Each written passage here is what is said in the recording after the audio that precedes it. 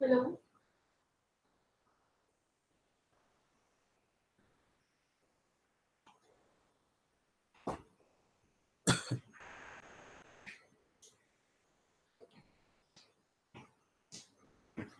Sir, good morning. Good morning. Good morning.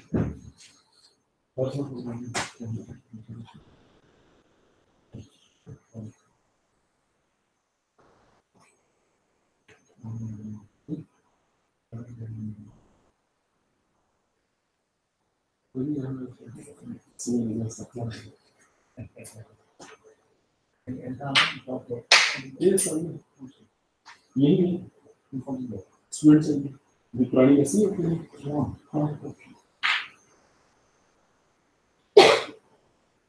आया उसमें से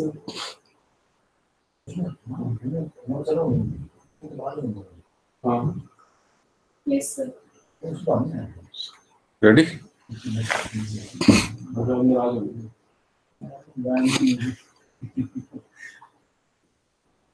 बड़े साल में 2 3 Ready?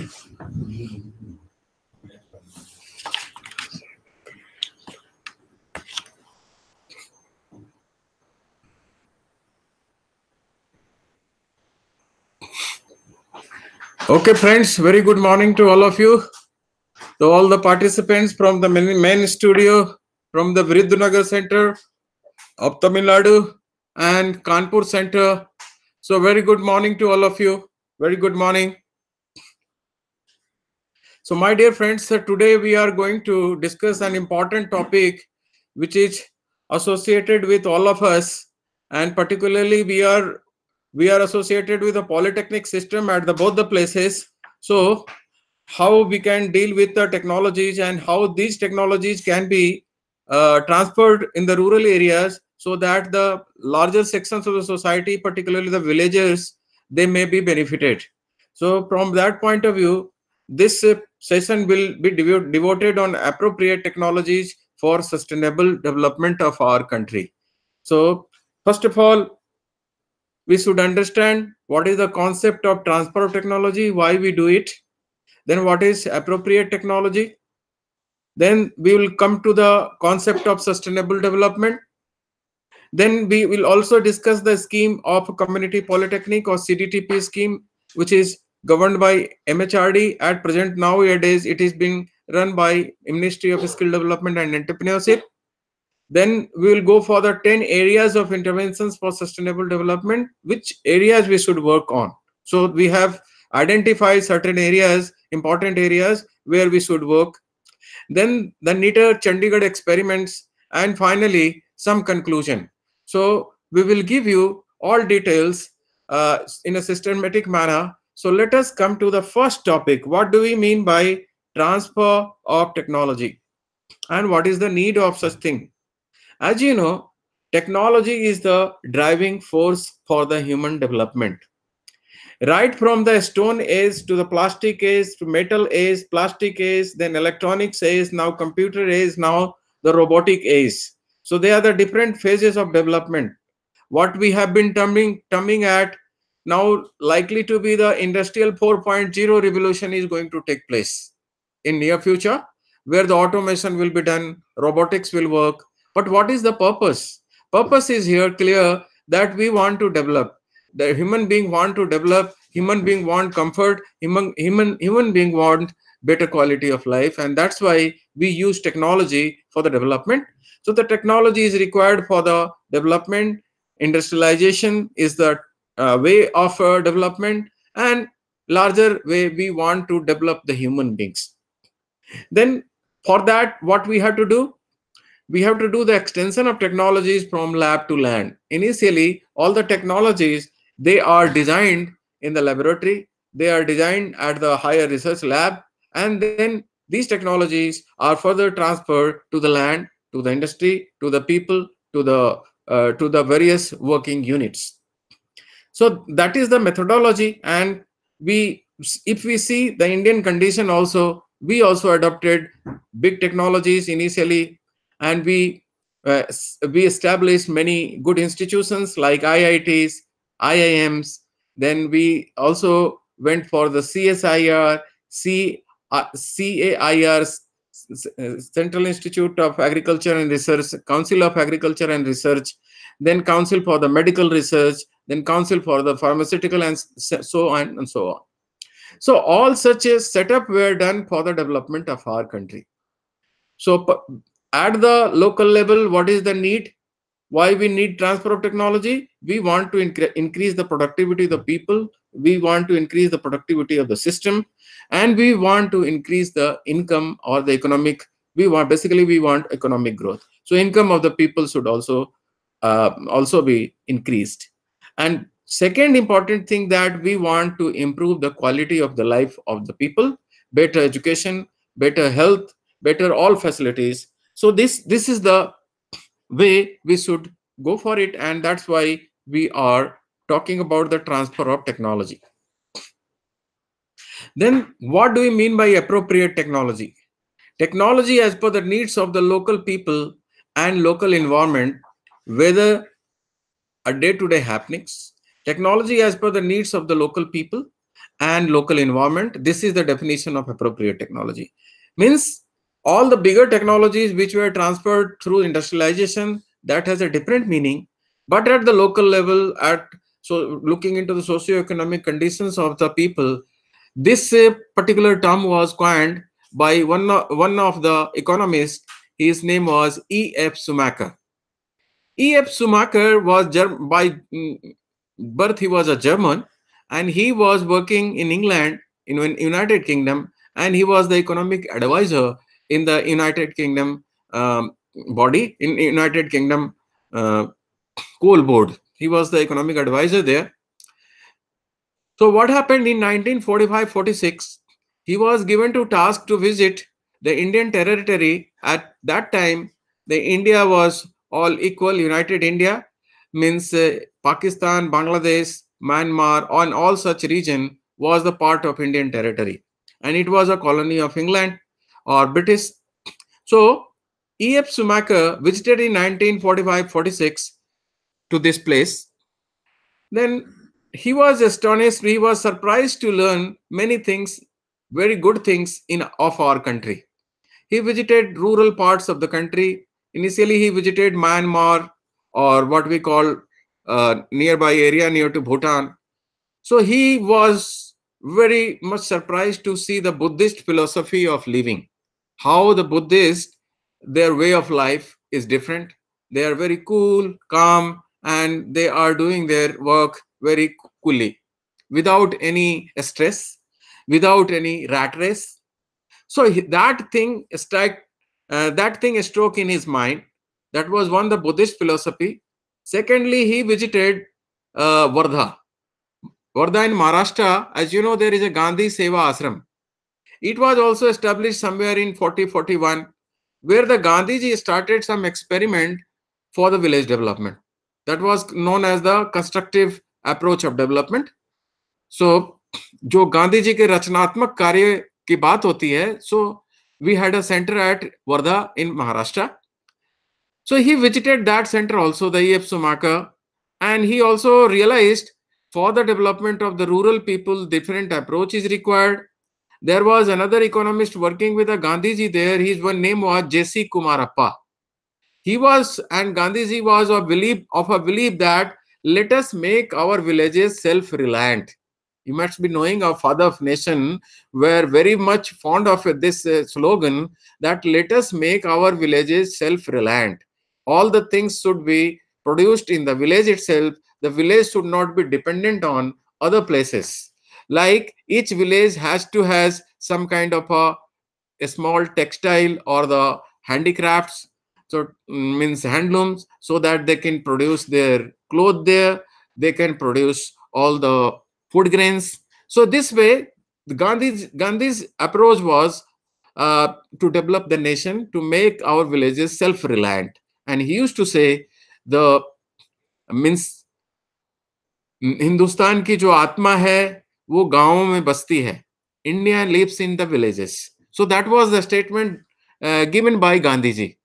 So further this person was influenced, and then he thought that the rural areas or the people from the poor socioeconomic backgrounds, they do not need bigger technologies like big textile mills, big industries. What will happen in the big industry and big textile mills? They will work on a philosophy called mass production by using huge machine. But on the other way, from the socialistic point of view, we want production by masses. Means we have to give the jobs to millions of people in the country. So that philosophy was uh, was he was the E.F. Schumacher was very much influenced by that philosophy to how to provide work to the masses, how to provide jobs to the masses, and from that way he thought of a smaller technology, or he termed as an intermediate technology or appropriate technologies. So this was the concept introduced by him, and he wrote a book called "A Small is Beautiful." So this book was wonderful book in which all the development process of the Europe and Asia and other countries has been narrated, and some comparison is being done, and later on he has introduced this concept that the people in the developing countries like India, they should go for the appropriate technology. So that this technology was followed by many America, Asia and Latin American countries. They follow these technologies later on. So by and large, my friends, the low cost based on the local materials, indigenous technology, which can be locally maintained and sustained, and they should be environment friendly. I will give an example how the technology fails in our country. One of my friends at IIT Delhi, he was conducting a research on solar refrigeration. He was conducting a research on solar refrigeration, and that equipment was brought from Germany. That equipment was brought from Germany, and he was continuously doing an experiment. And what he found, that some of the components was not working in the high temperature of Delhi or the climate or extreme climate of Delhi. So during summer period, some of the components used to fail, and particularly the gas which is being used for the cooling, that gas used to leak. So he was continuously trying to work on that solar refrigeration model, but it did not work. Why it did not work? The technology was developed in Germany. It's a different climatic conditions. When it was brought here, it did not work. And once the any component get damaged, it cannot be replaced locally. So same thing has happening in many cases. These days, our technicians, they are not competent enough to repair many of the equipment which are coming from outside, particularly the electronic circuit and many such things. So we have to think about that locally available things, locally available material, locally available equipment, so that it can be easily maintained by our people. We should not be dependent on others. So the cost effective and environment friendly technologies are termed as appropriate technologies. Now let us see a development process in our country, how we are trying to grow, what has happened in the last 70 years. Initial period from 1950 to 60, when we got independence, our prime focus was to create administrative infrastructure.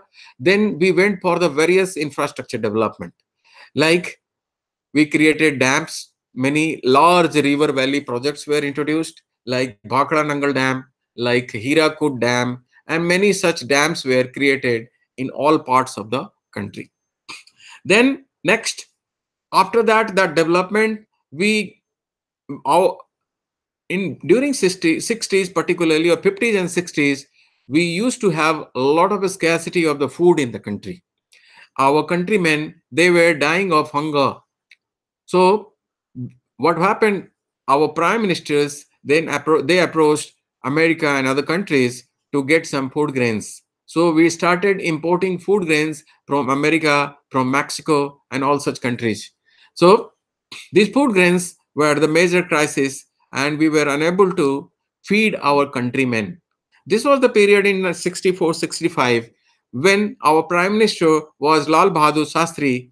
He realized the problems of the countrymen, and what he did, he started observing fast on each Monday, because the food grains were not available in the country. following him, many of the followers, they also started observing fast on Monday so that we can save some food grains for the countrymen. That was the approach. That was the condition. Then some of the scientists led by N.E. Borlaug, who was the father of Green Revolution, our agricultural scientists like Professor Randhawa from Punjab Agriculture University, M.S. Swaminathan from Tamil Nadu, all such scientists joined hands together and they worked on model of Green Revolution. So in that way, the food grain production started, and gradually up to 70, late 70, our economy got stabilized from the point of view of food grain production. So this was the green revolution introduced. So the initial phase, three decades, we were working on the basic things, and approach of development used to be economic development with social justice. This was the slogan of the Planning Commission, and through which it floated a number of programs of development. Right from the beginning, there used to be the community development program, extension scheme, KVIC scheme, number of schemes. In 80s, IRDP, Integrated Rural Development Program, something. So more than 300 such programs were floated for the development of rural areas. Then what happened? So the approach was only economic, and we used to assess all the projects from the techno-economic point of view. So all of my engineer friends, they know about techno-economic feasibility study of the project. That these were the two important parameters.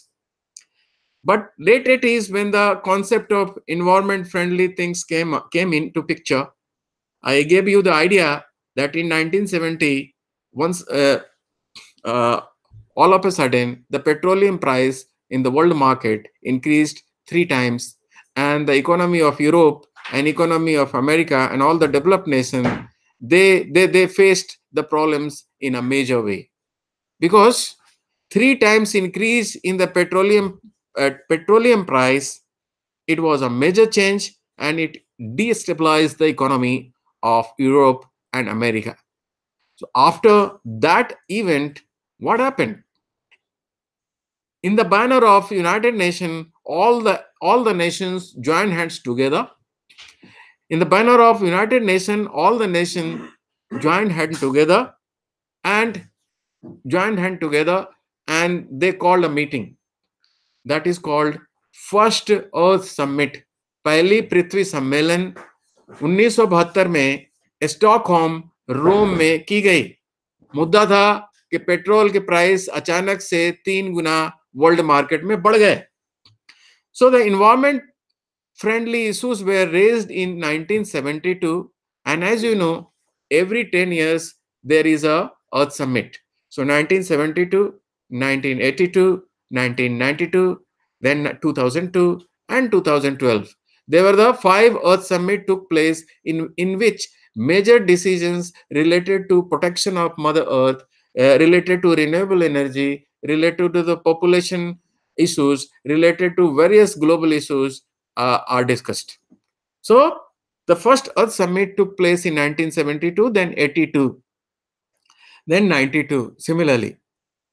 So during these meetings, many things decided, and Government of India also followed the United Nations rules and regulations. So late 70s and 80s, the environment-friendly issues were generated. Central Pollution Control Board was established. Then we had a act on air pollution, we had act on water pollution, and all such acts were passed between this 1970 to 80. So environment friendly issues were raised between 80 and 90, and before 80 there was no issue of environment. Nobody was talking about this environment of Paryavaran, because when we started polluting the things at a larger scale, then only we this issue came into in the forefront. But in late 80s, another concept was introduced. It was named as sustainable development concept of sustainable development. So the climate change and sustainable development was the focus from the 2000 onwards. So 2000 onwards, the climate change and sustainable development is the focus. Development that meets the needs of the present without compromising the ability of future generations to meet their own needs. So, this is a concept given by this United Nations framework. So, development process which meets the needs of the present generation means whatever we have, we should meet out the needs of the present generation, taking out from all the natural resources which we have, but it should not be compromising, which it should not be at the cost of the future generation. So the kind of air, kind of water, kind of land which we are enjoying, same way it should be returned back to the next generation. So that is the crux of the thing. Same way we have to return back to the next generation. So we are only the trustee of these resources, and we have to hand over back to the next generation so that they should not blame us that all the water is polluted or the air is polluted, all things are polluted. Now it is land is no more habitable. It all kind of a congestion. So the future generation should not blame us that you have not left anything for us to survive. So the process of development should be, which is just to the mother earth, means it should be according to need of the mother earth. It should not be very against mother earth, which fulfill the demands of the present generation, but it should conserve it, which should conserve enough for the future generation as well. So the trusteeship of the natural resources should be taken care of, and the same way it should be returned back to the next generation. So what is that concept? So concept was introduced in 1987, and it is also known as G.H. Brookland report. Who was G.H. Brookland? I will tell you just now. And the title of the report was Our Common Future: How to Make the Planet Habitable. Our Common Future: How to Make Planet Habitable. This was the title of the report. And what were the concern? They talked about population, they talked about food security, they talked about loss of species and biodiversity and genetic resources, then energy, industry, and human settlements. These were the major issues which has been dealt in this report, and various strategies were suggested. Who were behind it? The leader like G.H. Brookland, she was the Prime Minister of Norway. She was the Prime Minister of Norway. She was three times Prime Minister of Norway from 1980 to mid 90s. And she was a medical graduate basically, initially. Later on, she did Masters in Public Health from Harvard University, and she became Director General of World Health Organization in 1998. So she contributed a lot in formulating the sustainable development strategies or the report, and later on she worked at various stages and she received many prizes in the field of environmental, working in the environmental issues.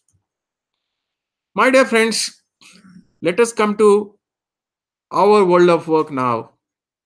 Being a part of the polytechnic system, we are working or we are running a scheme called Community Polytechnic Scheme, which is known as CDTP scheme, started by Government of India in 2009. I suppose this scheme must be there in both the polytechnics, and I'll ask certain questions later, but let me elaborate on it. My dear friends, this scheme was way back introduced in 1978-79 in the name of Community Polytechnic Scheme. This was wonderful scheme developed by our planners. They thought that polytechnic can contribute in rural development, and how they can contribute by working on the science and technology in the technical areas. They can contribute towards rural development. So these wonderful ideas, which were generated by our uh, forefathers or our previous generation, what they did, they made a framework that these polytechnics will work in the nearby areas, and they will do following things. What they will do? Number one, they will conduct socio-economic survey. The first component is not written here, but the hidden component is there. Initially, they have to conduct socio-economic survey in 10 to 15 villages. So in the surrounding areas, they have to conduct a socioeconomic survey to identify the needs of the people according to their socioeconomic conditions. What kind of skill development is required, what kind of technology is required, what kind of awareness is required, and how we can mobilize that force. Wonderful program. So, socioeconomic survey to identify the needs of the people. Then, based on the socioeconomic survey, after identification of the needs from the skill point of view, from the technology point of view, they went for another thing. First thing, manpower development. So, skill development. So, we are running 6 months courses through our this system, and many such courses are very well recognized by the community. And more or less, in last 40 years, we have trained about 44 lakh of people throughout the country. 44 lakh of the people throughout the country. Out of them, maybe 30%.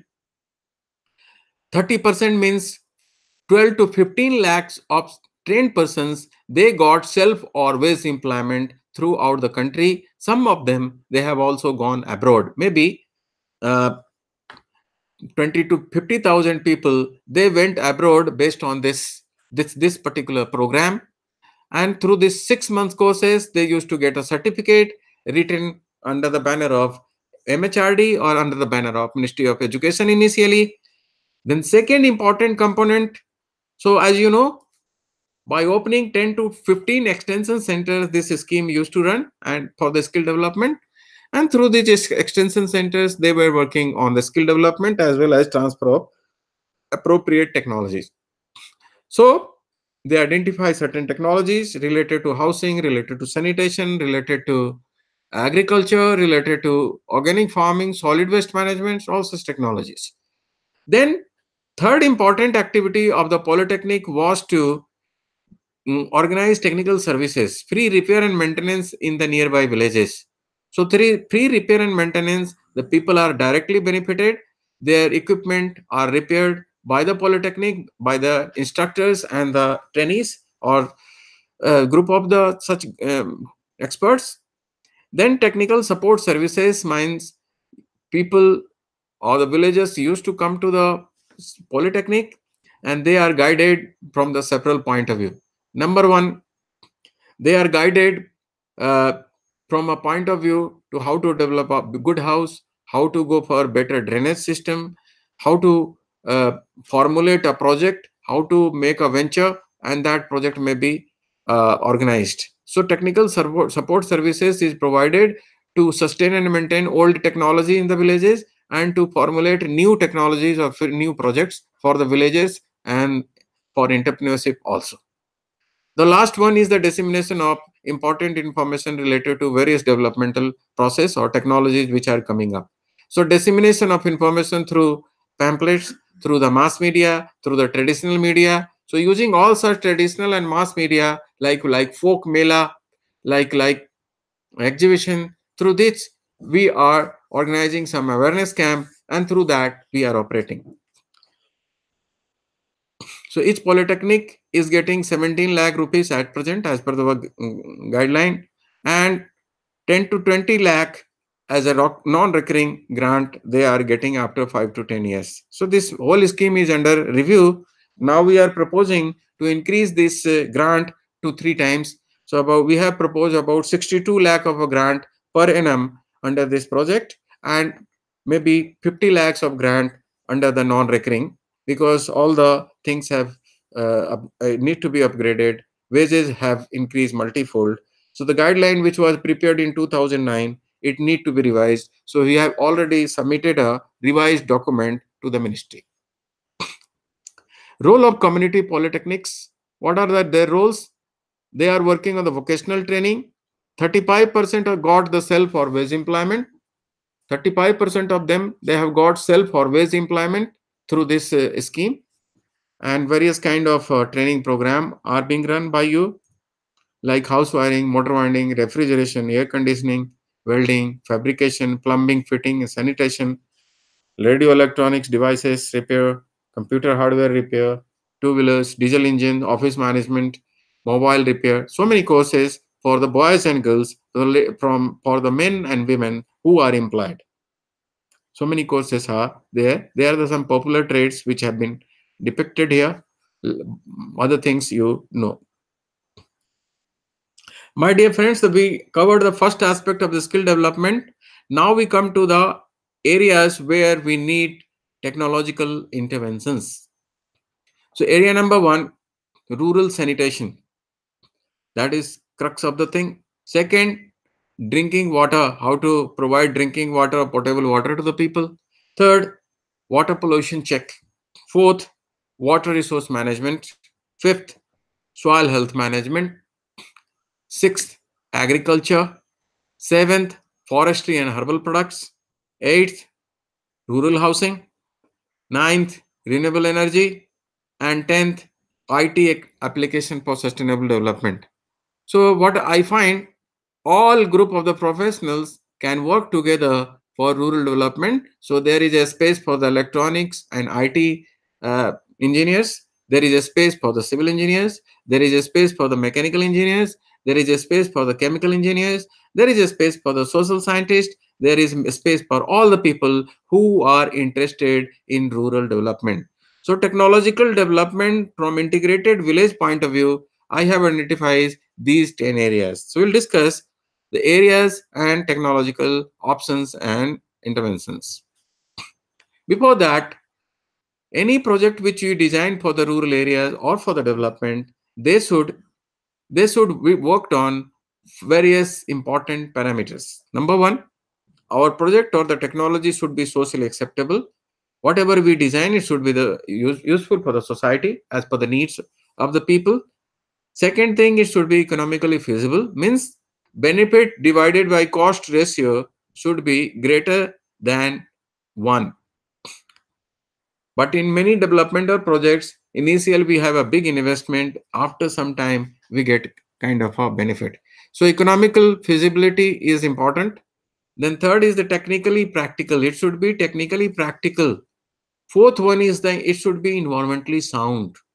And fifth one is the it should be sustainable with respect to disaster.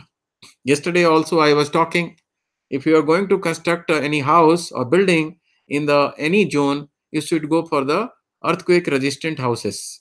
Suppose we are going to construct a construct a house in the cyclone prone area, and we have given an orientation of in near to the coastal region like this.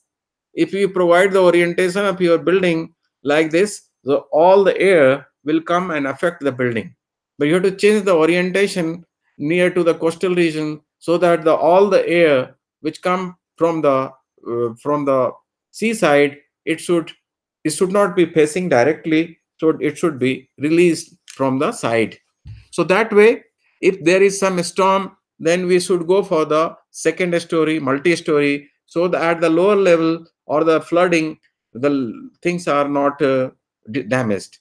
So all the offices and school buildings should be constructed on the upper portion, upper story, so that the flooding during the flood, the all the system is intact. It does not damage the office. It does not damage the documents.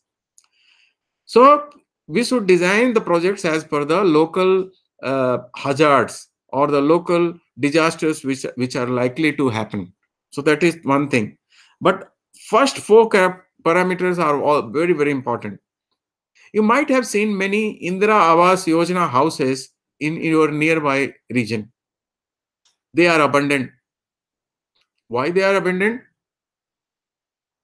Because it was not constructed as per the needs of the poor people. It was very small houses were given to them. There was no space. Initially, there were no toilets, no bathrooms. There were no courtyards. So many of monumental such events took place in our country. So you might see many of such houses which were never occupied by the people. It was only inaugurated for the 2-3 days. Later on, it was all left because it was not habitable at all. From the human angle, they were not made conducive. So there are various examples. I have been giving one example continuously to all of you. What happened? You know that Tata is a big company, and it has Tisco and Telco. These are the two companies led by them. So what the Tata companies decided, decided to develop one particular area nearby. So 30 to 40 kilometers from Jamshedpur city, there used to be a small forest, or there was a forest. In that forest, there used to be a small group of the tribes. They are the Birhor tribes of Chotanagpur, Santal Pargana.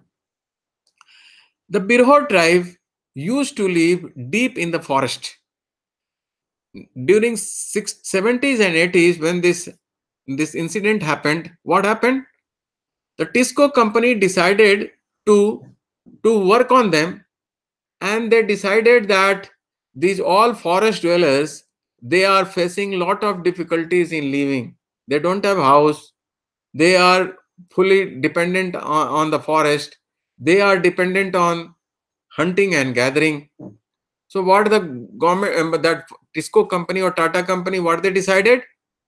They thought, let us provide them some facilities.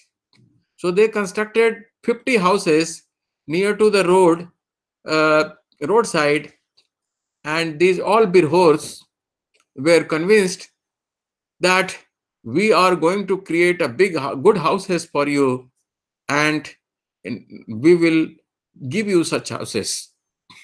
So they worked on it. They constructed 50 good houses for the Birhor tribes near to roadside, on the way from Jamshedpur, Ranchi Jamshedpur highway, and they were brought. So when the house was constructed, then inauguration was done. All the Birhor tribes from the deep forest, they were brought on the jeep and vehicles to this place, and they were handed over all the houses, and the inauguration was done. So everything was done, but after 2-3 days, all the Birhor tribes, they left these houses and they went back to the forest. Why it is so? Because these Birhor tribes, they used to keep some livestock also, some goat, some other livestock like cows and buffaloes. So they were unable to find fodder for the livestock. They were unable to keep their livestock, and most important thing, the livelihood was also not there. So immediately they left these houses and went back to the forest. So because we did not take care of the socio-economic and cultural demands of the people, their deities and gods were also inside the forest. So they realized this place is no more good for us because the spirits are living here. Let's go back. So you can I gave this example. It's a typical example. Accordingly, we did many mistakes and we designed many such technologies which were not conducive for the people. So we should go for the socially acceptable technologies. Then economic feasibility, as you told, we should go for the decentralized and small technologies which can be locally maintained and sustained, and the cost should be low. Technically is practical. Many a time what we do, we have developed a technology for the plain areas, but we are doing or applying it in the higher reaches in the Himalayan region. For example, hand pump or tube well is a good technology for the plain areas of northern India. But if we go and install the same technology in upper reaches of Simla or Himalaya, where the groundwater level is not available, that hand pump will be inaugurated for a few days, and after that there will be no water. So this mistake we have done in a large way, because centralized concept, centralized technology, they were taken or diverted towards all the states, transferred to all the states. For example, 1980 windmill project was initiated by Ministry of Non-Conventional Sources of Energy, and they distributed windmill project to all the states initially. And the people started installing windmills, and all the administrative way, it went from center to state, from state to the district. So all the district magistrate, they installed windmills at various places. But what happened? After a few years, one evaluation was done, one study was conducted, what has happened to the windmill project? How good it, how well they are working? Then what was found? It was found that wind velocity is not available at all the places in equal amount, and these windmills cannot run. Later on, it was realized we have a better wind in the all coastal region, because in the morning we have a different breeze, in the evening we have a different breeze. As you know, the as the heat convection theory, there is in the morning in the coastal region there is a different breeze, and in the evening there is a different breeze due to the heat convection theory or the principle. So it was realized that these technologies can only be installed in the coastal region. So in Tamil Nadu, lot of windmills have been installed. Maybe in Kerala, and maybe in coastal region of Karnataka, and so on. Similarly, in the desert region also there is a bridge due to the heat convection principle. So in the desert area also in Jodhpur, Jaisalmer, the windmill projects are successful. So what I am talking about, the technical practicality of a project. So they were not technically practical. That's why we had to go further such things. Then environmentally sound. Our project should be environmentally sound. We don't have to elaborate on it. And last component I have already elaborated. Now I will give an example. If we do not include the DRR component, what will happen? For example, in Odisha and Bihar, as you know, our late Prime Minister Atal Bihari Vajpayee, he started a golden quadrilateral highway project. Under that, various projects are being run. In Odisha and Bihar, some of the places are the big highway were constructed. For the construction of highway, what we do? We make a kind of a fill up earth, and we ram it, and we make some kind of an embankment on which the highway has to be constructed. So it may be 10 to 15 feet height. So in that way, we have to fill up the land or the earth. And after filling the earth, you have to construct a highway, so there is no problem. The same way the highway were constructed. But what happened? The planners and engineers or the contractors, they got the project and they ignored the local parameters. They constructed 1 or 2 kilometer long patch, 3 kilometers long patch of highway without providing any culvert in between, where the water used to be diverted, or the drainage was there, natural drainage was there. So the whole natural drainage were blocked for the 3 kilometers, 4 kilometers, 5 kilometers. So in some parts of Bihar and Odisha, what happened? During the rainy season or the monsoon period, whole of the villages nearby, they got submerged due to flood. The drainage system was blocked. Same way happened in Chennai. On the course of the river or on the course of the drainage system, we have constructed houses. Same thing had happened in the Kedar Ghati. So most of the cities and town plans, river beds have been captured and encroached. So what happened in Odisha and Bihar? In we wanted to develop the area. Now it becomes a destructive approach, and whole area got flooded. So what the people did, later on they cut the road itself to pass the water, which was the traditional way of water. So many time it happens. So we have to take care of such component. My dear friends, there is a slogan called think globally, act locally. That is a very nice slogan.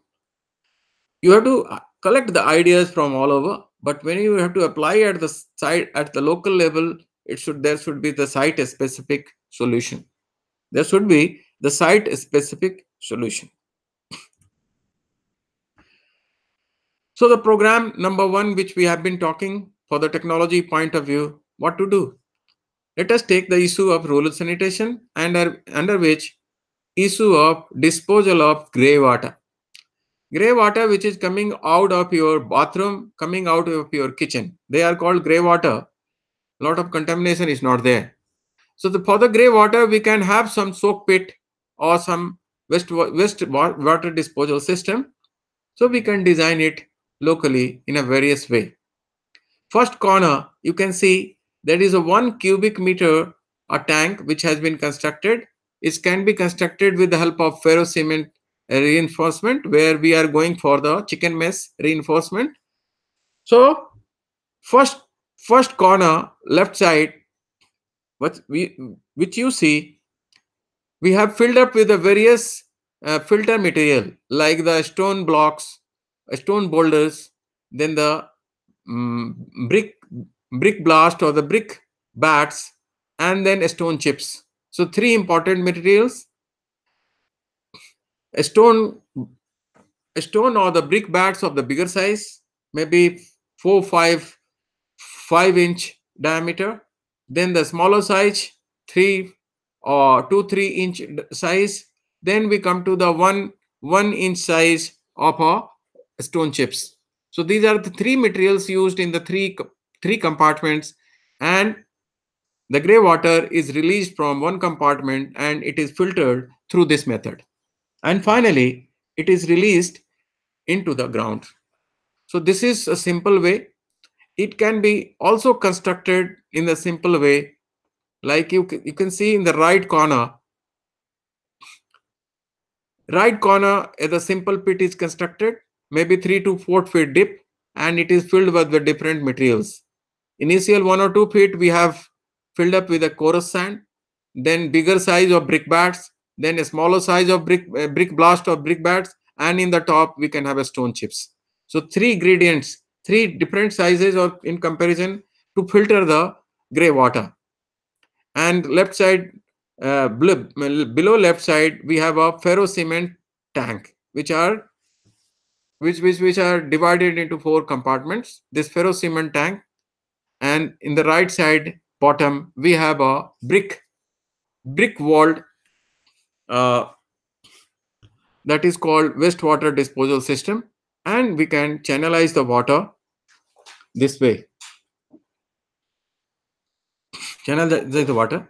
So this is gray water may be checked, and the construction cost is about 500, even some 200 300. So we have low cost and locally designed technology. Then issue number 2, disposal of human waste, human excreta, because they can cause many diseases. As you know, 80 to 90% of diseases, they are waterborne, and if human excreta is mixed with the drinking water, then lot of problems come. So in order to dispose the human excreta separately, it is important, and particularly in the rural areas, we have basically individual type toilet, individual family type toilet, and in that toilet construction, the Himachal Pradesh took a lead initially. Some of the polytechnics, they installed thousands of toilets in the rural areas of Himachal Pradesh. That is called ferro cement toilets. Thousands of such toilets were constructed by the polytechnic. They prefabricated all the components at their polytechnic, and later on they installed this prefabricated ferro cement toilet. My dear friends, let me explain what is ferro cement. Ferro cement is a name of reinforcement. How we are going to reinforce? We are using chicken mess, and we are using cement and sand. The cement and sand is used in the 1:3 ratio, and we use coarse sand. And if the fine sand is there, we add some jeera bajri, small stone chips. So we add some jeera bajri for the construction, and this a small construction is done with the help of ferro cement technology, which have been very very successful. Lower bottom you say model of ferro cement technology, where five five pillars are casted separately. These fillers are installed later on, and between the fillers there are certain groups. In these groups, small panels of different size, they are fitted, and in the front there is a small door. So the 5 columns, some beams, and all the columns are of 7 feet height. It is installed 1 foot in the ground, and this is the model. Then second is the septic tank, right corner. You see the septic tank. So the family size septic tank can also be constructed. Then most beneficial and most conducive, go for the biogas plant and attach with a toilet. Attach it with the toilet. Go for the biogas plant and attach with the toilet. So these are the three models which are there, and we should go for it. You can also construct toilet as well as bathroom, but this model is no more managed at Sundarnagar. It is little bit damaged. Initially in Himachal Pradesh, this technology was done in a lot, and they got a good recognition at the national level. My dear friends, we dealt the two things: disposal of wastewater and disposal of human excreta. But the third component is very, very important. Unless we change the mindset of the people in the rural areas, we can't do anything. Even if we construct the toilet, the people will go for open defecation.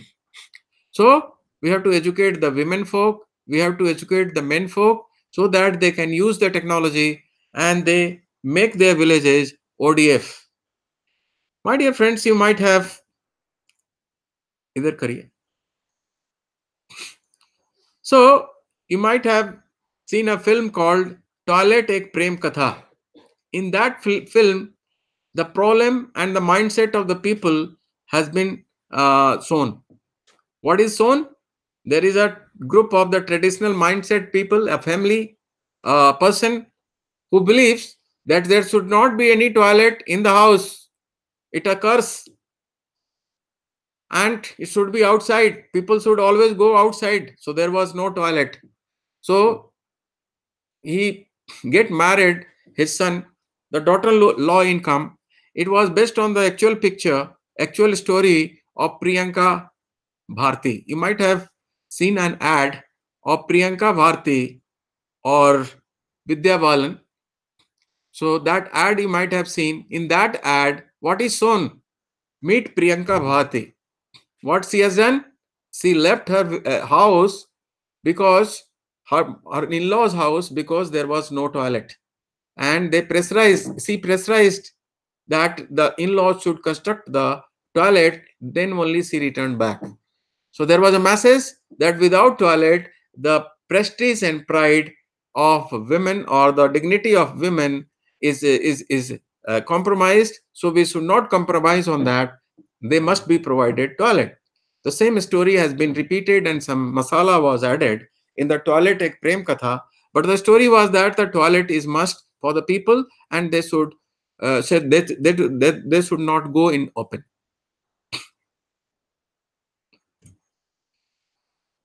Problem number 4, what to do of agriculture residues. So here we have developed a video program at Chandigarh. This video uh, can be downloaded from our website. So on agriculture recycling, we have developed a video long back, and that can help the people to recycle the agriculture waste. So technologies which we follow, we should adopt various composting techniques like um, tanks we can design, and in that tank we can recycle the biodegradable waste. Then the second is the biogas plant, and the biogas plants we can construct in these villages because the cow dung is available. Then the vermiculture, most of you know about it. With the help of earthworms we can recycle the cow dung and biodegradable waste, and we can have compost. Then the other waste recycling techniques are also there. Then recently, boiler. One of the technologists from the IIT Ropar, what he has developed? He has developed a pellet machine, a briquette machine. He is using the agriculture waste or agriculture residues, particularly paddy waste, and that paddy waste is supplied to a conveyor belt and it is further pressed, it is pulverized and pressed, and later on we are getting a briquette, a small pellets, which can be used in the boiler, which can be used in the boiler. So which can be used in the boiler. So that way we are using it. So the compost, vermicompost is the one which can be easily, most of the technologies were transferred, this technology was transferred by all the polytechnics in the rural areas.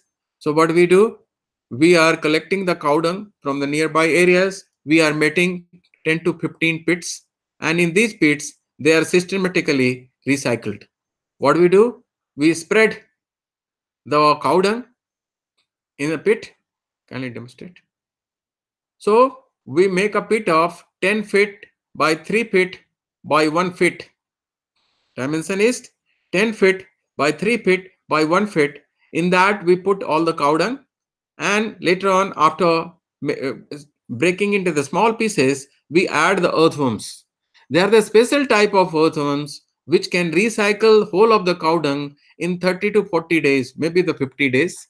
So the number of earthworms will increase to 2 to 3 times. In 21 days, they multiply. There are certain type of earthworms, they are called red earthworms or tiger earthworms. They multiply in 21 days. So this way, they eat upon, means they feed upon the cow dung, and they excrete something which is termed as the cast or the vermicompost. Then the drinking water. Issue of drinking water is very, very pertinent issue. These days, we all are taking or drinking the RO water or the water from the various kind of the purifier installed in our house. So let me ask this question. Do you think this purified RO water which is available in your house after the installation of various RO or the purifiers, do you believe that water is good for your health or fit for the human consumption? Let us debate on this question. So who is going to answer this question? Sir, it's not good for health. No, It's not good for health. Yes. That is not good for health. Yeah. Why? What is the reason? No minerals. Due to imbalance of the minerals. the natural content in water we won't get, sir. Yeah. That's great. Great. Due to imbalance of the mineral materials. Yes. Thank you. So now you all are aware. That's why after 45 years, we all human beings, ladies and gents and men, both men and women, they need some mineral supplements. So the various kinds of companies are coming to supplement the minerals because our body get deficiency of minerals. So the water which we are getting, it is deficient of minerals which are required. So the potassium, sodium, calcium, magnesium, all these salts which are required for the body, it is missing. The people from our Himachal, they are lucky enough when the river and the small streams passing through the various rocks, they are adding the minerals and they are getting the real mineral water. So they are lucky enough. Similarly, at Chandigarh also, we are more lucky because all the water is coming from Himachal Pradesh.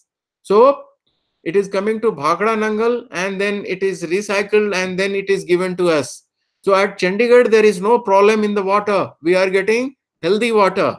But people in Chandigarh also, they have installed the purifier and they are getting that water. It is a vacuum water. In Haryana, there used to be the story of the vacuum water, and the politicians used to say, I will first of all tell in Hindi, then we will translate in English.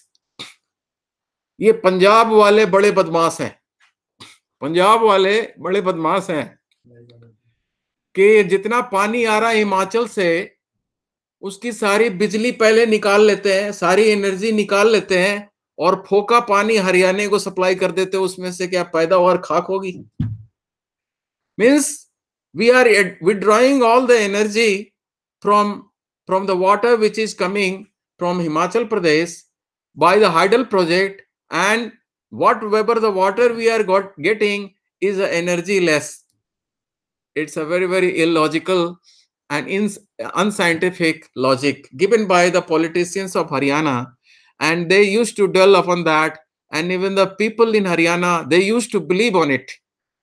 That ताऊ ठीक कैसे, ताऊ जो है वो ठीक कह रहा है कि जब एनर्जी निकाल ली तो इस पानी में बचा क्या, बिजली निकाल ली तो बचा क्या?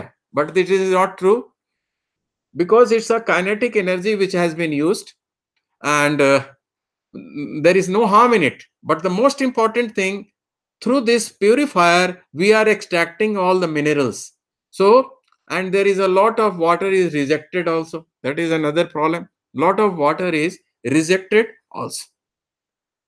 So my dear friends, we have to think about it, and we have to develop certain mechanism to treat the water, potable water. How we can do it? Government of India has formed an policy to provide 40 liter of water to each person of our country. 40 liter of water to each person of our country, and at least 30 liter of water to each person of our country in the remote corner of the country. So this is the policy the government of India has followed. So what are the problems with the water? There are the three types of the problems. There may be the dirt or the physical impurities or contamination due to dirtness. Second is there may be the biological infestation. So some bacteria, some germs may be found. Third, chemical contamination. These are the three things water we find in water. Physical impurities or contamination is dirt and such things. So what to do about that? Then the biological infestation means germs, bacteria, and all other things are found in the water. And third is the chemical contamination. Third is the chemical contamination. So the what to do for different problems? First, for the first kind of a water, we can directly go for filters. So these filters are very low cost. They are called porcelain filter. You can fit it into your pitcher, you can fit it into the bucket, and you can recycle the water, particularly the dust, etc. It can be easily cleaned or sieved. So even your it can be also cleaned with the help of cloth. So this is a very simple filter which can clean the water from the dirt or some physical impurities. But for the biological impurities, what we can do? There is no other option. For the biological impurities, you have to boil the water. That is the only way, because the germs are there, bacteria or any germs. After the rising the temperature, if you boil the water, the germs will be killed. So the boiling is the only solution for the bacterial contamination. So you have to test the water. If the bacterial contamination is found, then we go for boiling the water before taking it. Otherwise, you may face various problems, and the very common problem is the diarrhea. As you know, due to diarrhea, about 5 lakhs of our young children, they die every year. It's a kind of epidemic. We are still not able to manage. So the 5 lakh of the people between 0 to 5 age group, they die every year. And 15 lakhs of such children, they die all over the world. 15 lakhs of children, they die all over the world. This is a scenario. And we have to, that's why UNICEF, United Nations, all such agencies, they focus on how to provide safe drinking water, how to provide sanitation. So water and sanitation is the problem number one, and for all time. Still, in spite of all Swachh Bharat Abhiyan, we are unable to manage the problem. Although there are certain good things happening, like the toilets of the trains. Now there is no more uh, hmm, spread of human waste all throughout the track, because we have gone for the bio toilets, and many measures are being taken. Gradually the shape or environment of a station or the platform is improving. Recently I visited Delhi station, Delhi platform. It is more conducive, free from a smell and all such things. New things are coming up, but we have to work a lot. The third problem is the chemical contamination. What to do about it? The chemical contamination, we don't have any solution. So only solution is the distillation. So here you can see there is a multi-effect distillation unit installed by IIT Delhi, where the water, particularly the dirty water, or contaminated water is recycled again and again, and through this system again and again, and whole of the water can be recycled. Recycled means what we are doing? We are trying to boil the water, and boiling we can evaporate it, and the evaporated and clean water may be collected through the distillation process. So ultimately what we are getting a distilled water out of it. So distilled water, you, as you know, why the rainwater is not potable? Because minerals are not there. In the rainwater, minerals are not there. So that's why it is better to recharge the rainwater into the ground so that it is mixed with the minerals. And that's why the groundwater used to be the most useful and potable water earlier, but gradually we have contaminated the groundwater as well. So the distillation process may help to recycle brackish water, the sea water, and water contaminated due to the arsenic, heavy metals, fluoride. So all such water need to be recycled, and with a distillation process later we can add some minerals before taking. Because distilled water is not fit for human consumption, we should add some minerals as per the requirement. So rainwater harvesting is another technology, we should go for it. It's a very simple technology. Like in Tamil Nadu, there is a traditional tanks which were constructed by some of the kingdom, and they have been working, but nowadays we have forgotten many of some traditional systems are dying. So traditional rainwater harvesting system need to be revived. We should collect the water and we should recycle. Then water pollution is the another big issue on which we have to work, and what to do about it. So water pollution, effluent treatment plants have been set up. Then the second solution may be, first of all, we should have ETP for all industries. Second, for the small ponds, etc., we should go for the phytoremediation, means treatment of water with the help of small plants. Then third is we can have a wastewater disposal system. Then in the cities and in the rural areas, we have a better drainage management system so that the storm water is also managed and it can be recycled and reused. So the bigger projects for the industries, ETPs must be there. Most of the bigger industries, initially they did not set up the ETP plants. That's why most of the rivers got polluted in last 30 years, because norms were not followed and they injected lot of effluents into the river. So whole the river like Yamuna, Ganga, and all such various rivers, even in Tamil Nadu, they got polluted, and now we are trying to revive or the recycle, treat the water. It is a huge task. It's not a small task, because the effluents added or the chemicals added for the last 30 to 40 years cannot be cleaned in 1 or 2 years. That's why most of the projects like Namami Gange project, all such projects are failing, because we have already polluted the river in a huge way. How to go back, how to take a U-turn, it's very difficult. So effluent plant where the primary, secondary and tertiary level, these effluents are treated. You can understand, most of you are engineers, you might have seen these ETPs where the primary level, secondary level, tertiary level, these things are recycled. Some of the chemicals are precipitated, some of the heavy metals are precipitated, and we try to recycle. But what these pharmaceutical industries and chemical industries, they are waiting for? What they do? They collect the effluent for the longer period and they wait for the rainy season. When there is a lot of rain, they add to the drain and they flow it. This has been happening. They know it. These effluents, if we are throwing every day, it will create problems to the local people. So better wait for the monsoon period and flow it during that period. So with the dilution, it will go far away and there will be no impact nearby. So the effluent treatment plant should be must, it should be, and regulations should be strict.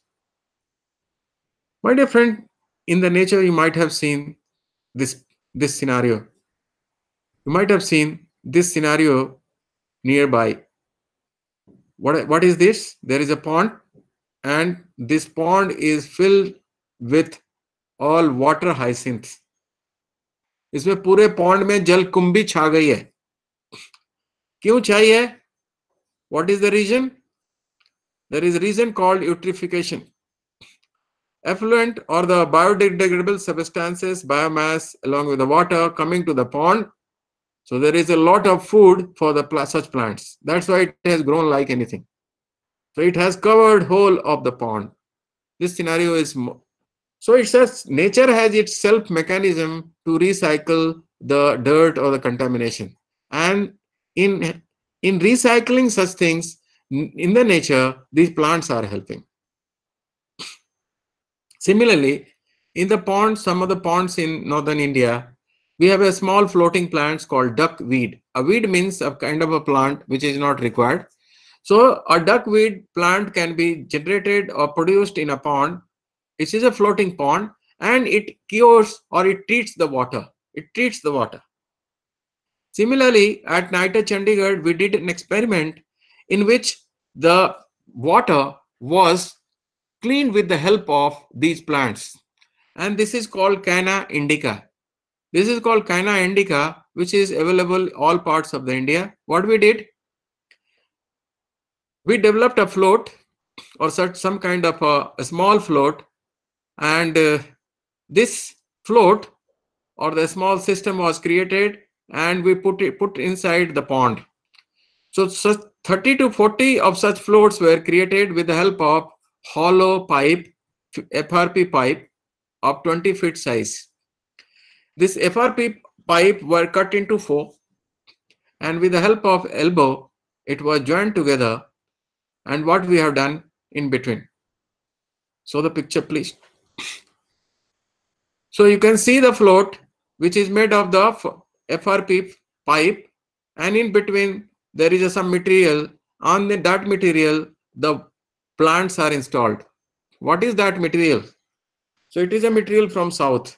In between, what we have done, we have a wrap of a jali, and in between we have filled with coconut fiber. So now it has become a float, and on coconut fiber we have planted these plants, and it is a floating plant. It will move all around the pond, and dirty pond may be treated. So we did some research, and we found it is working. How it is working? It gave the result that BOD and COD, these are the two negative parameters. They were controlled, they were checked, and BOD and COD, these are the two negative parameters. If it is increases in any pond, in any water, means your water is more and more polluted, chemically and otherwise. So BOD and COD was very high in the high of such water. It was a sewage pond basically. Then dissolved oxygen is the positive parameter. If it is better, it is high, then it is beneficial for the microorganisms or even for the fish. So we did the experiment, and if we found that this BOD and COD was controlled, and dissolved oxygen was improved. So this was the experimented, and it was found that this is working. So we did this experiment. Now, my dear friends, we'll have this story, and after that we'll close the session for the next session. What is this story about? There is a village called Bila near Ludhiana. 5 years back, the villagers used to face a problem. So what they did? First, you initially see a picture. This is a village in deep part of the Punjab in Ludhiana district. In that village, there used to be a huge pond. And you see the Gurudwara, all the people used to go there and they pray every day there. What we call all the Sikh, they believe in Guru Granth Sahib, and they go there. So this whole village was all the houses were constructed in the periphery of this pond, and in the middle of the village this pond was situated. So you see this picture of the pond from all the angles. So you see the construction of the houses in the periphery of the in the periphery of this pond, and in between, in the mid of the village, this is a pond. So it had a lot of problem. It was full of waterborne diseases, means it was a source of waterborne diseases. People were facing malaria, people were facing diarrhea and other problems. But the people of or the villages decided something. What they decided and what they did, I will ask a question, whether it was a good experiment or bad experiment, that you have to share with me. So see the story and just tell me what has been done. So villagers decided to pump this water away from this place to a panchayat land, which may be the 3 kilometers away. So they pumped the water from this pond, and they take it away 3 kilometers away to a new place, and at a new place they dug a pond there. They dug a pond, and what they did, they dug the pond, and all the earth which were dug from there, they were brought to this pond, and this whole pond was filled up with earth. So there used to be 30 to 40 tractors in the village. All the tractors were used for this purpose, and in 15 to 20 days, whole of the pond was filled up. You can see gradually this earth filling, and 15 to 20 days, or maybe 1 month, what they did, they developed the whole pond into a football ground. So they have solved the problem. Now the debate is whether this is a good project or bad project, or fantastic project or excellent project. So let me ask both the group of the teachers there. Let us go to the Kanpur first. Kanpur वालों, ये बताइए कि ये जो experiment हुआ pond को fill up करने का, और यहाँ पर एक ग्राउंड बना दिया गया, फुटबॉल ग्राउंड, व्हाट्सएप बाद में चेक करिएगा। आप ये बताइए कि ये काम हुआ वो सही था या गलत था? Yes, over to Kanpur.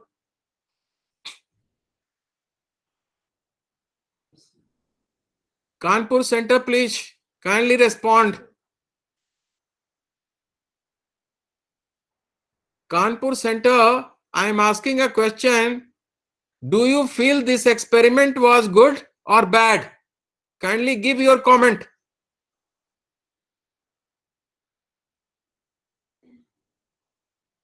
कुछ सुन नहीं रहा है क्या? Hello, Kanpur Center, are you able to listen me?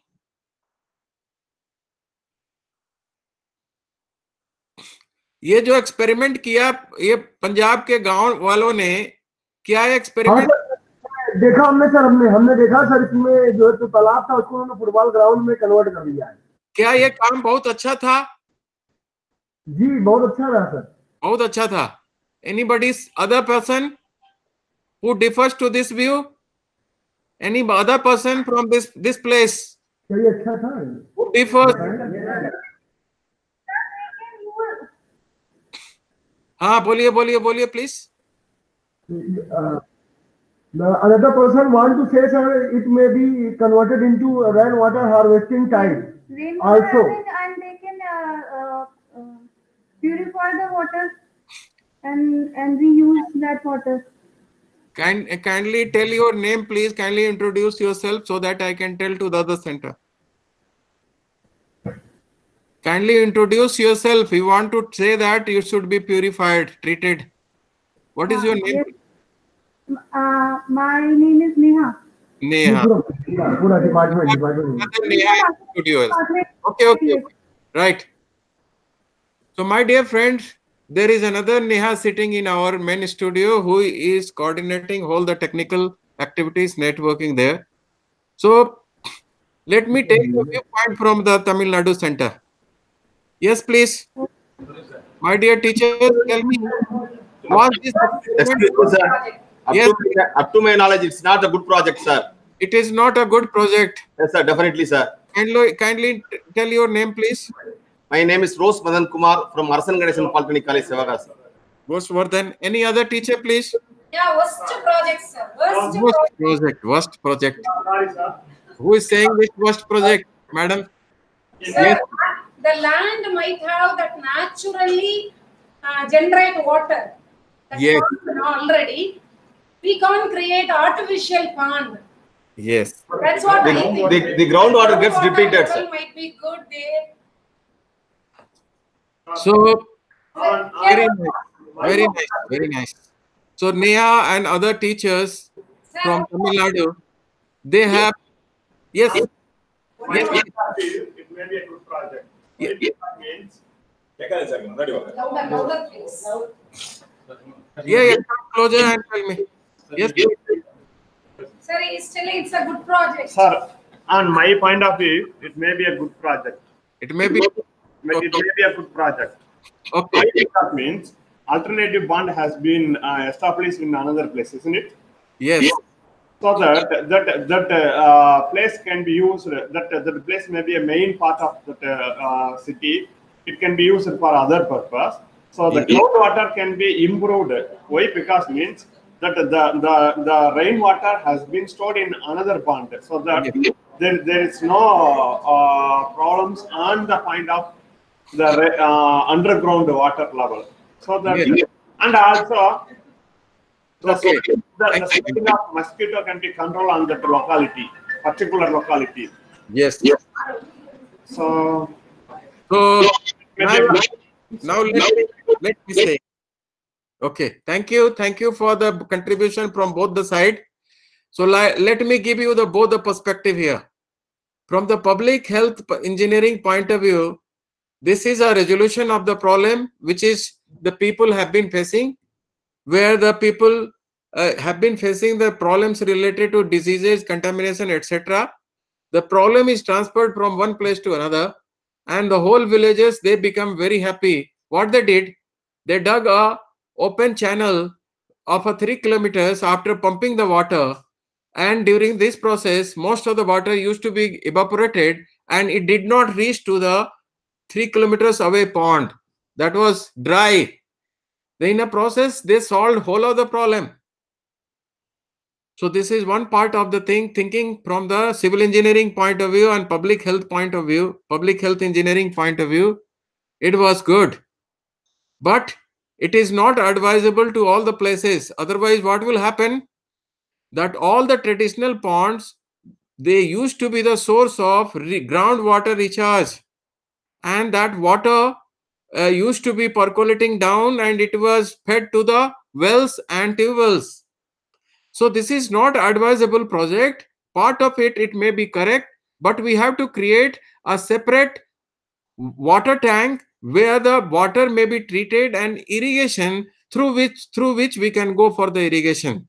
So it is a project which says some positive but many negatives. So we should not advocate converting whole pond into the ground or the football ground. Rather, we should create some recycling system. Treatment should be done so that water may be treated and it may be reused. So that is the crux of the thing. It is not advisable, that point of view, that you convert whole of such ponds into the football ground or a marketing complex.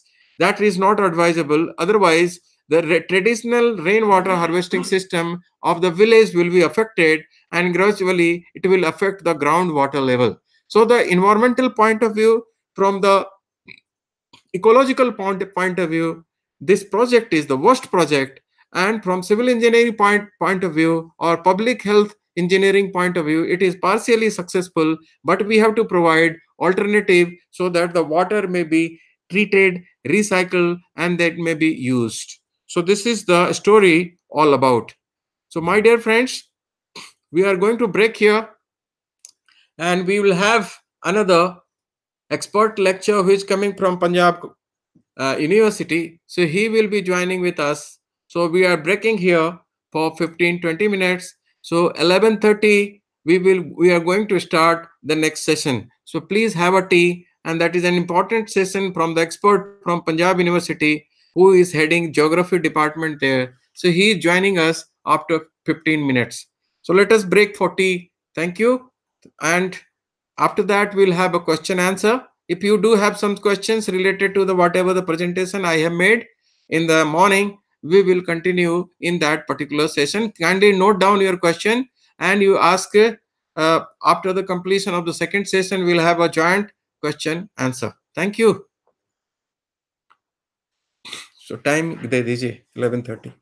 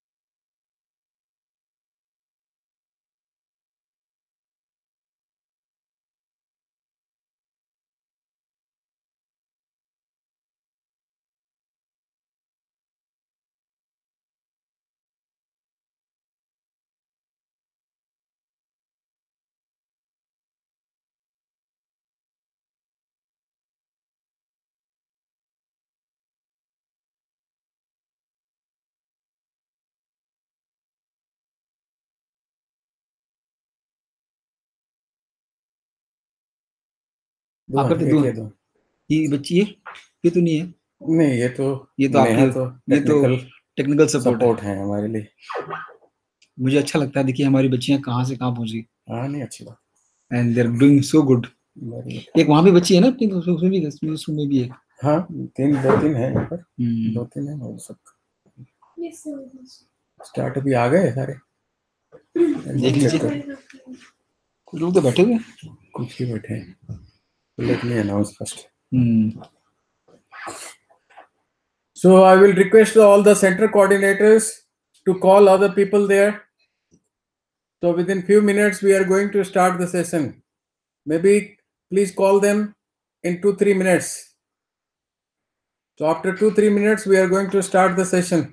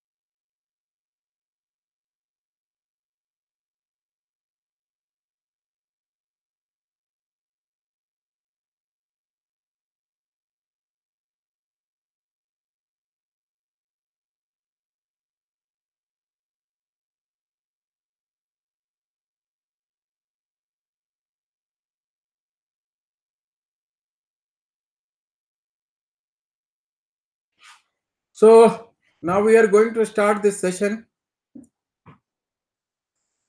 So let me introduce our friend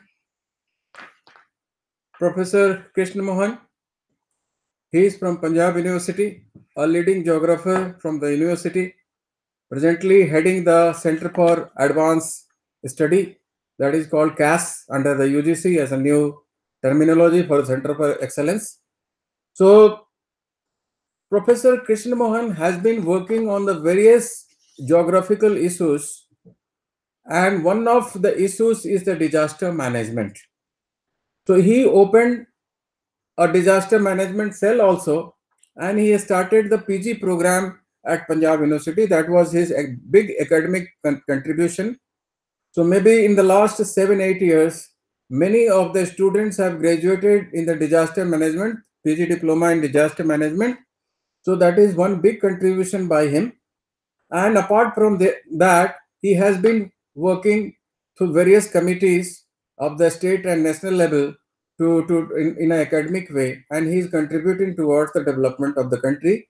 Recently, he conducted a seminar how to develop the aspiring districts, what we call poverty driven or the backward districts has been renamed as aspiring districts, district or aspiration or aspiring districts. So as per the NITTTR Aayog, now we have to take some lead to develop such backward districts, which used to be about 100 earlier. I don't know, 130 are there. 117 now. So 117 and 120 such districts need to be developed, and we have to have some separate strategies for all the places as per the geographical locations. So he is the real person to give you the perspective of decentralized planning, perspective of geography-based planning, and perspective of all local resource-based planning. So from that angle, this particular lecture is very, very important, which is a climatic change or the climate change adaptation and future planning. How the people need to adapt and what kind of the future planning will be helpful for the overall growth or sustainable development of our nation from the local level point of view, from the regional level point of view. So I will request all the teachers from both the centers, they should listen to him, and after that we will have some interaction after the completion of this lecture. So over to Dr. Krishna Mohan Saab. Thank you, Professor UN Roy. And good morning to all the teachers at far off places. I hope I am audible to them. Good morning, sir. Good morning. Good morning, sir. Very good morning.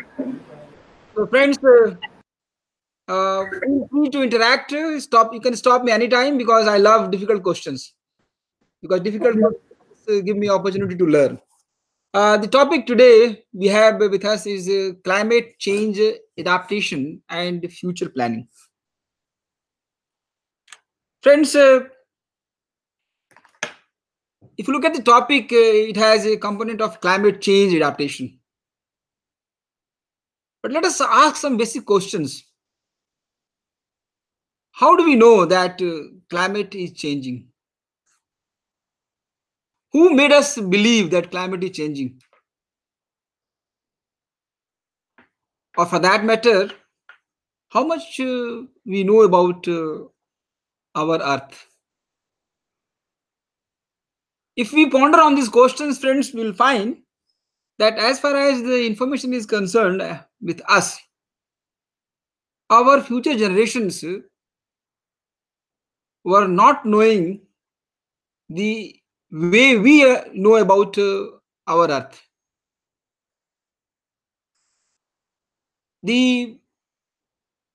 Our predecessors were having very little knowledge. Though in our Hindu literature we talk about Vasudhaiva Kundubukam, but we have never pondered what was Vasudhaiva for them. Vasudhaiva for them was a very small world, and the information for with them, whatever was again very little. But does it mean that they were not adapting to changes? Now, as far as the simple philosophy of Charles Darwin, if you look at it, Charles Darwin himself said that it is a world which will be fit only for those people who have a survival instinct. And he talks about survival of the fittest. That means the very idea of the adaptation is not a new idea. If you go back slightly much before even Darwin, we used to have a Greek philosopher called as Heraclitus. Heraclitus was a Greek philosopher. And what he said, if you look at the slide, it says things are constantly changing.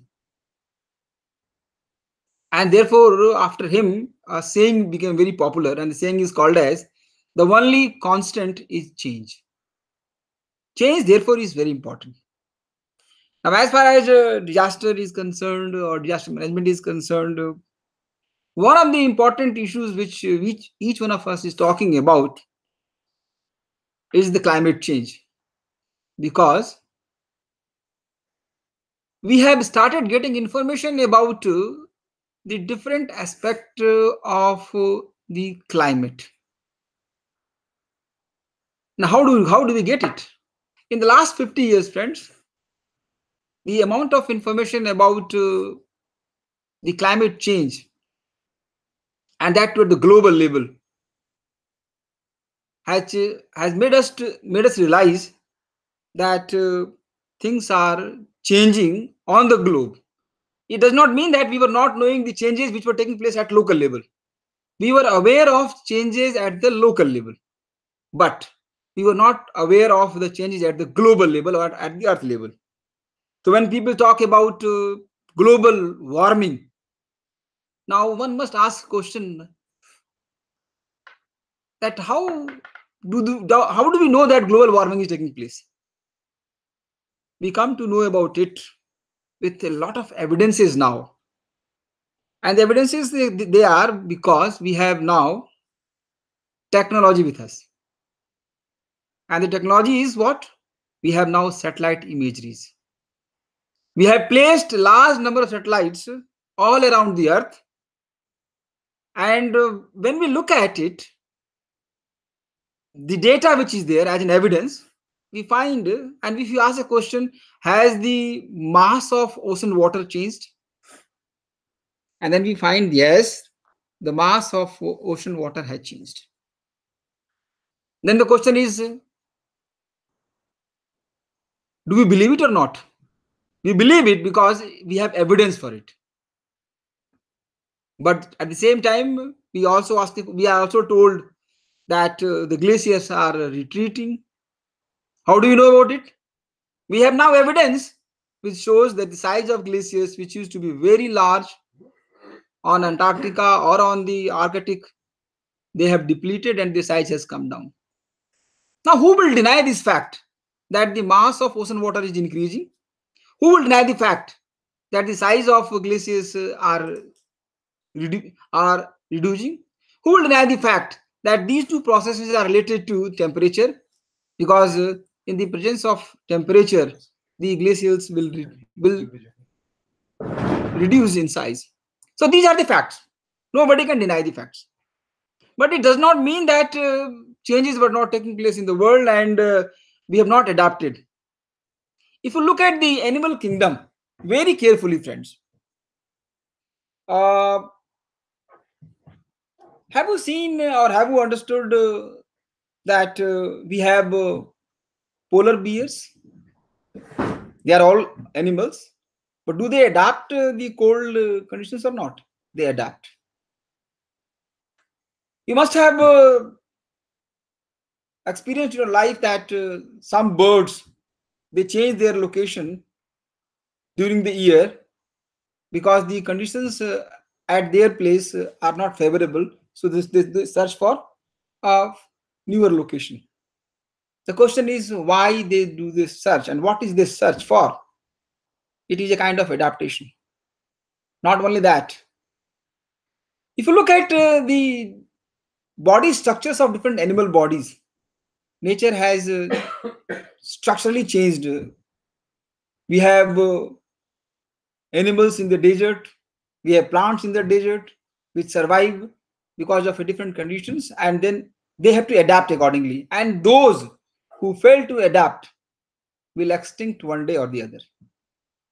Now, today, our focus is on climate change adaptation rather than adaptation as such. So we adapt, but then why do we need to go for climate change adaptation? As far as disaster management is concerned, one popular philosophy is that we should think of mitigating the disasters. That means we should think of reducing the impact of disasters. But in the recent years, it has been found that mitigation is one part, but adaptation is very important, because whatever we have done on the earth, even if with all our sources we try to mitigate them, the impact of these changes will be there for a longer period. Friends, let's look at what has been done at the world level. So we have at the world level the World Conferences on Disaster Risk Reduction. In the this slide itself, if you look at it, what you find that at the world level, even in the conceptual level, changes are visible. For example, if you look at the UNGA resolution, that is United Nations General Assembly resolution, where we had decided for International Decade for Natural Disaster Reduction in 1990 for 1 decade. You can see a word, natural disaster reduction. And then when in 1994 we had the World Conference on Natural Disaster Reduction in Yokohama, there also you find the word natural. But if you look at the 2005, it talks about World Conference on Disaster Reduction. What you find, what has been taken out? The word natural has been deleted. And if you look at the World Conference on Disaster Risk Reduction of 2015 at Sendai, what you find that natural has been removed and risk has been introduced. What does it mean to us? It means that the concepts change, and at the world level, friends, as far as even ISDR is concerned, there is nothing like a natural disaster. Disasters of all kinds are man-made. Now, in the Conference of Parties, that was the 23rd at Bonn in Germany, which took place on November 6 to 17. And this year we have a Conference of Parties in Poland in December next. Now, what you find here that they talk about the UN Climate Change Conference 2017. And what it aims for further, faster ambition together.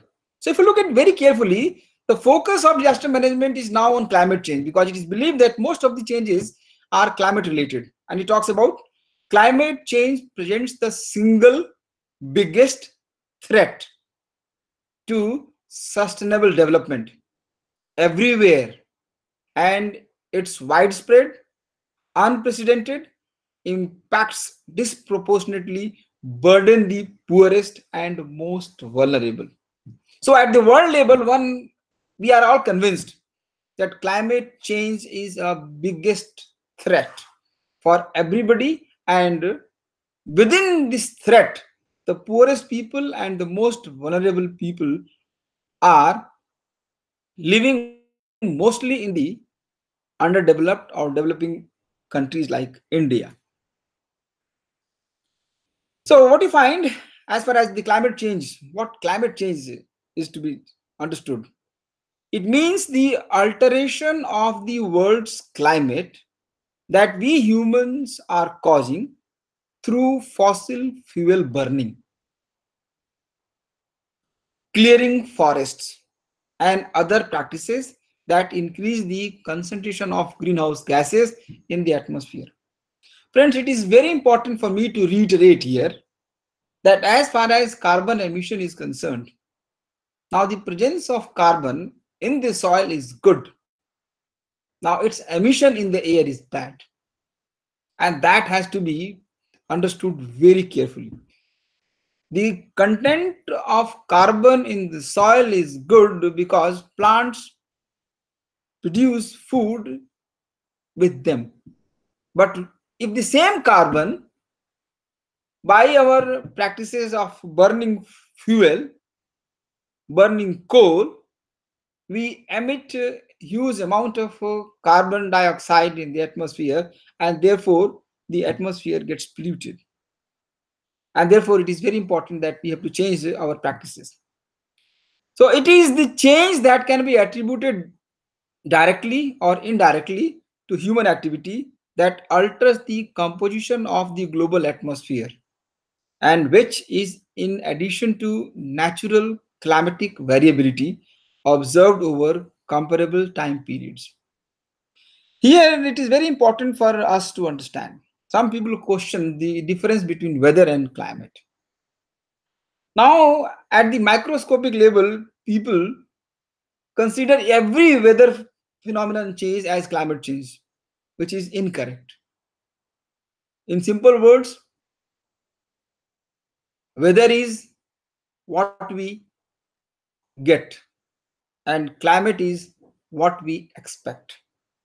I again repeat, climate is what we expect, and weather is what we get.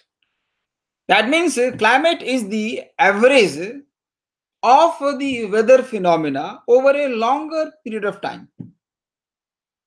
Now, when the weather changes very frequently, do we adopt or not? We do adapt the changes which are taking place in weather.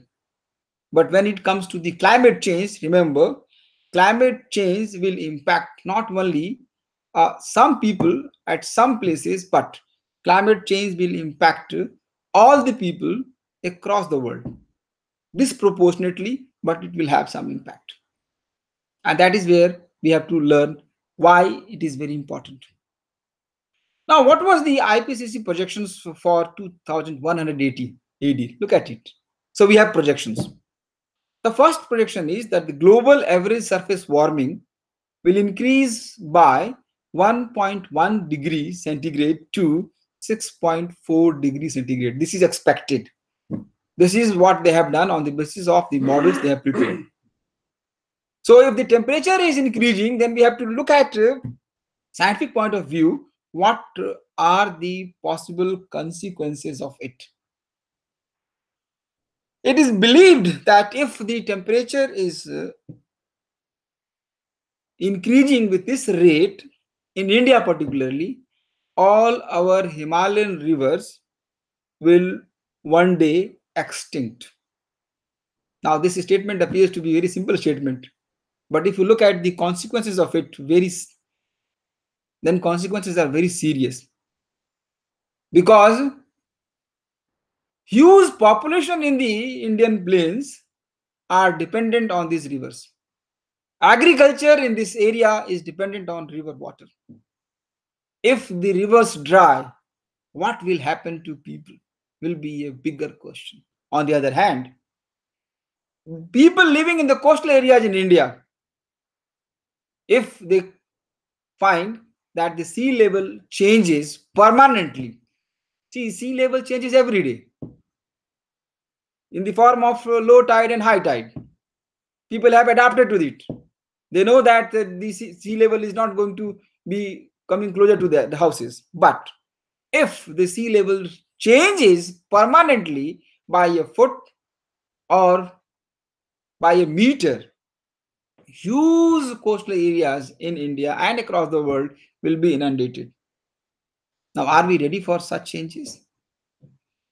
In fact, as a human being, we are all aware that our life is very short as compared to the total life of the earth. Our earth is about 4.5 billion years old. We as human beings All of us, you, me, were born in the post-independence. So how old we are? And who is the oldest person on the earth? Maybe a person of 100 plus years, that's all. But if these changes are there, the future generations will have to change. They have to adapt a new location for their settlements, new practices of cultivations, new types of settlements, and therefore they need an adaptation. So the IPCC further projected that the sea level will rise between 18 and 59 centimeter. Now this statement appears to be very small, but what will happen if this change takes place? Most of our islands, nations, they will be having a serious problem. So we are not looking at our own problem, but we have to look at the problems which are going to happen in other parts. Because what will happen to the people? Will they die, or will they need a new shelter for them? Will we accept them, or we will let them die? No, there is a bigger responsibility on everybody. Third, the oceans will become more acidic. Now, who is making them acidic? Our own practices are making the oceans acidic. You must be aware, or you must have read something called as dead zones. Dead zones where the amount of oxygen in the ocean water becomes very little, consequent to which the marine life is threatened. At the world level, we have seen that there are so many dead zones now being spread, and then we are all responsible for it. Fourth, it is very likely that hot extremes, heat waves, and heavy precipitation events will continue to become more frequent. In India itself, we have seen that no place in India is now safe and free from disasters, be it in the form of heat waves, be it in the form of floods, be it in the form of cyclones. People sitting in the coastal areas today also, they are experiencing this situation. So what we find that no place. Now what had happened, that rainfall was taking place earlier also. Rainfall will take in future also. But then what we find that the rainfall is changing its pattern. The total amount of rainfall, when it falls in a shorter duration, it becomes difficult for people to manage. And then large areas, in urban areas, in rural areas, they are flooded. The frequency of such incidents are increasing, and therefore we have to learn. You can't change them overnight, but then you have to learn how to live with these extreme events. Because if you do not learn to live with them, then we will have to leave this world. Next, it is very likely that there will be more precipitation at higher latitudes, and it is likely that there will be less precipitation in most subtropical land areas, and we belong to these subtropical areas, and therefore we have to be very careful. It is likely that tropical cyclones, typhoons, hurricanes will become more intense with larger peak wind speeds and more heavy precipitation associated with ongoing increases of tropical sea surface temperatures. Now we have technology, and we are aware that the sea surface temperature is rising, because we can use the satellites and come to know what is happening about the sea surface temperature. Earlier we were not knowing. Earlier, if you wanted to have the global averages, we were supposed to have point data. Now the global averages can be calculated with the help of satellite data, satellite imageries. And therefore, we are aware that the surface temperature of the oceans are increasing. Now the question is, what will happen if the climate changes? Impact is typically the effect of climate change. First, for biological systems, it can be change in productivity, quality, population, or range. There will be impact for societal systems, and impact can be changed in income, morbidity, mortality, or other measures of well-being. You must have experienced these days that, see, we have large number of vector-borne diseases across the world. In India itself, so many places are suffering from so many kinds of diseases, including diseases like dengue is becoming very, chikungunya is becoming very popular, and very, in fact, fatal also in some part of India. Now, why it has happened? Because the conditions for their breeding are increasing. So, at the world level, what we find that human and climate change interface is there. So, on the one side, we are looking at it, and the climate change is on the other hand. And then, what is the consensus about it?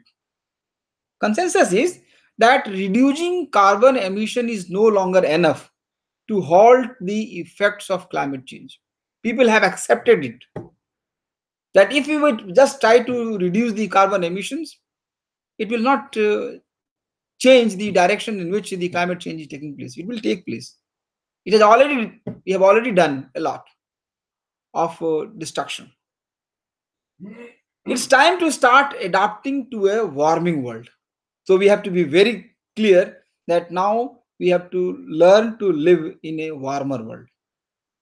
And the policy world is responding. Everywhere, people are now changing their directions at the policy level itself, that so many policies at the national level and at the world level are being done. In 2015 Paris Agreement, there was a concept developed, and that was global adaptation goal. Similarly, in 2017, this idea was further reinforced, and at the world level, it was realized that national adaptation plans must be initiated. National adaptation plans, very important. India is also party to it. Now, as far as the UN climate change adaptation is concerned, what they look at it, four important priority areas are there.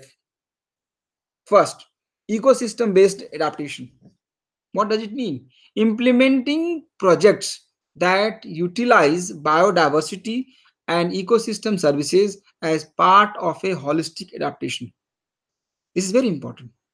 Number two, knowledge analysis and networking, which means spreading vital adaptation knowledge through well-connected global networks. Friends, most of us are aware and we are using the technology.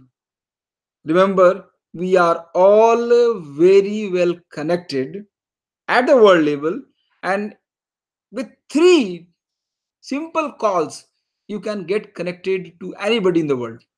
3 connections are required, just 3. Third, access to adaptation finance. So helping countries to gain access to finance for building resilience and national capacity. This is very important because if adaptation is there, adaptation has a cost. And if we do not have funds, adaptation will not be possible.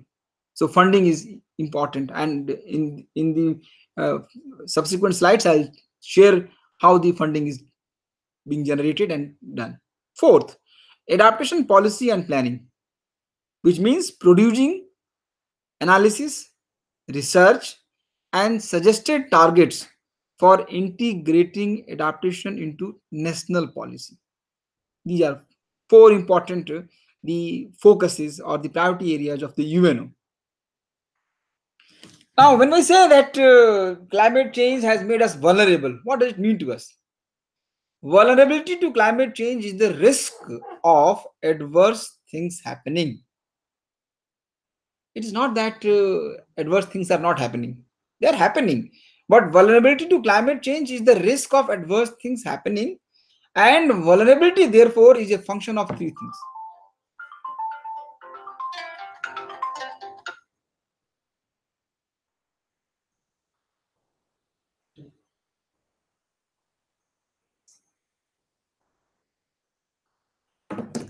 And these are exposure, sensitivity, and adaptive capacity. I again repeat, vulnerability is a function of 3 factors: exposure, sensitivity, adaptive capacity. Now, if you look at it, exposure is what is at risk from climate. So, who is at risk if exposure is there? Because of climate change, risk is to population. Number two, risk is to resources. Risk is to property. And it is also the climate change that can affect systems. And what will happen? Sea level will rise, temperature will increase, precipitation will be erratic, and extreme events will take place. I again repeat. In addition to population, resources, and property, some processes will change. Among them, sea level rise is one, temperature rise is another, precipitation will be erratic, and extreme events will take place. This is related to exposure. And we are all aware that sea level rise will expose us, temperature rise will expose us, precipitation erratic we have suffered. We have seen even in places like Bombay, Chennai, Bangalore, Chandigarh, Delhi, we have experienced the extreme events, and we never thought of flooding in such places. But then in the recent past, these places were very badly flooded. And then because of those floods, population was affected, resources were affected, property was destroyed. Huge number of property was lost in all the places. This is exposure. Sensitivity. So what will happen in case of sensitivity? Biological or biophysical effects of climate change will bring changes in what? It will change in crop yield. It will change the runoff. That means the amount of water in the rivers will decline. It will further lead to energy demand. And it considers the socio-economic context. What will happen? The entire agricultural system will be disturbed. Grain crops will be very, very badly affected, and manufacturing will be affected, though less. Now, in simple terms, if you look at the relationship between the exposure, sensitivity, and vulnerability, what we learn from that? More exposure and sensitivity increases more vulnerability. I repeat, more exposure and sensitivity will increase more vulnerability. So if you are more exposed, if you are more sensitive, then of course vulnerability will be very high. Then more adaptive capacity decreases vulnerability. So if you want that we are less vulnerable, only option left with us is that we have to learn to adapt. And that is very important for us. Now the question is, what is adaptation? Adjustment in natural or human systems in response to actual means what we really realize, what we really face, or expected, that means what we desire or what we estimate. So adjustment in natural or human systems in response to actual or expected climatic stimuli or their effects, which moderates harm of exploits beneficial opportunities. This was the statement given in the third assessment report of the working group. That means we have to learn how to adjust to the natural or human systems. Friends, as far as the adaptation types are concerned, we find that there are different types of adaptations.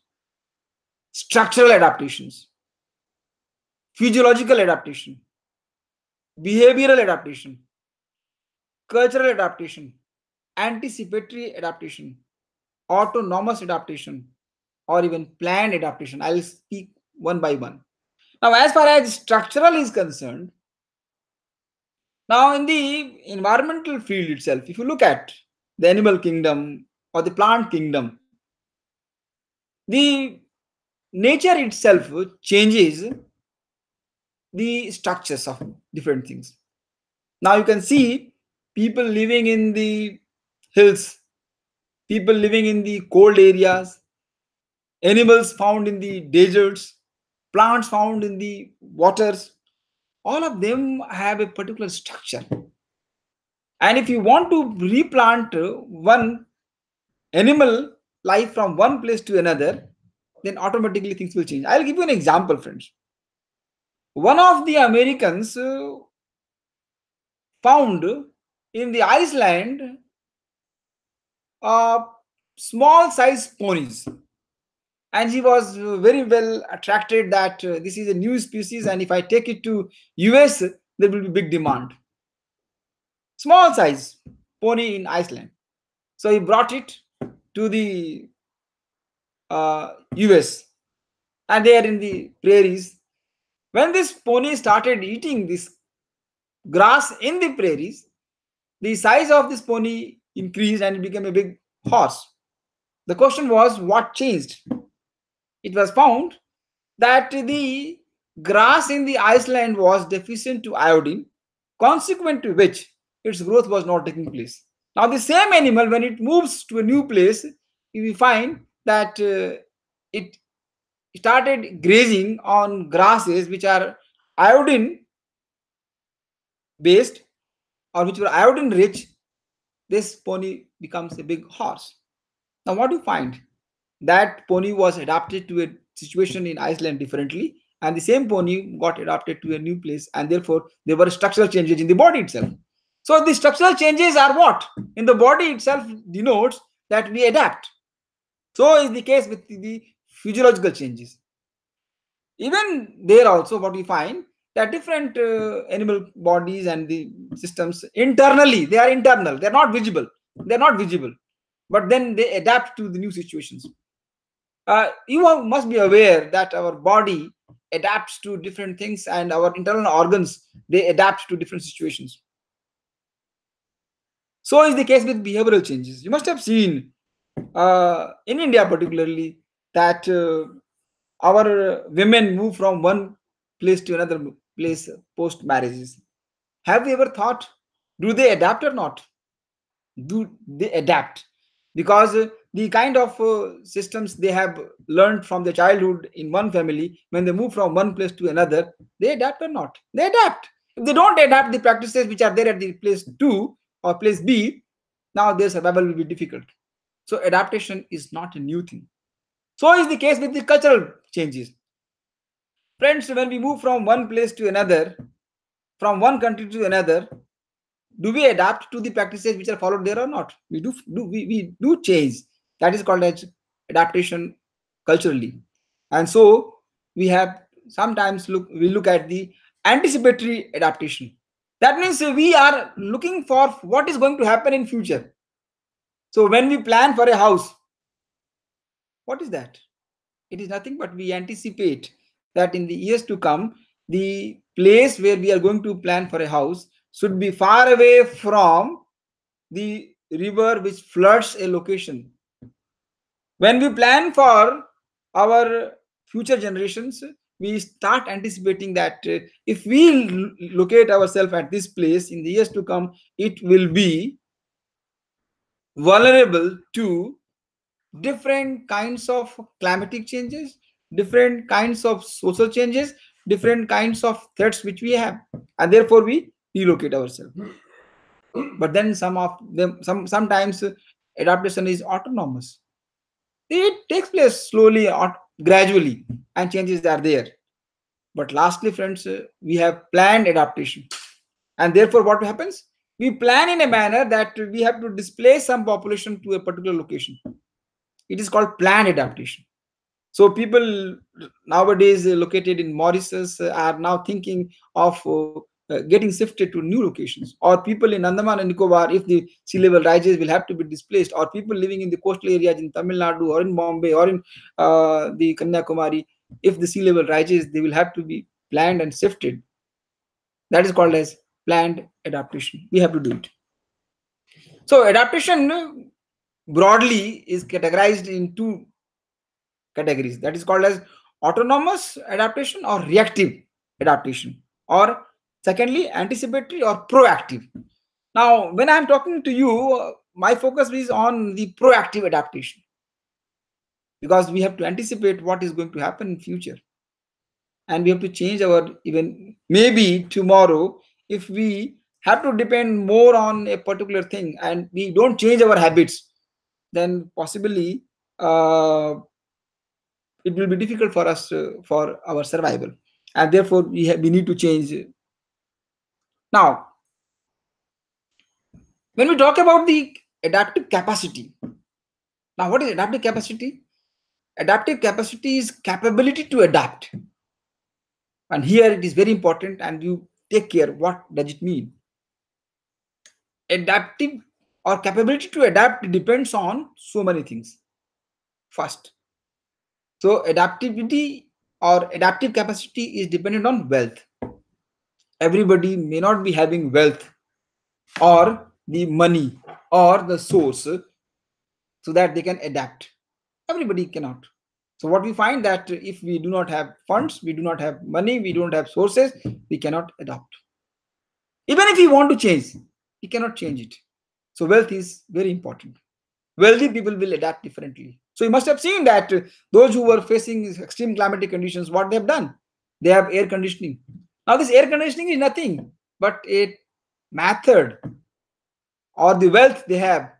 Therefore, they can adapt and they have changed their way of living. So they live in the air conditioned conditions. So what was required? Wealth was required. But wealth alone is not sufficient. Technology is important. So many people may be having a lot of wealth, but they do not have technology. If the technology is not there, again, they will not be able to adapt to a new situation. So technology is equally important. So if we do not have a technology today, for example, if the climate changes and our rivers dry or we are short of water, what we need to do? We have to develop through technology the crops which are possible to grow even in less amount of water. Or on the other hand, if we are getting a lot of floods in some areas, then we have to develop those kinds of plants which are water resistant. So both possibilities are there, and to develop those we need technology. So what you find, wealth and technology cannot be separated because they help each other. If wealth is there, research will be possible. If research is possible, technology can be developed. So technology will help the wealth will help the, but then both of them put together require what? Education. We have to educate people. Education is very important because if we have wealth, we have technology, and if we cannot educate the people at large level, what will happen? We are going to create a lot of problems related to climate change. And if people are educated, they will certainly think of not only adapting but to think of changing the practices which they do every day in their life. And therefore education is going to play a very important role. But at the same time, the fourth factor is equally important, that is called as institutions. So we have to identify the institutions which are responsible for making us aware, provide us ideas, provide us directions through which we can learn the adaptation. And therefore, institutions play a very important role. Next, information. So whatever information we generate, we have to be very careful that we disseminate also. Generation of information is one point. So a large number of information may be generated, but if it is not disseminated, so the first point is that we should generate information. Number two, if we generate the information, we disseminate it. And if we disseminate it, we disseminate it properly. And then we have to ensure that it is not merely a lecturing, okay, but we have to ensure that they are translated into practice. Normally in Hindi, I say that कहने से काम नहीं होगा, करने से काम होगा. And that is what I normally preach to people, that we have to change our thinking. And then infrastructure is very important. So what you find that to be adaptive or to be in a position to change, we have to look at the infrastructures, which is very important, and infrastructures of all kinds, at micro level, at macro level, as well as at the macro level. And so lastly, the social capital, very important. Social capital means the community itself is very important. We have to ensure that society as a whole puts their head together, because if we do not combine hands, then the adaptation is not possible. Remember, adaptation can be at individual level. Adaptation can be at the societal level. Adaptation can be at the district level, or adaptation can be at the country level. We have to look at what kind of adaptation policies we develop so that this social capital is used, and therefore it is very, very important, friends. So look at this point. Having adaptive capacity does not mean it is used effectively. And that is what I normally tell people, that see, learning a simple message of Satyam Vad is very easy, but practicing the Satyam Vad is very difficult. Now, the real message is that if we want, if we have all these things, if we have wealth, we have technology, we have education, we have institutions, we have information, we have infrastructure, we have social capital, but we need a practicing society, a society which really works and practices them. That is very, very important. This I can skip, and this I can skip. Now look at some technologies which have been adopted in different part of the world. Sometime back, I was asked a question, maybe in the same place in some lecture, that can you give an example where people have adapted and what they can do? I told them that suppose somebody is rearing hen today or chicken today, and his livelihood is dependent on chicken. Okay. Now, because of the extreme climatic conditions, the area becomes flood prone, and the flood is a very common recurrent situation. Now, hens cannot be reared. They can't be. So they asked me what is the advice. Then I said, why not? Why then go for ducks? In place of rearing hens, go for ducks, and then it is your new livelihood option. So you adapt from chicken to the duck. What is the problem? And that is what is called as adaptation practices. So friends, if you look at it here, so mini ponds for supplementary irrigation during drought spells. In Rajasthan, it is an old practice of having such ponds. So if you come to know, or if you can anticipate that your area is going to suffer from drought-like conditions, then when it rains, you could think of practices of having mini ponds. That is there. In Canada, some people have thought of developing new practices of growing the rooftop gardens, a concept which was not there in India earlier. Now, if you are living in the urban areas, and if you find that you want both the greenery as well as some small vegetation at your house level, you can think of rooftop gardening. There are successful models. But then you have to bring it in practice. So we can think of these practices. Similarly, if you look at this dry seabed practice with minimal supplemental irrigation. So this is possible. So look at the one image and you look at the other image. Same place, but then one can change the practice. And we have changed it. We have adapted it. We have adapted to new technology. We have to adapt to climate change also. I give you the example. Friends, Punjab, the land of Punjab was not suitable at all for rice cultivation. It was not suitable even for wheat cultivation. And today we know that Punjab and Haryana, they are cultivating huge amount of rice. Why? Because now irrigation is possible. Now, when the irrigation was not available in this particular area, coarse grains were grazed. Coarse grains were raised. And those were they were growing maize. They were growing mustard, and therefore in this part of Punjab, the saron ka saag and makki, the roti used to be the most popular dishes for people. Today, what we find that the practices have changed. So if we can change because of new avenues, we can change when these avenues are not available. Why not? We have to change. So the food habits will change. So those who were eating the makki ki roti and saron ki saag, they are now consuming wheat and they are consuming the rice. So what is wrong in it? Nothing wrong in it. You have to adopt it. So new practices are there. Now very few people in Punjab, they are regular eater of maize. They don't eat it. They don't eat it. And that is what the practices are to be done. So climate change adaptation is location specific. Remember, today I'm talking about the macro level changes, but then we do have micro climatic changes also taking place. These micro climatic changes are very important. Friends, we have recently experienced, and we are experiencing in Delhi, for example. Now, the practices which are done in Punjab of stubble burning is contributing a lot to the atmospheric pollution. Now, children studying in Delhi, workers moving from one place to another place in Delhi, what crime they have done? That they will inhale the most polluted and toxic fumes of the stubble burning in Punjab or Haryana. What is there? So last year I was in Delhi, I found children with masks. Is it what we are looking for in the world? This is very important. But if these practices are not changed, then our children will be moving not only today, but for their whole life with a mask on their head.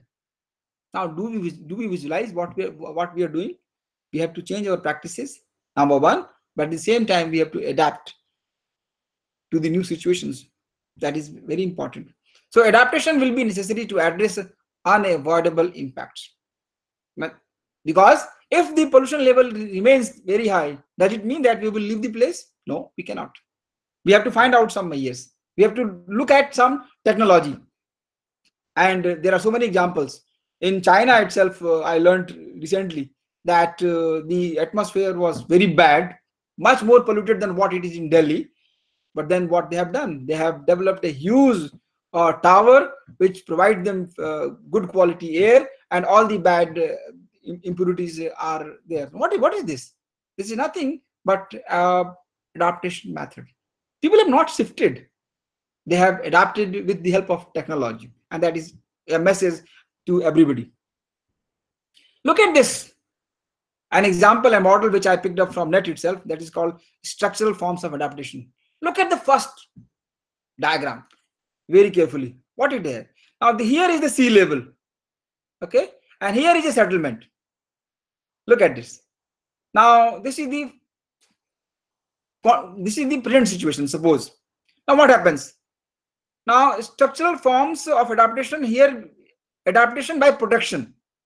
So when these people came to know that sea level rise is there, look at from this level to this level, they created an embankment so that the water is stopped here and they remain safe. So this is an adaptation practiced by protection. So a protection has been given.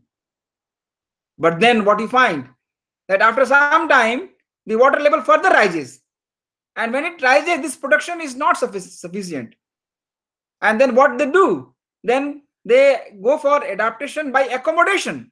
So what? Look at their buildings now. Look at their house. So earlier their house was on the ground. Now if you look at it now, they have raised their house on pillars and they have gone up. Look at it very carefully. Now this is called adaptation by accommodation.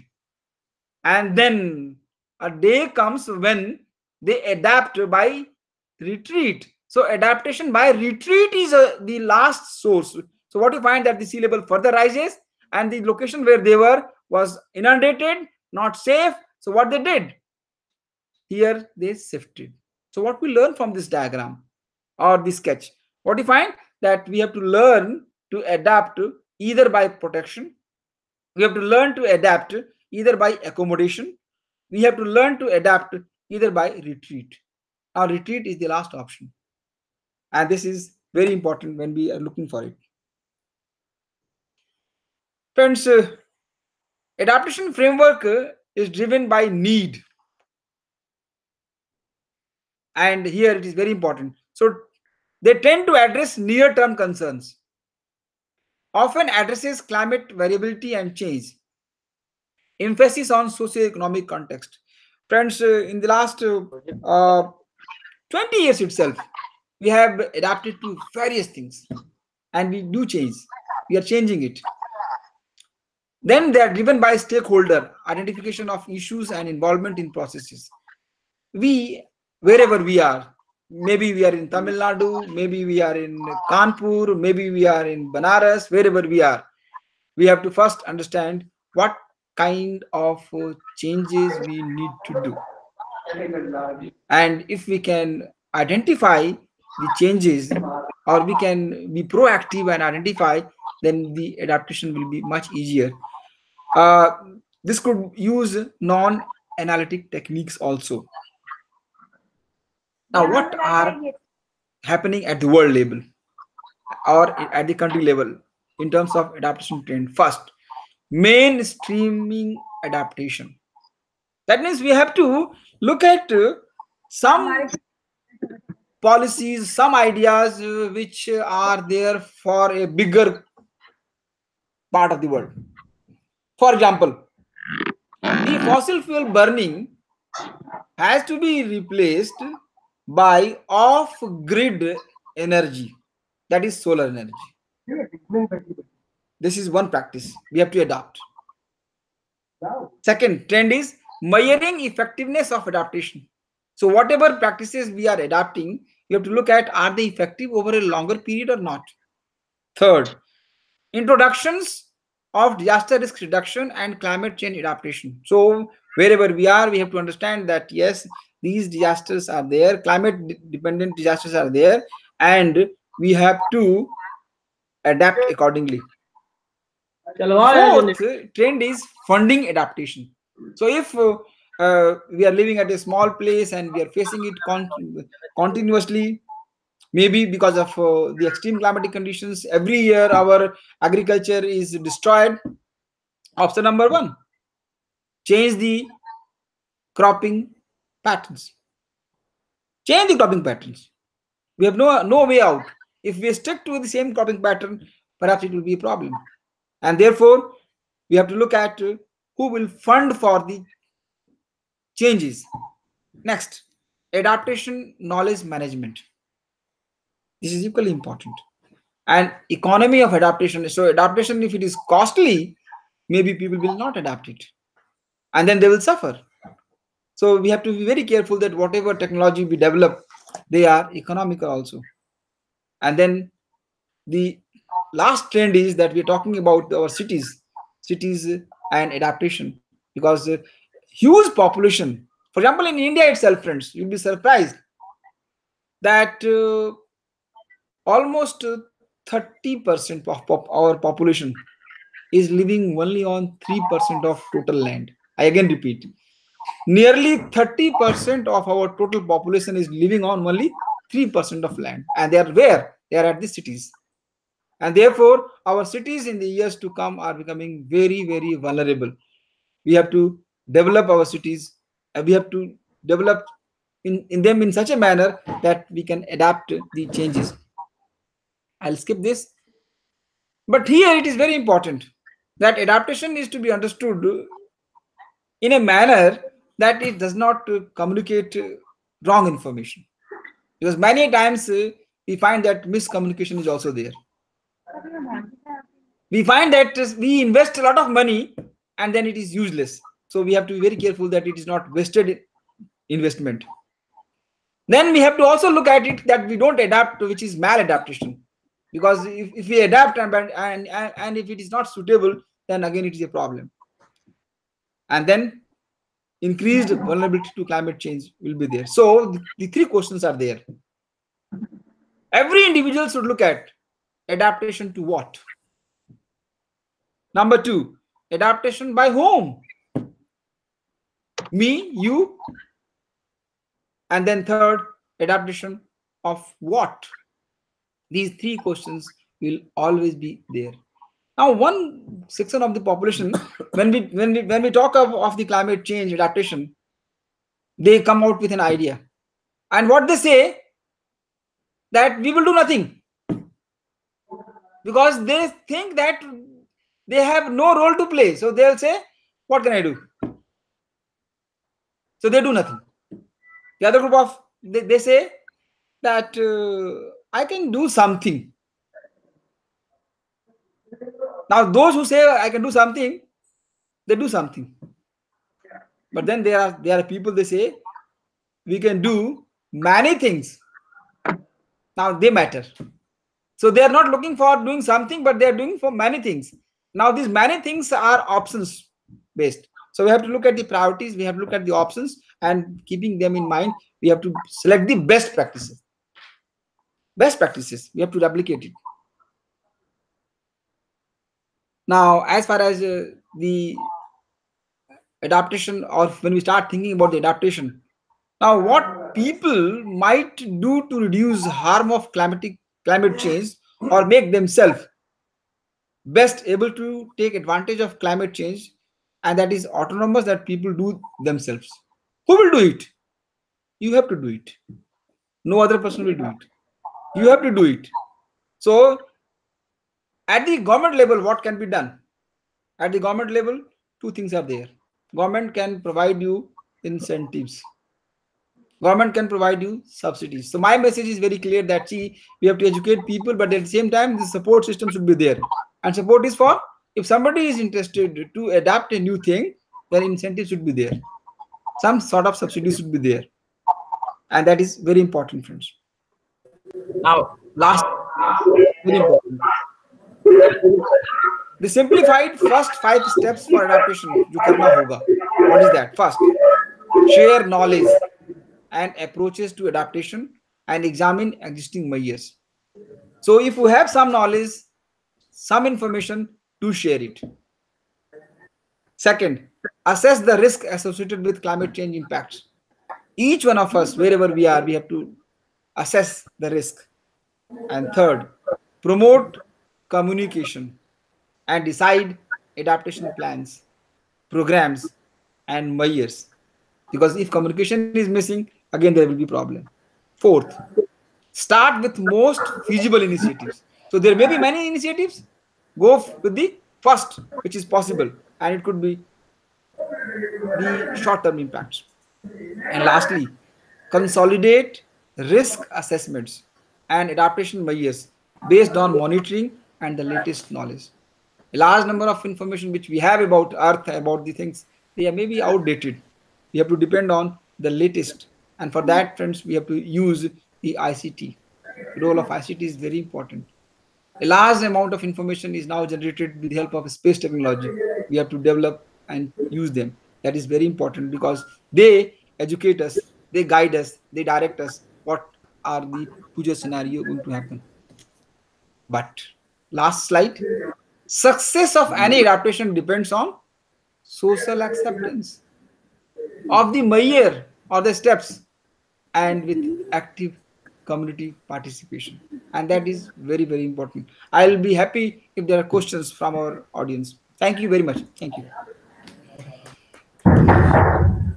Okay, thank you, Professor Krishna Mohan. Now, let us go to the Tamil Nadu Center to have some questions with Professor Krishna Mohan. Yes, please. Sir, actually, no questions. Okay. Any To reminded of our Tamil literatures. In Sangam literature, old literature, we have a setup that is 5 types of land. Kurinji, first one, that is related to mountain related life. And then Mullai, that is forest and forest related life. Marudam, cropland and life related to crops. Neidal, that is seashore and seashore related life. And then Palai, desert and desert related life. In those days, in Sangam literature, people led a life and they recorded. And actually, that's what we all discussed today. Very true. Very true. Very Yeah. true. Very true. Well said. Well said. Yes. Very well said. If you find time, you please refer, sir, in the net. Sangam literature, 5 types of. Yes, that is true. Very true. Very true. We are aware of it. Yes. Well said. And one quotation is also there, sir. Today morning in radio, I heard. Maram sa, in Tamil I am telling, and then I'll. Yes, yes, please go ahead. Maram sa, marundum kulal. That is, in death of tree, I don't want medicine. Actually, one incident happened. A good old noble man, he was in his deathbed, and at that time, the doctor came and he suggested one medicine. That is, the medicine is there in your tree that is outside your house, that is standing. The root of that tree has medicine for you. So you kill the tree and have the medicine. He suggested.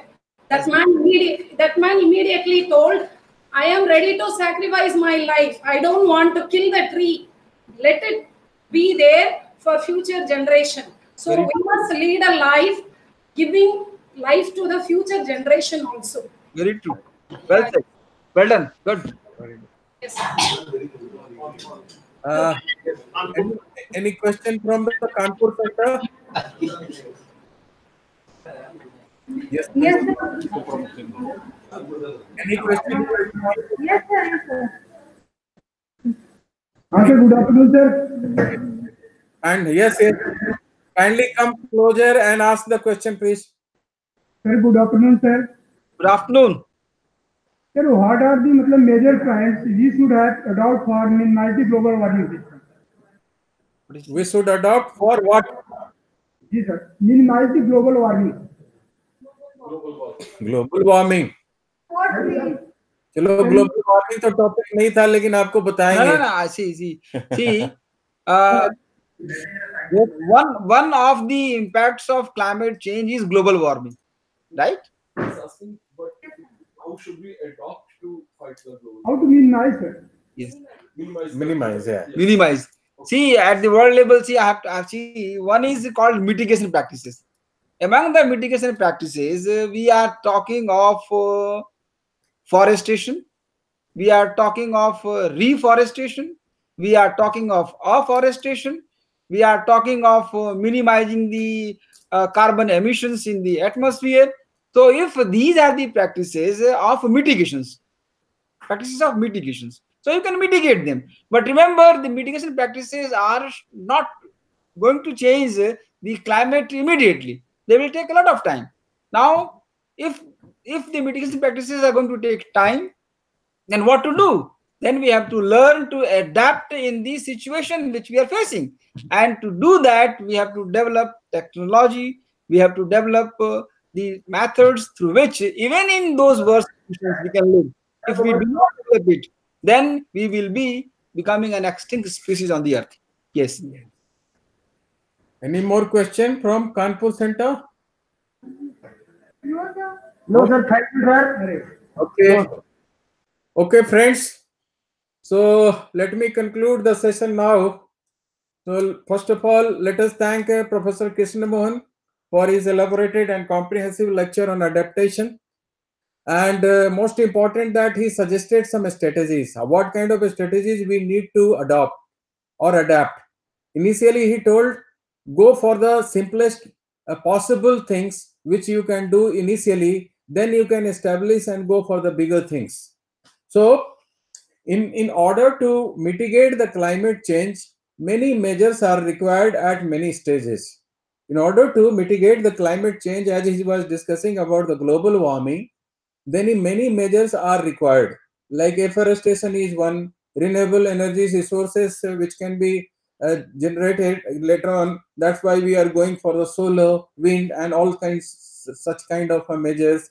Similarly, green building concepts had been adopted by our architects and town planners so that less energy consuming materials are used and renewable resources are used. Water use may be water may be reduced, water use may be reduced.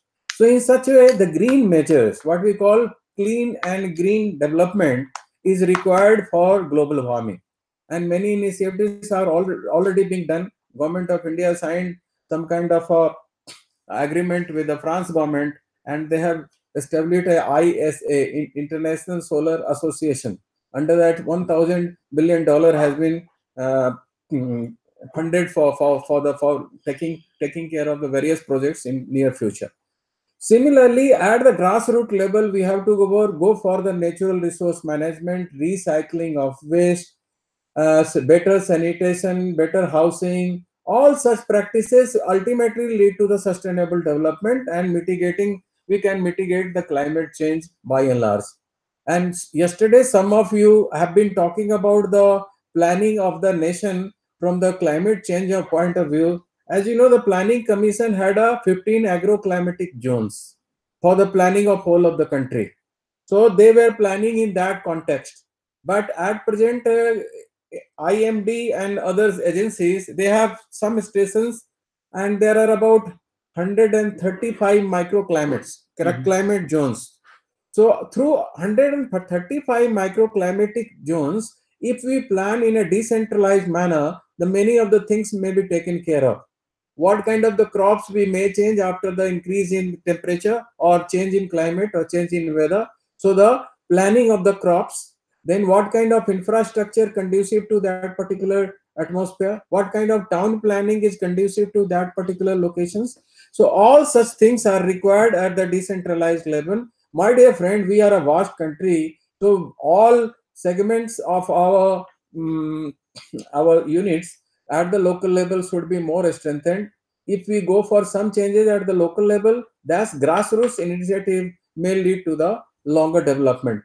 Like the experiment of like Jagat Singh Jangli, which he has done in Uttarakhand, he has developed a small forest, and he claims that it is helping in changing the microclimate. So he has developed a microclimate already there. Their temperature is maintained, soil condition is better atmosphere has been created by that kind of initiative. So likewise, we have to do many experiments at the local level, and these grassroots leaders and the people can join hands together, and through people's participation, that afforestation, better watershed management projects, green projects, all such projects may be launched, and later on we can mitigate the many impact of the climate change in terms of landslides, in terms of water scarcity. So all such things can be managed. So my dear friends, this is all about from my side. So I would request Professor Krishna Mohan to conclude in few words. Maybe he has something in mind, and later on we will complete this session. Friends, I have a slide for you, last slide. At the national level, we have in India National Adaptation Fund. And this is a central sector scheme which was set up in 2015-16 itself. This is called as National Adaptation Fund for Climate Change. Now, this particular scheme is supported by NABARD, National Bank for Agriculture and Rural Development. And this is the national implementing entity. Now, if you have some project at the state level or at the district level, you may send it to the NABARD, and this funding agency will provide you funds. I have checked it. A large number of state governments and the district headquarters have received a lot of funding for their adaptation techniques. So I am extremely thankful to Professor Ewan Roy for thinking of such a workshop for all of you. And then this interactive session is going to be of great advantage to all of us, and in developing the adaptive mayas and for doing something for the nation. With these words, I thank you all for having patience and for your interactions. Thank you very much. Thank you. Okay, friends, now we are going to reassemble at 2:30 for the next session.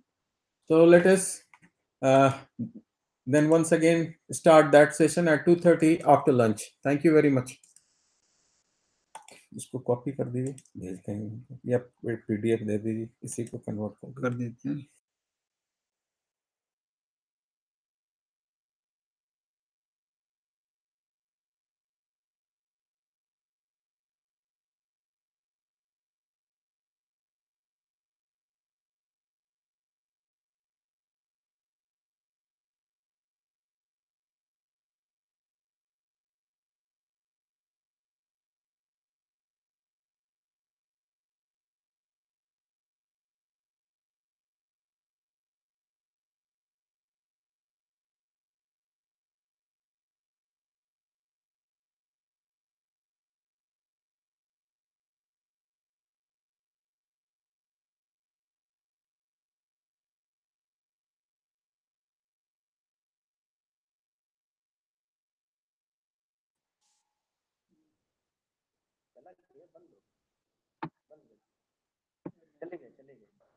चले गए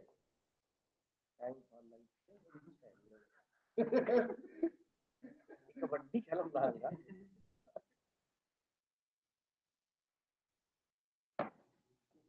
सफाई करवाओ यार। यहीं पे आप लोग खाना खा लीजिएगा सर। 2 बजे हम मीटिंग में रहेंगे, आप रहिएगा सर 2 बजे। आप लोग वही यही देखिए, हम पूरा सिस्टम नहीं छोड़ दे रहे, आप खोल लीजिएगा। अगर जो इधर इच्छा की जनरेटर चला देगा आ रहा मैम 15 मिनट में आ जाएगा। लेकिन फ्री प्लेट में कर लीजिएगा सर, आप सभी लोग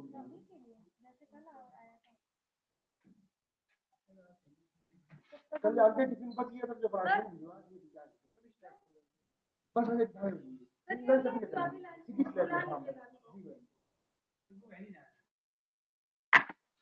बेटा तुम लोग 2:30 बजे आना, ठीक है।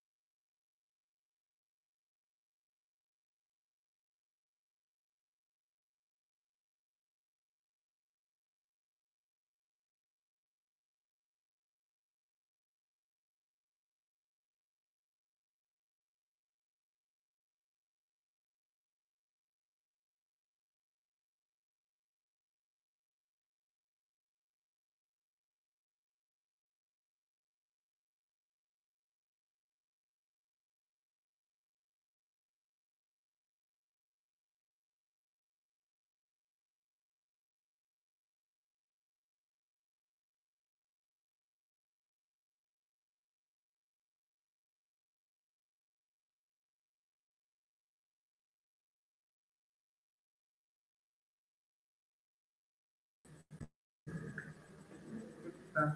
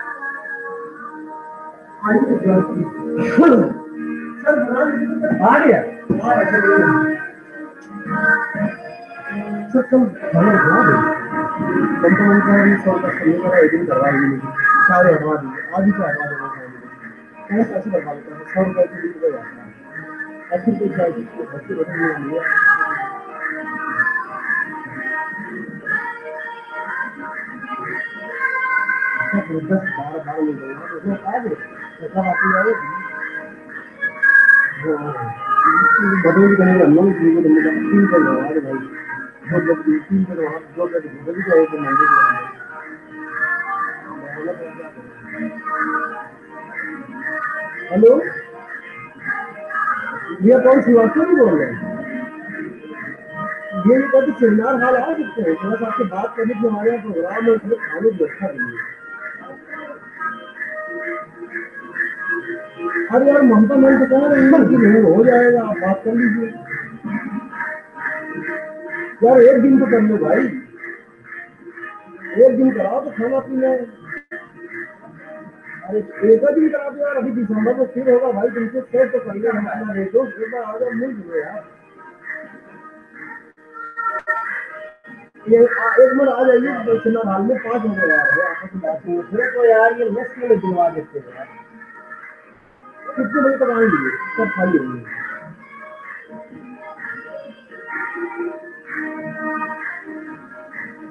अरे कलर तो हमें चाहिए खाना पीना यार, आप श्रीवास्तव जी नहीं है, श्रीवास्तव जी कौन? ये भाई बहन है दोनों भाई। आपने श्वेता मैम को बहुत हमारे यहाँ पर कर दीजिए गोरखपुर निकला, ये छोटा भाई, ये लड़की का, इस लड़के की दोनों की एक आवाज है, अब वो तबला बजा देता है, दोनों भाई है।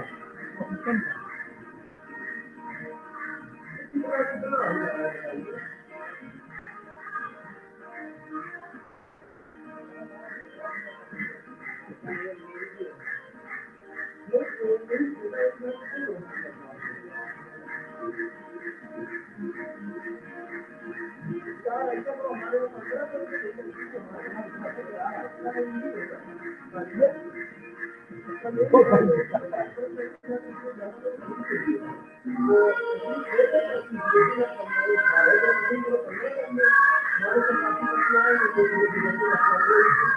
दोनों की आवाज सेम है। हाँ, दोनों की गजब गॉड लिस्टेड है दोनों, गॉड लिस्टेड है।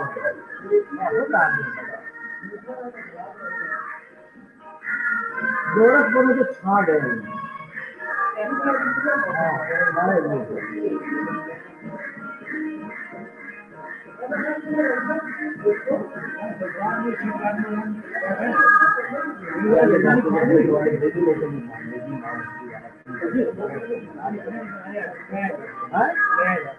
अरे इधर आप वो राकेश इधर है क्या गणित वाले ले यार इसको मेरे भैया ये नहीं हाँ ये यार नहीं तो नहीं जाएगा बताए दे तो दूसरा मार रही है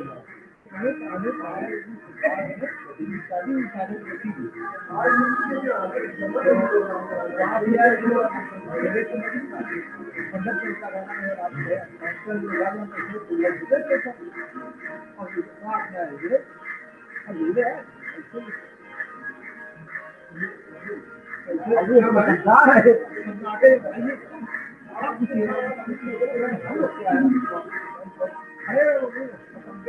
पूरी पार्टी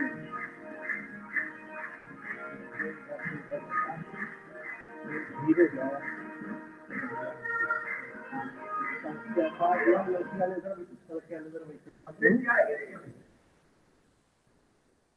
लड़के वाले का भेजा ये और है बहुत बढ़िया रूपम से बहुत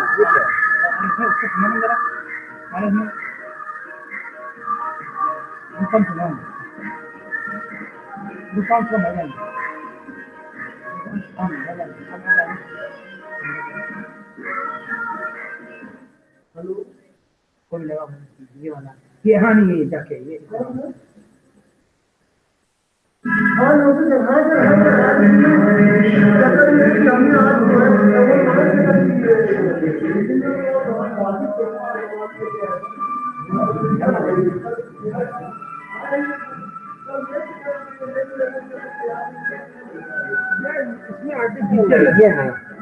ये आर्टिफिशियल ओरिजिनल अलग बात होती है तुम लोग नहीं समझोगे जो चीज हम लोग डिमांड है वो अलग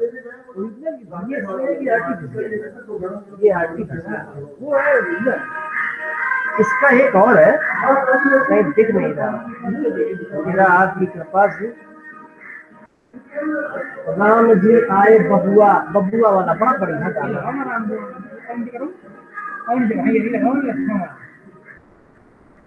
ये राम छठ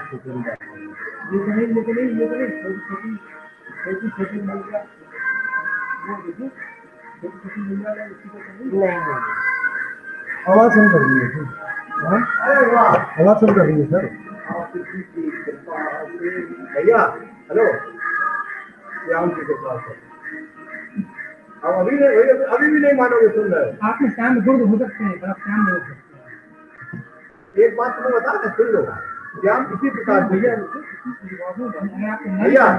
अरे कहाँ यार सर ये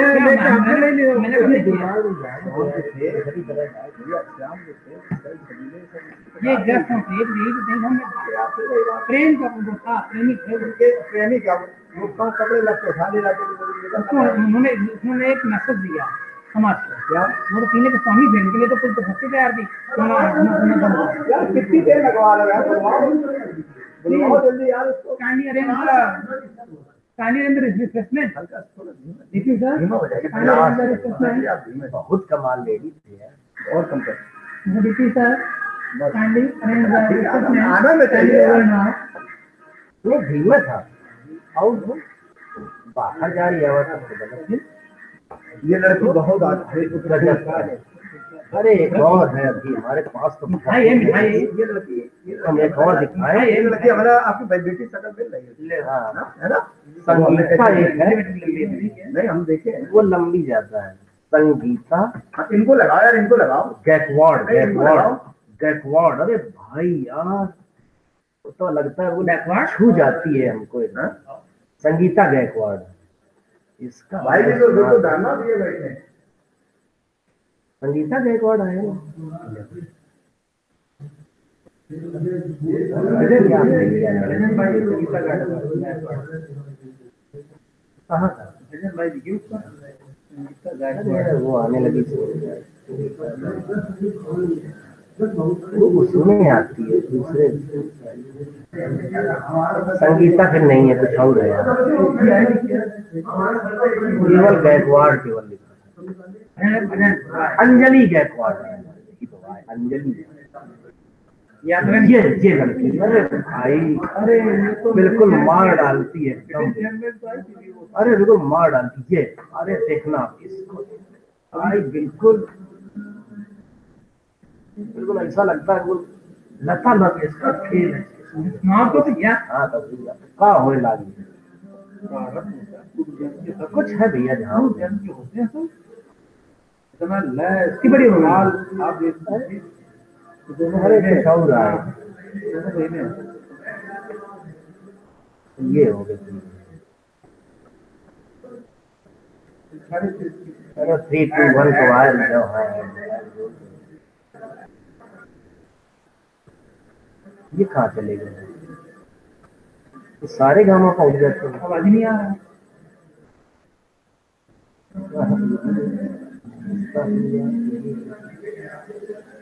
हाँ ये, हाँ यही आवाज बंद, वो बंद कर दरवाजा खुल गया। बहुत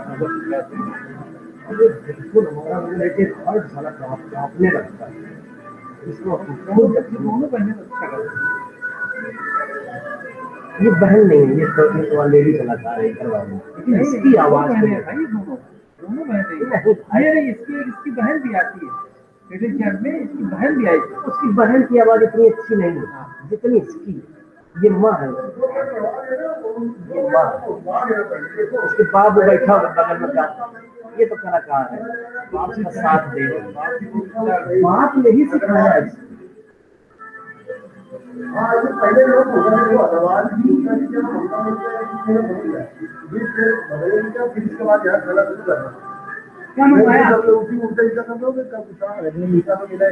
क्या बनी गए, कब आ रहे जल्दी आओ।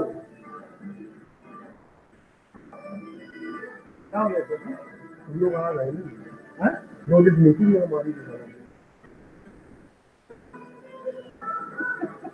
तो इसकी आवाज देखो, महीन कितनी।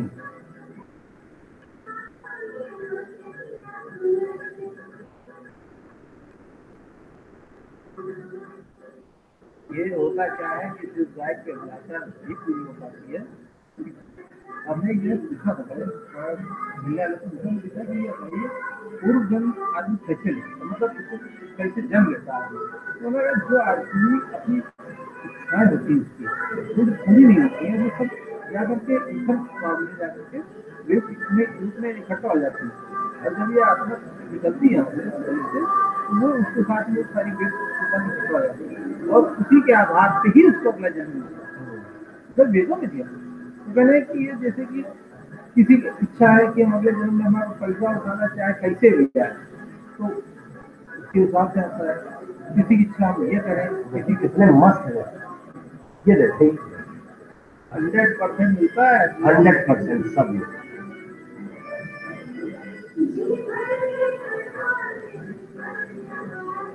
हम लगे जरूर करने वाले तो करेंगे, कब करेंगे? बढ़ाओ कर डालिए, कंट्रोल में रहेगा हमको। मुश्किल है करने वाला।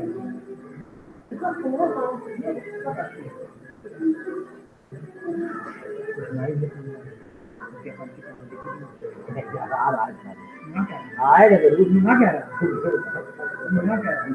बिना खाने जाएगा, बाकी तो पकेगा तो नहीं। अरे लाएगा सब की बात बाटी चोखा बीज दुकाने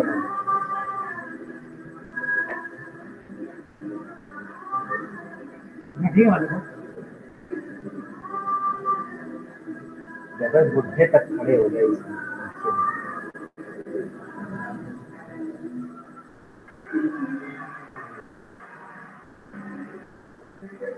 कमजोर दिक्कत क्या खांसी है कमजोर हो क्या खांसी अंदर ते वो भरी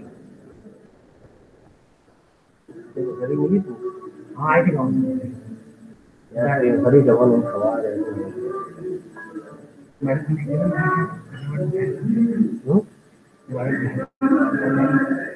लाइन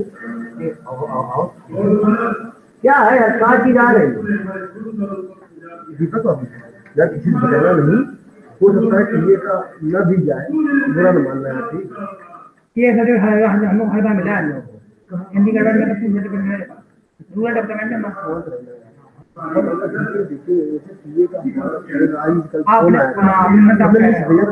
अगर ये इसमें ये था रात बैठ सबके टीवी हटा के दोबारा स्वास्थ्य काफी भेज रहे टीवी हटाया अभी तक इसमें डेवलपमेंट में ठीक था ये इसके डेवलपमेंट सेकेंडरी पे ये जो डेवलपमेंट आपको प्रमाण हो किसी भी हो सकता है ये गलत बता रहा है ये बात आज के प्रोग्राम हुआ है क्लाइमेट हमारा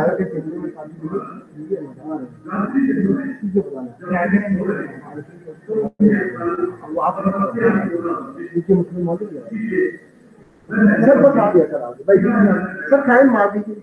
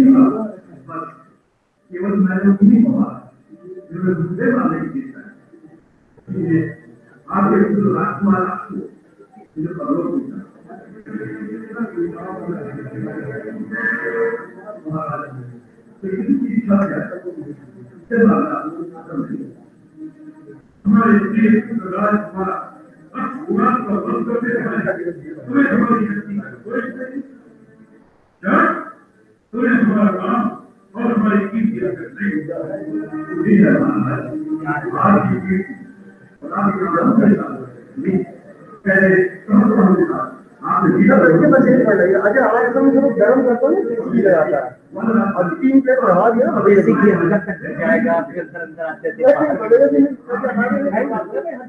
हमने कहा पस आ रहा है हमने अजय से पहले कहा था रखिए बस एक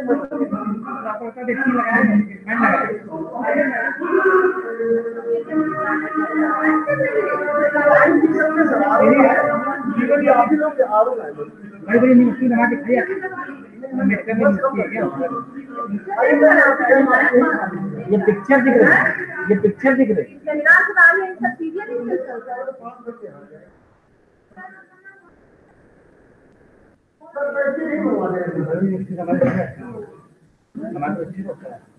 दीदी खरीद देंगे वहाँ पे उनको सबसे दिया गया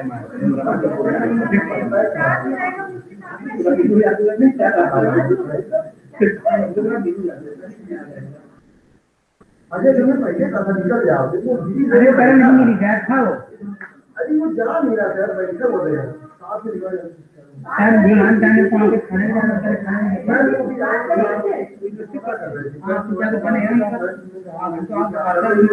एक दिन तो सब लोग 30 आदमी कराएंगे हम लोग 30 आदमी नहीं हमारे घर में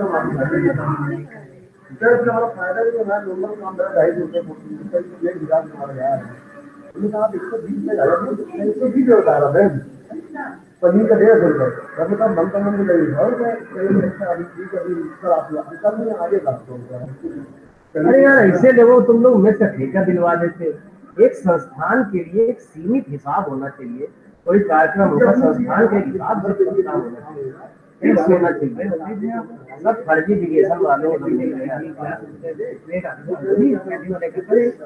लोगों को हम मिल गया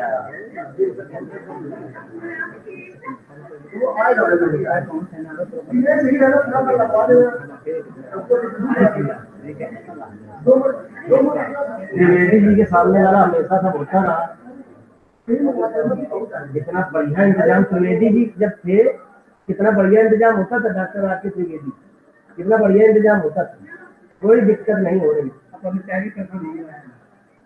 यहाँ जा रहा है कि कहाँ अच्छा बच्चे घुमाया था, देखिए वो अच्छी कॉपी भी आती है यहाँ है। कल समोसा बेचारे सेकंड ईयर वाले लाए थे।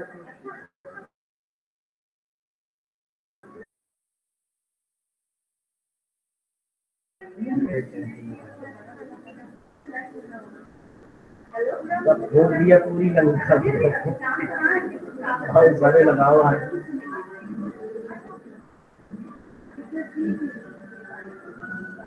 नहीं, इसने सब जगह लगाया और रावण के यहाँ नहीं लगाया था क्या? रावण है डिविजन है लगाया तो भक्त काम करा नहीं नहीं, रावण के यहाँ क्यों नहीं लगाया? रावण लगाए थे क्या? देखो कि रावण के यहाँ नहीं लगाता है, ध्यान से समझ में आ रहा है। देखना रावण अभी एक किनारे से देख ही रहे। हाँ रावण नहीं उसको नहीं रामायण में बताया है डिविजन के अंदर पर कुछ जातिगत तो काम हुआ है इसमें। वहाँ पे नाम लिखा रहा है, कहाँ पे नाम लिखा हुआ है उसमें वहाँ नहीं लगा, आप नहीं लगा कहाँ पर? डिविजन के विभीषण वाली हम चलो मान गए। ये देखो देख रहा है, देखो ये देखो देख रहा है रावण, देखो ये देखो देख रहा है। उसका जो है पूरा एक मकान बनाते हैं उसका। हाँ तो ये टेक्नोलॉजी बनाते हैं। इनकी शक्ल बिल्कुल सुनीता की मिलती जुलती है, आवाज भी मिलती है।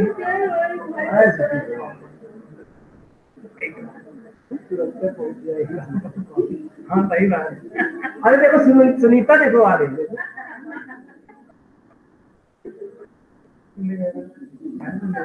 खूब आवाज भी मिलती है देखो। अब रावण में सिन्हा में कैसे जाएंगे, सिन्हा से लगते हैं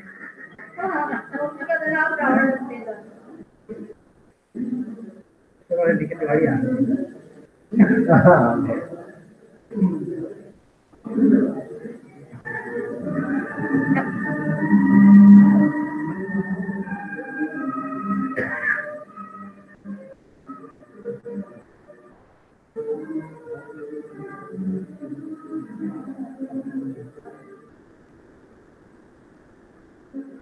लेकिन मंदोदरी सुलोचना ये सब विशिष्ट कन्याओं में विशिष्ट।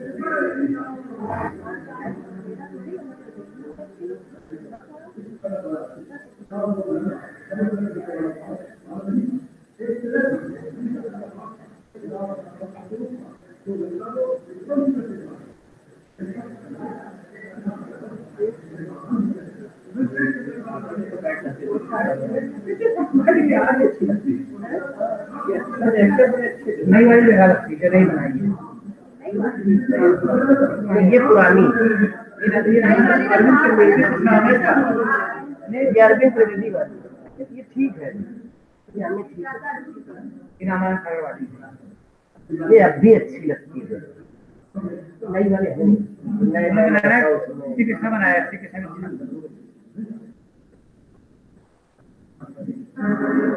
ये मिट्टी बड़े अरे पहली बार जब देखी तो पूरी मजा आ गया। हमारा भी लगती है। अरे भाई क्या हम तो भाई सारा दिन पूरी को देखते एक बार गाँव गए बड़ा पूरा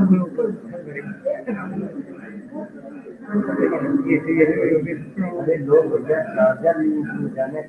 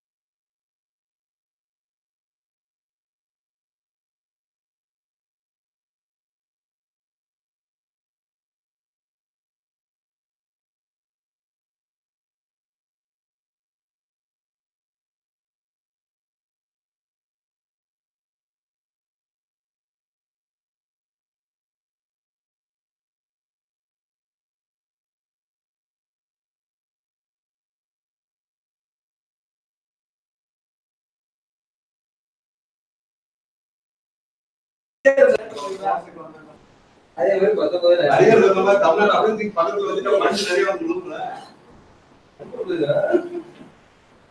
போனதில்ல டெல்லிக்கு.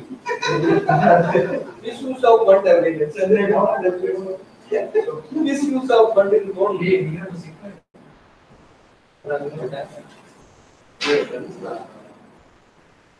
அரே ஒரு இடத்துல காரணம்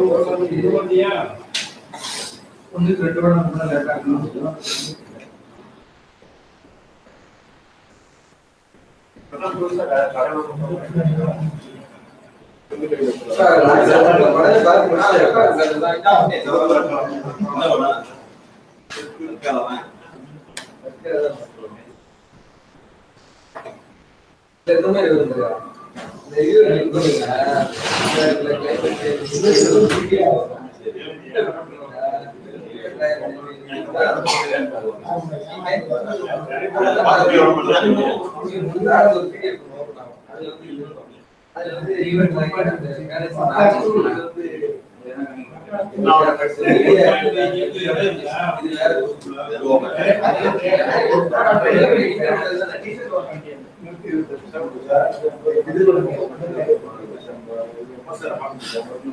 எல்லாரும் இமீடியட் கண்டினியூ பண்ணலாம். பக்கம் பாத்தீங்க எஸ் சார்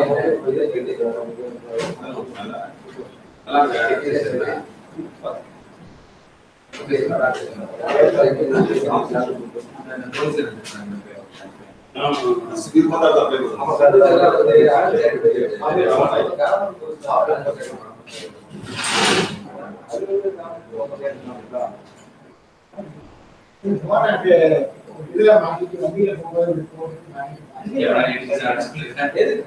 ஏற்கனவே குரூப்புக்குள்ள பேசிட்டு போறேன் பார்த்து ஓகே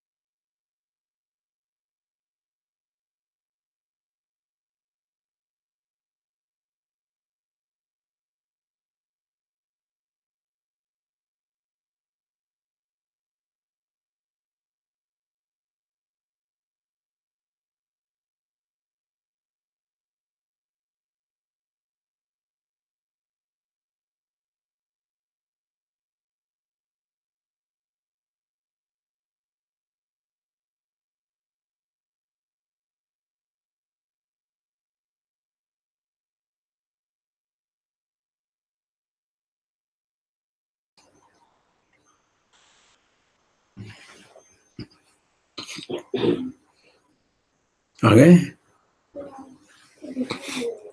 यहाँ पे तो एक ही लोग हैं। यहाँ पे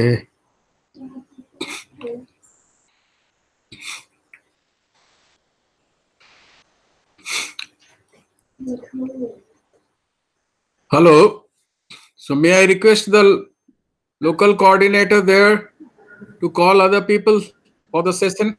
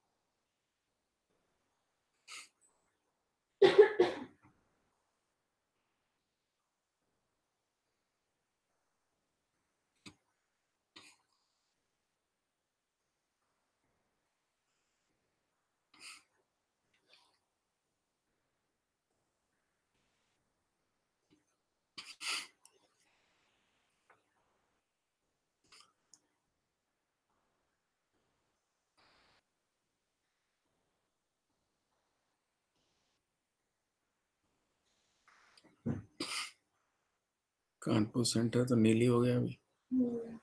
Nobody is there.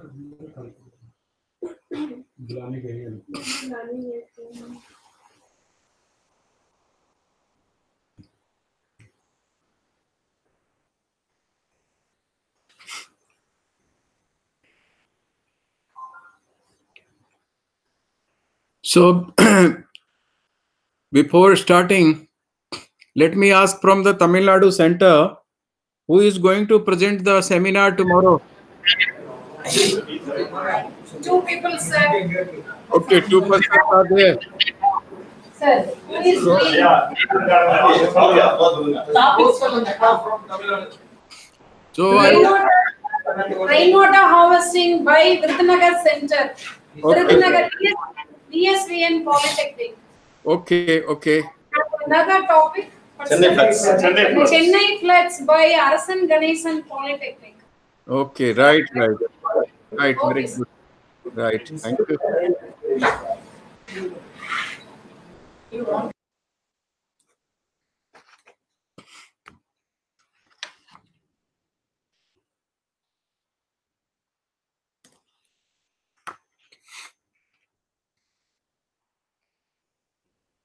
आ गए कोई?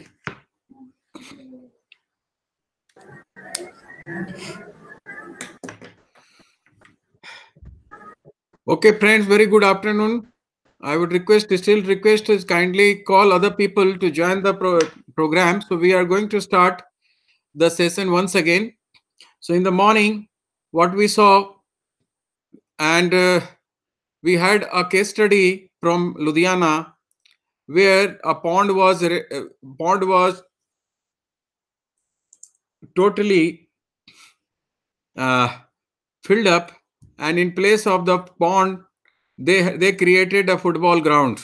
So that was a story in the morning session, and we had debated this issue also. Now we go forward. At NITTTR Chandigarh, we have developed a system to recycle the wastewater coming out from some of the bathrooms, particularly the hand wash water or the bathroom water, that is called grey water. So we have developed to recycle that, treat that material and use it for the irrigation purpose. So through this system, we have developed a system through which we are trying to treat the water. So I would elaborate on the system how we have developed. So you can see the first tank, which is called sedimentation tank. There are the two tanks, and it is connected from one of the bathrooms, and the wastewater of the taking bath or whatever the wash basin, that water is coming to this tank. That is a sedimentation tank. And after that, we have a series of tanks, 1, 2, and 3. These tanks are filled with some kind of filter material. How it has been filled, I will show you. And after filling the filter material, we have planted certain plants. So certain plants have been put inside the tank, and these plants are helping in treating the water. How it is so? First of all, you understand the system. In each of the tanks, we have put 50 centimeters of big brick bats, that is maybe maybe more than 5-inch size. These big bracts are there. It is filled with the brick bracts for the 50 centimeter, bottom 50 centimeter. Then top 20 centimeter, we have put the uh, stone chips. So this way we have filled up the whole tank, and we have given a connection from one tank to another tank, and keeping a some kind of a level, so that from one tank water passes to the another tank, and gradually it will reach to the last tank where is the treated water may be collected. So this is the last tank, that is the fifth tank, number fifth, where the treated water is collected and it may be used for the irrigation. Even the fish pond, it has been converted into fish pond at present. In the last monsoon, lot of fish came automatically. Now it has a fish pond there. So this system we created and we experimented here for an experiment as a pilot project, and later on we try to experiment at other places. So what we did, so under that tank, we also tested this floating raft, and this raft was used in the pond. So how we have constructed that, I will give you the brief here. But what is the technology? Basically, the technology that with the help of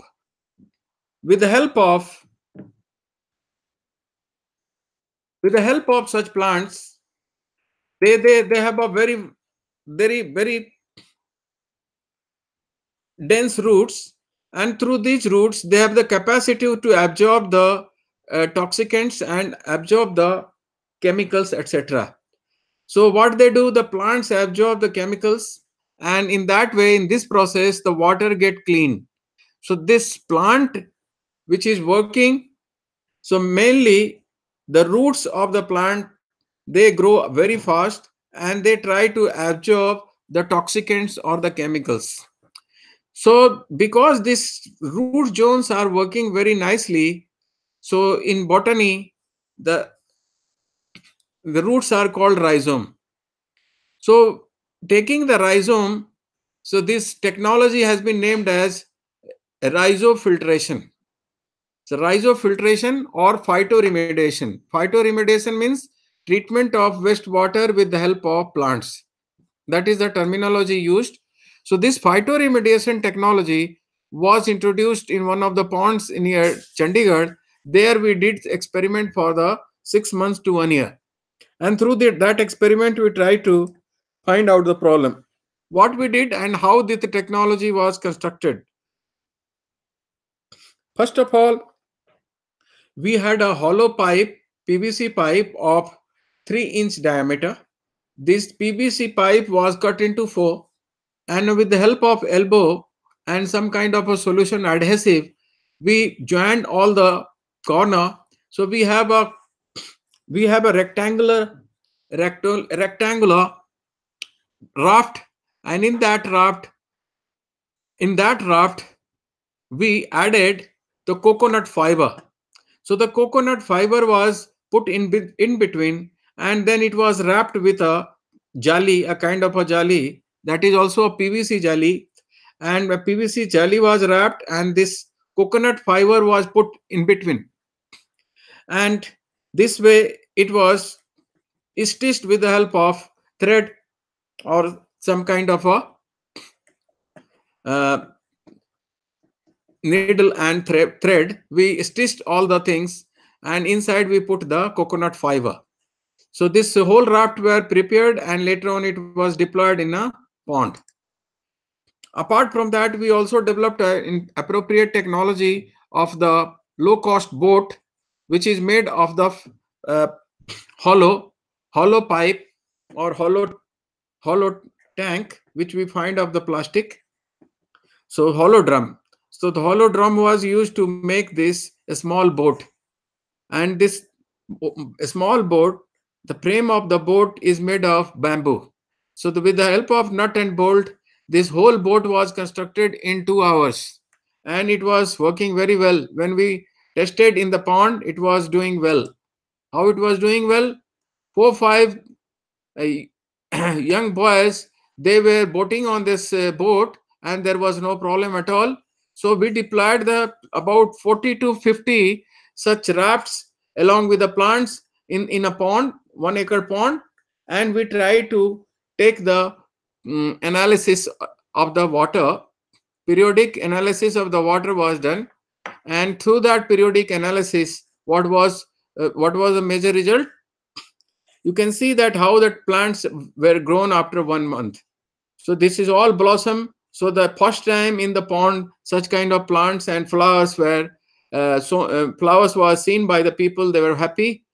But important activity done by the plants, that they were treating the water, that is dirty water. Basically, it was a sewage pond. So water was coming from about 400 houses from nearby areas. So the lot of water was added every day, because in Punjab the water supply is there, so the water is not a problem, but they are using lot of water. So the lot of dirty water was adding to the pond every day. So we conducted the study for the 6 months, and we found that the plants are helping in treating the water. So that's why this technology is named as phytoremediation technology, treatment of wastewater with the help of plants. So you people can further study and do some research in this area. Similarly, we also tried to deploy in another pond also, but that pond, the project in between, it was winded up. So this was the project taken by us in collaboration with IIT Delhi. So this way we conducted the project. Now, the problem number 4, we are coming to the next issue, that is the water resource management from integrated natural resource management point of view. So first of all, what do we mean by watershed? And then we go for the elaboration, some case studies, etc. So you can see the figure. This figure shows one watershed where the different small channels are meeting together, joining together, and it has one end. So it has one exit. So watershed is a geohydrologic unit, or in a layman is a catchment area from where all the channels, water channels, meeting together and taking a single route for the exit. So it has only one exit, whereas from the catchment area, number of channels joining together and coming to this particular water body. So it will form a water body because small channels are joining, and finally a small rivulet or the small river is formed. So micro watershed may be up to 3,000 to 500 hectare. Up to 3,000 to 500 hectare catchment area is known as micro watershed. But above 5,000 it is called meso, and about 10,000 it is called macro watershed. So watershed is basically a concept through which we try to manage a particular watershed from natural resources management point of view. So under this watershed, we try to manage forest, we try to manage land, soil, and people living inside. So we try to manage what we are trying to manage. We want to manage water, forest, land. So jal, jungle, zameen, janwar, and jan sahbagita, people's participation. So we are trying to manage land, water, forest, wildlife, etc., or biodiversity with the help of people's participation, because this is a CPR. I have told you some story first day, that how some watershed was developed. So in near to Chandigarh, there is a place called Sukho Majri. So at Sukho Majri also, a watershed management project was done. Basically, what was the story? There was a small village called Sukho Majri near to Sukna Lake of Chandigarh. Initially in 1970-74, what happened? There was a problem of sedimentation in the Sukna Lake, where there is an artificial lake which has been constructed by Chandigarh administration. It was constructed in 55-60. So this Chandigarh was uh, built in during that period, 1955 to 60. So they constructed a check dam, and they constructed a artificial lake in Chandigarh. That lake is named as Sukhna Lake. Some of you might have visited if you have come to Chandigarh. So the Sukhna Lake is a beautiful lake where the number of people visit every day, and some of the people, they go for the morning and evening walk. What happened in 1970-75? There was a lot of sedimentation coming to Sukhna Lake. So the Chandigarh administration wanted to resolve this problem, and so that the lake area or the pondage area may not be filled after some time. So what they did, Chandigarh administration approached the Department of Soil and Conservation. This was Integrated Institute of Soil and Conservation, which is located in Sector 26-27 of Chandigarh. So they approached that group of the people, and there used to be the project official called Dr. P.R. Misra. He was the head of department at the Central Soil Conservation Institute. So what he did, they started some kind of a project near to Sukhna Lake. The Sukhna Lake has a catchment area of 4,214 hectare area.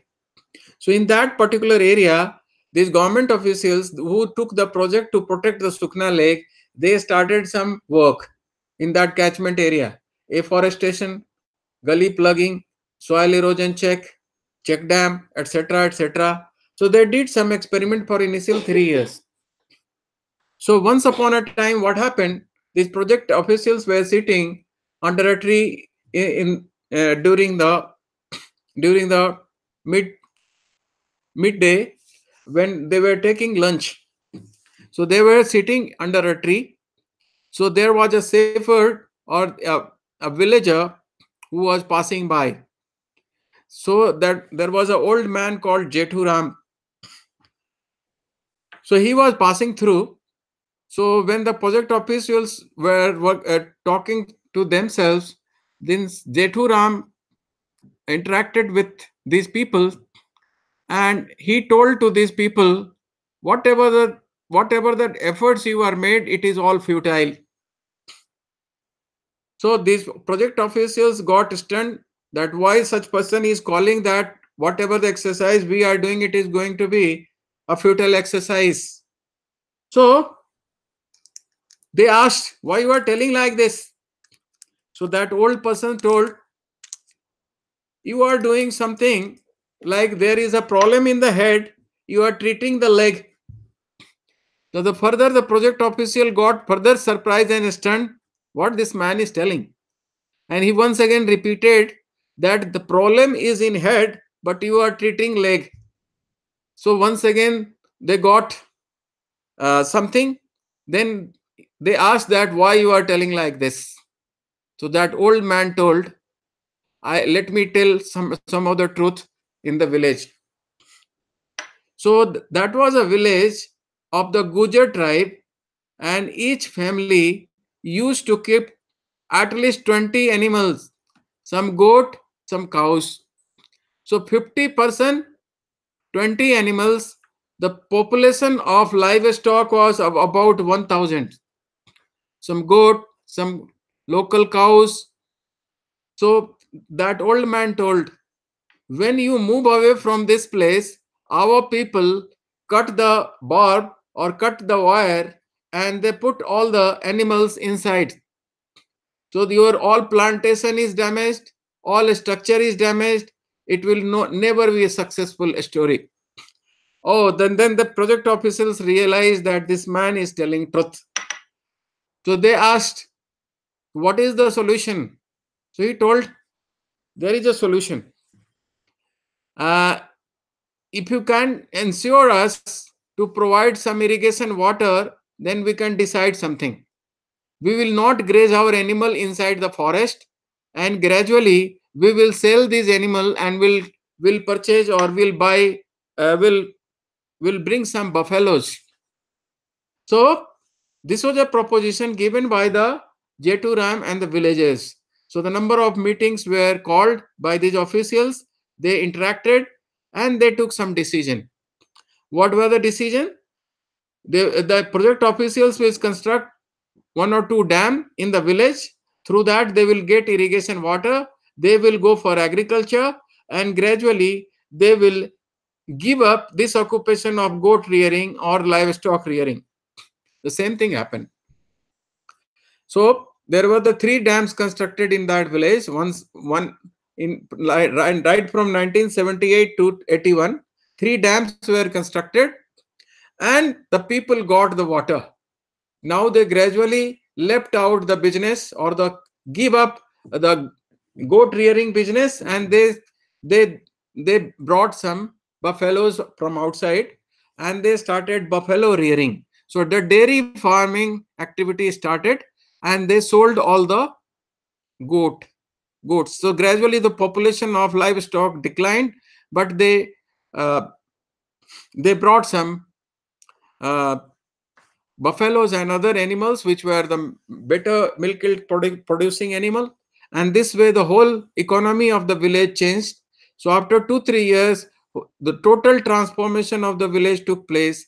The people started growing three crops, productivity increased, groundwater table in that hilly terrain increased, and the whole village called Sukhomajri, it became a prosperous village.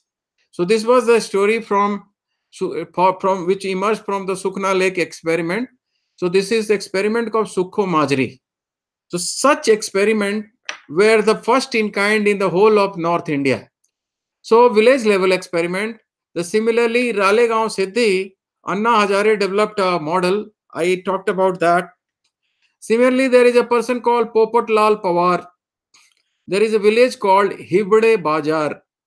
You will find on the Google, it is a developed village in Maharashtra, and they have also developed a model village, and accordingly they have a water harvesting system. So following the Anna Hazare's model, the Popat Lal Pawar, the Sarpanch or the Pradhan of the village, Mukhya of the village, is working very well, and he has developed that village into a model village. So my dear friends, these integrated watershed management projects have transformed many villages in the country, because here we take care of all natural resources. In 2010, we invited Mr. Rajendra Singh. You might have seen this person few days back and in a program called Kaun Banega Crorepati, where Amitabh Bachchan hosted a program for Mr. Rajendra Singh. He is known as Waterman, and in Alwar district of Rajasthan, he worked from 1985 to 2000. In 15 years, he worked and he experimented in about 600 villages, where he have renovated the traditional ponds and tried to construct various earthen dams and tried to conserve water in that very zone. So try to conserve water. So Rajendra Singh has developed a model there in Alwar district of Rajasthan, and it has resulted into revival of three seasonal rivers. So now the three seasonal rivers, they have become the perennial river, and this way the whole scenario is improved. In this way, whole scenario is improved.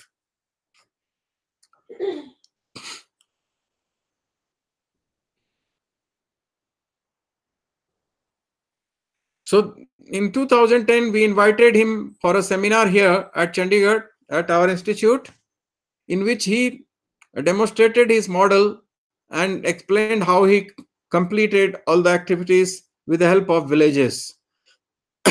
So this Alwar experiment was exemplary of its kind.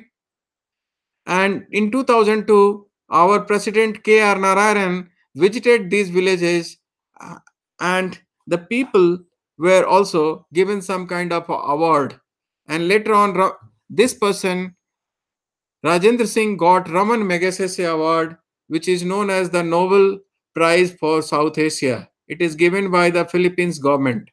So the Raman Magsaysay just like our father of nation, Raman Magsaysay, was a great person from Philippines. He was a father of nation for the Philippines. So that award he received, and number of other awards also received. So recently, on program was hosted for him.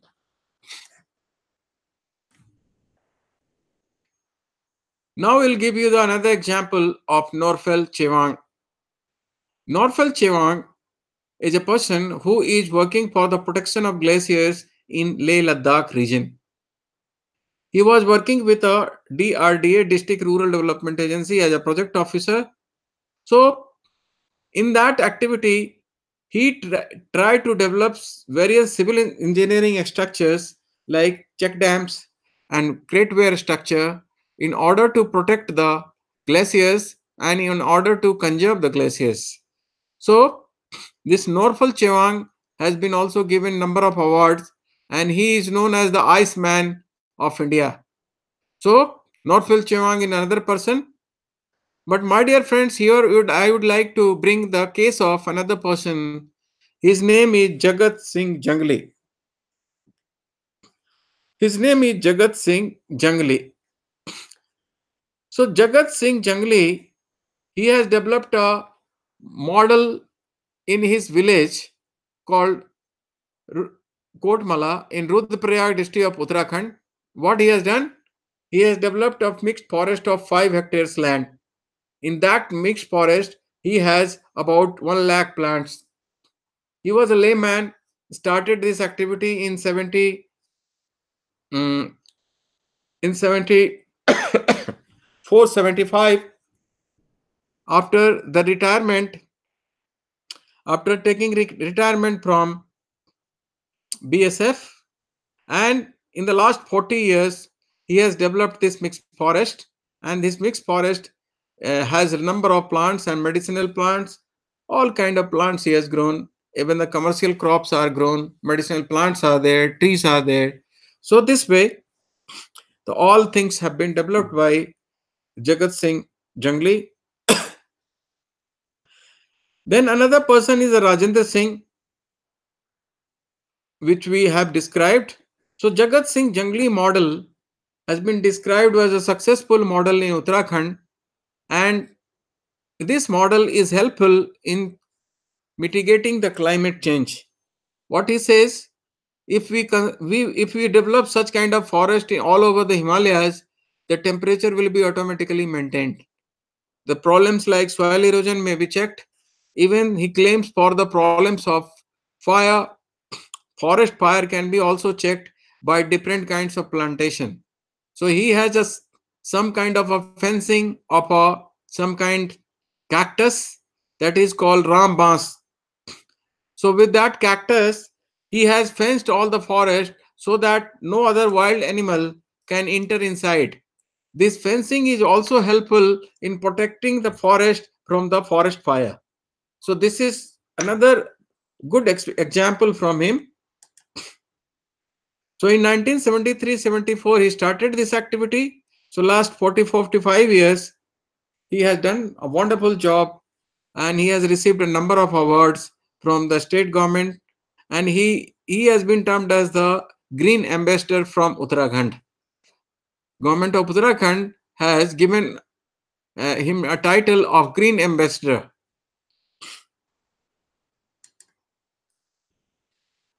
So another issue of rainwater harvesting I was talking in the morning, but all the spring water which is available in Himachal Pradesh and Uttarakhand, they need to be protected and it may be utilized, keeping it clean, neat and clean. So this is an example of rainwater harvesting or the rooftop harvesting, which is being made which has been made compulsory in all the buildings, whether it is private or government, and people have to follow the rainwater harvesting. So the rainwater may be collected from the top of our house building, and then it can be either saved in a tank or it can be recharged into the ground. So this is rainwater harvesting system is very important. This is a simple model to understand.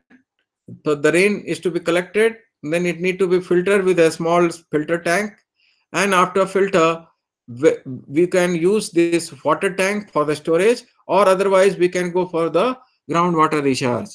In the plain areas it should be recharged, and in the hilly region, because the water will not be uh, cannot be conserved into the ground, then you have to collect into the ferrocement tank or some kind of a tank. So that tank used to be may be used for the collection of water. My dear friends, when we come to the issue number fifth, that is the soil health management, what we can do in this field. So under the soil health management, the compost which we prepare, it can be helpful in organic farming. So you have to go for various composting techniques, vermicomposting. Then even the biofertilizer can be also generated, and the micronutrients management becomes the most crucial. So micronutrients management becomes the most crucial, and we have to manage all the micronutrients, because what has happened in the green revolution, although it was a good experiment, but done without judicious thinking. Lot of chemicals are being used, pesticides are being used. So you notice all our food is contaminated. We are not getting right vegetables. We are not getting right milk. So what is the way out? We have to go once again organic way, and that's why the organic farming is picking up. Near Chennai, number of farmers they have started, Bangalore, and here at Chandigarh also we have also started a market for the organic farmers. So number of organic farmers have joined hands, and we are working on it. So my dear friend, through various recycling units or compost pits, we can recycle the waste into a resource called manure, and that manure may be used for organic farming. Like in biogas plant, the slurry may be used for organic farming.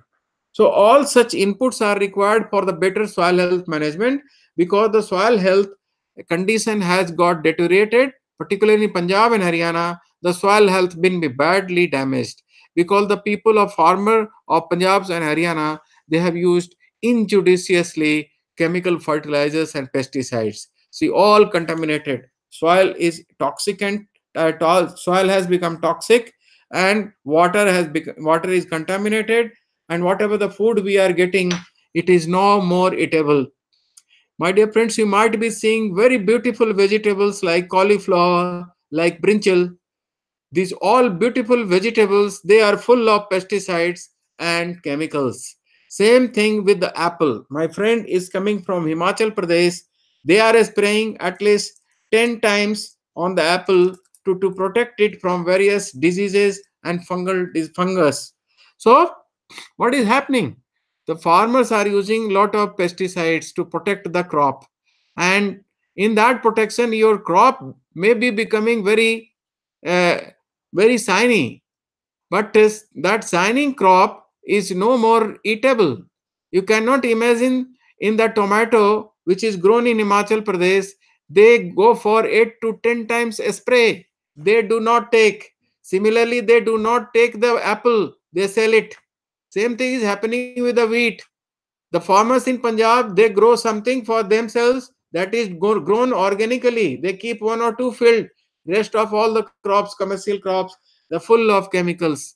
So what we are doing, we do not know. So this is unsustainable development, and in the near future, already we are facing different kinds of problems. After even in early age, people are diabetic, people are facing problems like cancer and many such problems. Reproductive failures are also seen among the women. So all such things are seen. There is a train called cancer train which goes every day from Bhatinda to Bikaner. In that train, it has been reported 2 to 300 new persons, they go daily in that train to Bikaner for the treatment of the cancer. This cancer has been more developed in the areas where the cotton crops were grown, and lot of chemical pesticides were utilized. The farmers were ignorant initially, and now if they have become known also, by the time a large number of the people have been trapped under the problems of different kind of diseases, particularly cancer, even the blood cancer. So the organic farming is the way. There should be, what is the mechanism? I will show you just now. So here what you can see, there is a dairy farm unit. Through dairy, the farmer was getting milk, that is the main production. So the cow dung is being uh, used for the vermicomposting. So vermicomposting unit, dairy unit. Then he had two biogas plant. So the two biogas plants, the whatever the cow dung was used for the biogas plant, he was getting slurry. That slurry was applied into the field. The slurry was used in the field, and so that the soil condition was improved. The soil fertility was improved, and he was also vermicomposting was done. So part of the vermicompost was used in the field, and rest of the vermicompost he was selling to different people, even in some of the farmers of the farmers from Himachal Pradesh who are growing apple. They require a lot of manure for better crop. So this an integrated unit that you have to understand, and how it becomes beneficial. Later on we'll talk about this unit. So this kind of a crop was grown by that farmer near to Chandigarh. Then the another problem related to housing. So my civil engineers, my friends, they can work on low cost energy efficient buildings, energy efficient houses. Ferrocement technology may be used. Hollow blocks, prefabricated panels, roofing and walling may be utilized. Modern thatch roofs may be used. Then bamboo and wooden houses become very important. Bamboo and wooden houses may be used. These days, once again, the trend of bamboo and wooden houses have come up. Many people in Europe and near to England, near to London, they have started living in the huts. This is a ferrocement technology model where everything is precast.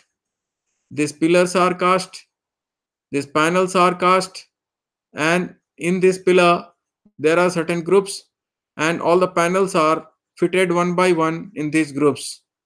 So these materials are precasted at one workshop, and it was then cured in a pond, a small tank, water tank. It was put for the curing after 4-5 days. So when it becomes little solid or little stabilized, then it can be used for installation. This is the hollow block. So the hollow block may be used. Then this is a thatch roof. Traditionally, the farmers used to go for the thatch roof. If you do an application of ferrocement, means if 1 or 1.5 inch layer of ferrocement may be put into above this thatch, this life of the thatch may be increased for maybe next 15 to 20 years. Similarly, this is a stone, uh, what we call hollow blocks. Hollow blocks may be made out of the crusher material or the waste or the stone dust which is coming out of the crusher. So this stone dust and some cement may be added together, and it can be made hollow blocks. So the hollow blocks can be another alternative. It is equivalent to about two bricks. Then agriculture, we can have further experiment like food grain storage. We can have some devices in the mechanical devices may be developed for the farmers. Fruits and vegetables processing, we can go for dairy farming, livestock rearing. So all such things are then. Now let me show you a model. I visited a farm maybe 30 kilometers from here, from Chandigarh in Punjab. What that farmer did, he had a dairy unit of about 70 to 80 cows. So that was a dairy, a modern dairy. Then whatever the food material is left out, for that, utilizing that and for some adding that, he further went for piggery. So dairy, then piggery. He started with a 10 or 15 pigs, and then it grew up to 200 pigs. Then dairy, piggery. Then for that these HF cows or the foreign breed cows, they want some kind of a comfort, and particularly during summer they face lot of problem. So for them he created a pond, so that all the cows then they can enter into the pond and they can cool themselves during the summer period. And this pond he is taking the fish, but the fish pond is created, and this tank is used even for the bathing. It is a swimming pool for the cows. But there is an important message here. So he has developed an integrated model of development, integrating various activities together, which is linked with each other. How it is linked? So left out food material may be given to the pig, and cow dung and other excreta may be recycled and put it into the biogas plant, from where we can generate gas. The gas we take, and after that the slurry which is coming out of the biogas plant, it can be fed into the pond for the fishery. Because the slurry is very useful material, the pond animal or the fish, they can live on that, and they can eat the slurry so that we can develop the fishery as well. Then apart from that, there is another model. Some of the farmers, they have gone for the bird rearing. So you can see that this person has integrated the model in such a way. This is called the zero waste management system, where waste of one resource becomes the resource for the another unit. Like cow dung is generated from the dairy farm, it's a waste for the dairy farm. Then we are using it for the biogas plant. Then biogas plant we are giving to the slurry. So this way whole system is usable.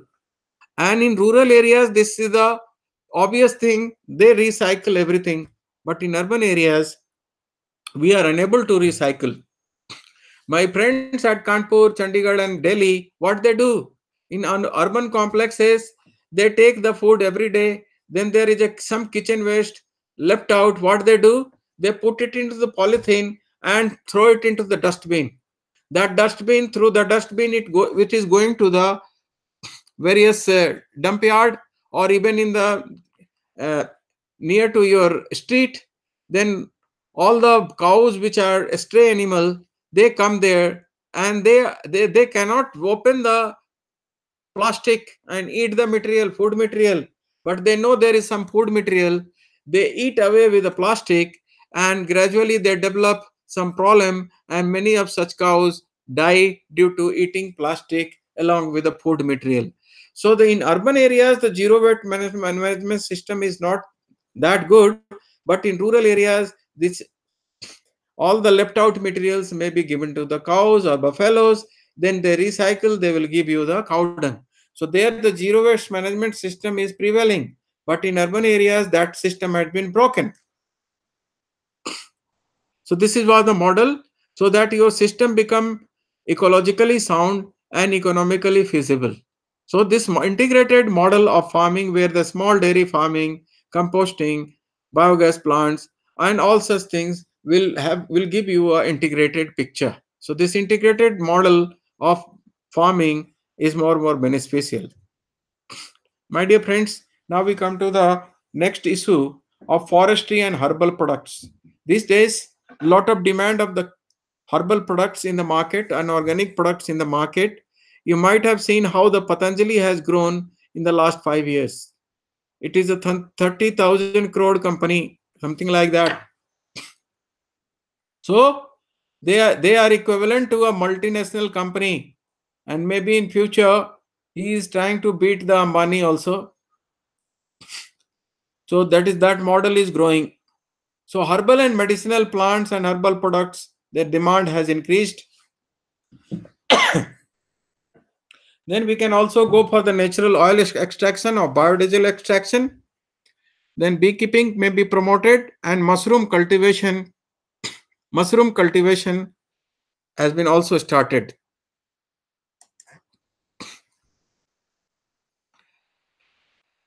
Beekeeping unit was started by some of the people in north, and it is a main occupation for the many other farmers. This is a very beneficial activity what we call honey cultivation through bee box rearing.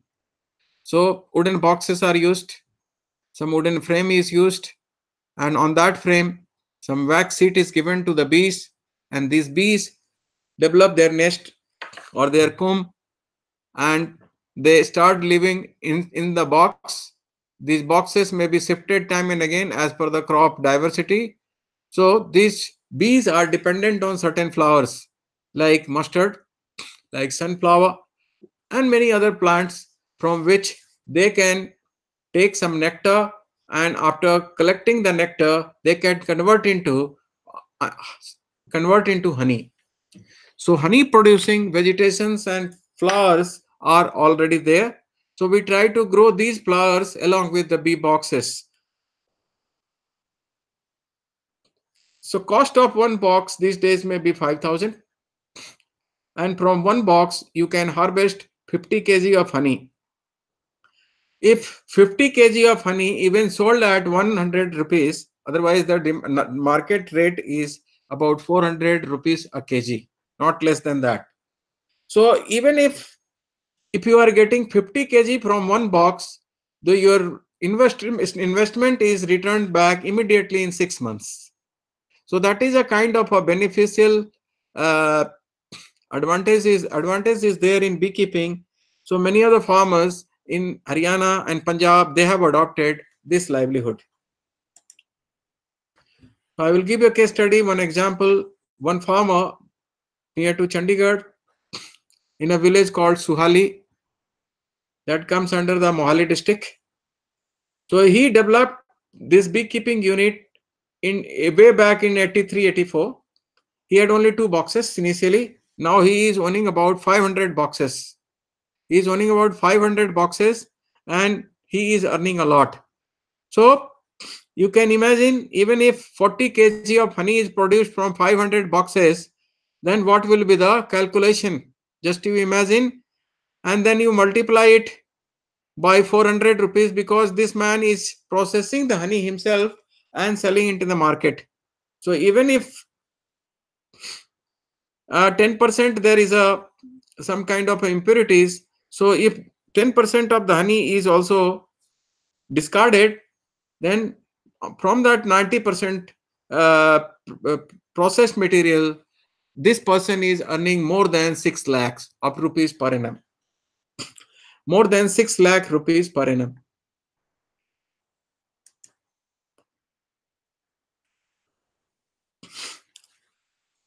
So nursery raising is one of the way where the people can gain their livelihood. These days in the all the cities, this has become a beautiful occupation. Many of the youngsters, they have adopted nursery farming, nursery raising, and earning the livelihood from nursery raising. Now I will give you an example from, so this is mushroom cultivation which may be done on the paddy straw. Similarly, by preparing compost, we can go for the button mushroom cultivation. This is called oyster mushroom or dingri. This is called button mushroom. So that mushroom may be cultivated in the rural areas. Now I will try to give you an example of a company called Organic India Limited.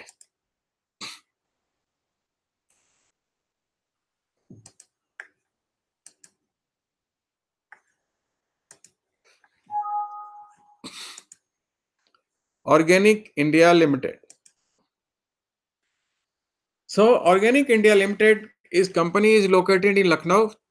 What they are doing? They have started a new kind of a venture that is called selling of organic tulsi tea. So the organic tulsi tea is being sold all over the market. Even it is exported. They have a very nice pack. And what they are doing? They have given this work of the cultivation of tulsi to 500 farmers in Azamgarh district of Uttar Pradesh.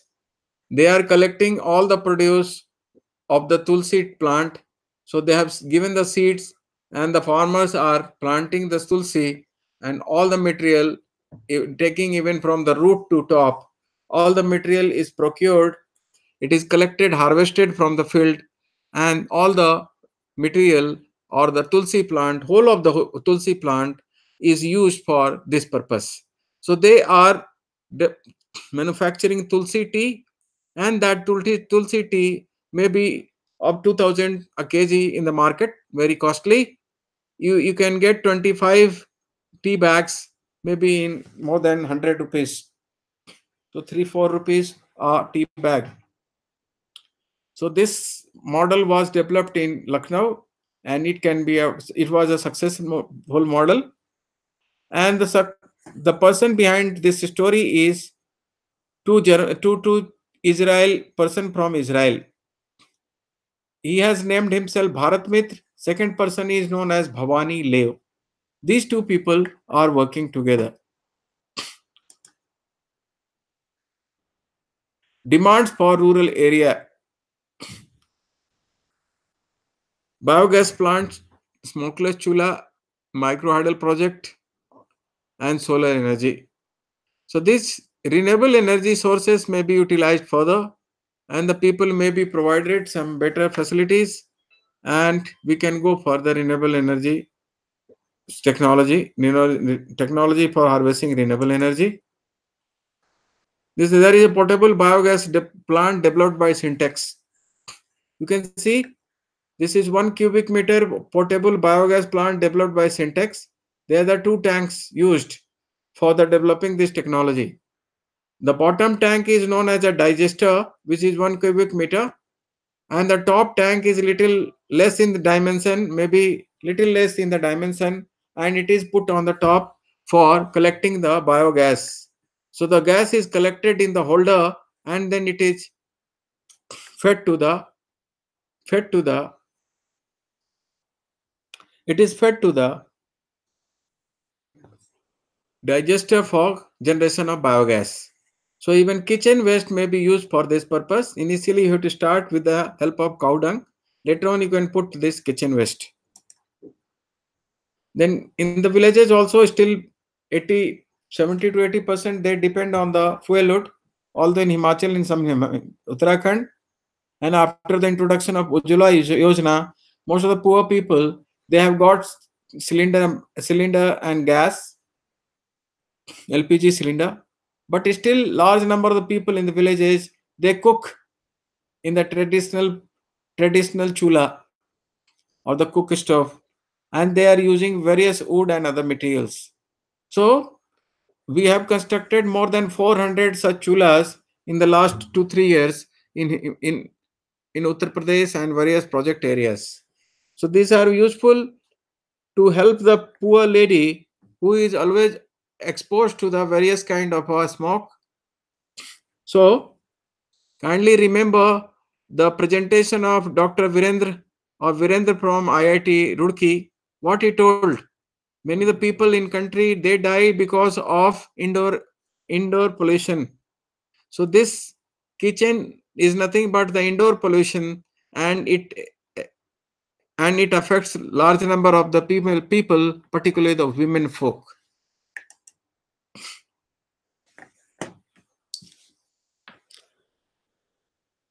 In Tamil Nadu, you might not have seen this technology. This is known as water mill or gharat, where the water channel coming from the top of the hills or the some nearby areas, if it is falling from the top to bottom and having a large slope, so in that slope, acute slope, that water may be used to run a turbine, and they can use a chakki for floor grinding the flour or other maize for getting some kind of flour. So that flour may be used, that is we call atta. So atta may be used.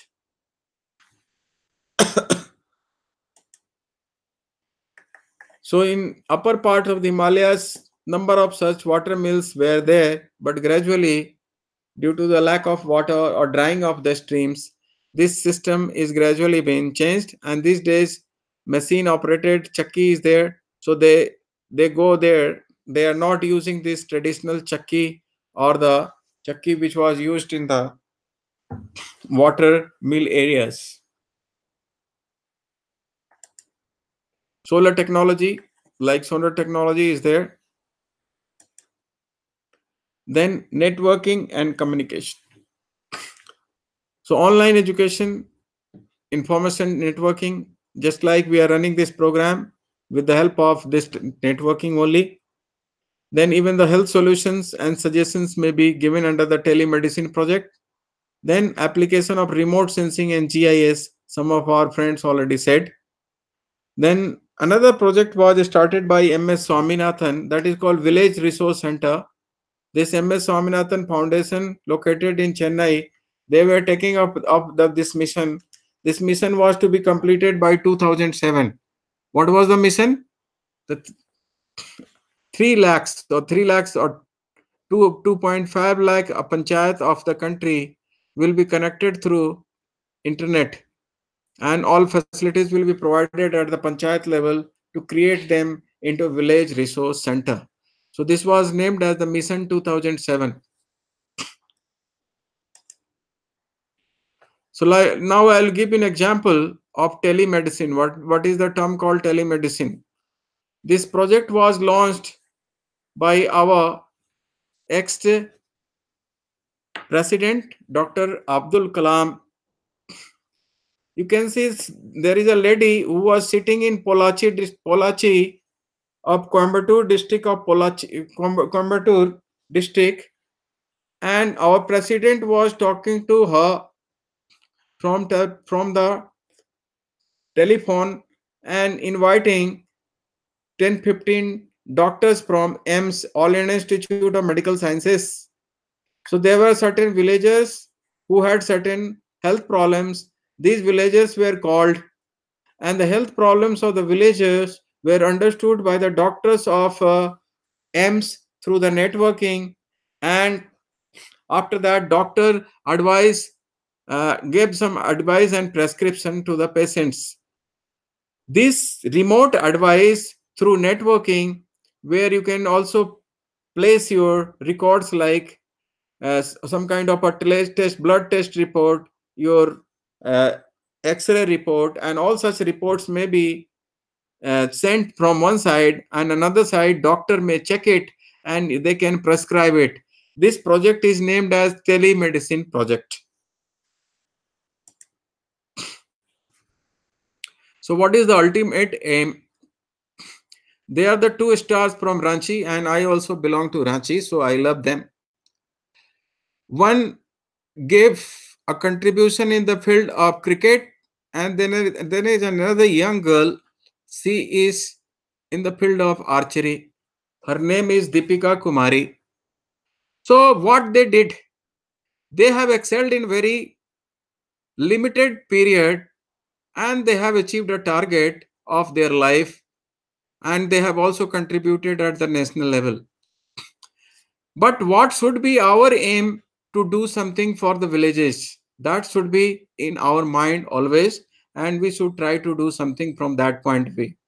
So the ultimate aim of these players were achieved at the national or international level, but our aim is to generate a model that is called village centered rainbow revolution. Village centered rainbow revolution. Rainbow, it has 7 colors. Similarly, we have number of projects here. So we want green revolution through organic way. We want white revolution through organic and desi way. We have to protect the ecosystem and biodiversity. We have to also go for blue revolution in the coastal region so that we can grow more fish for the people. Then the sweet revolution, we can generate and produce more honey. Then yellow revolution, all the oil seeds crops may be produced so that we get the edible oils.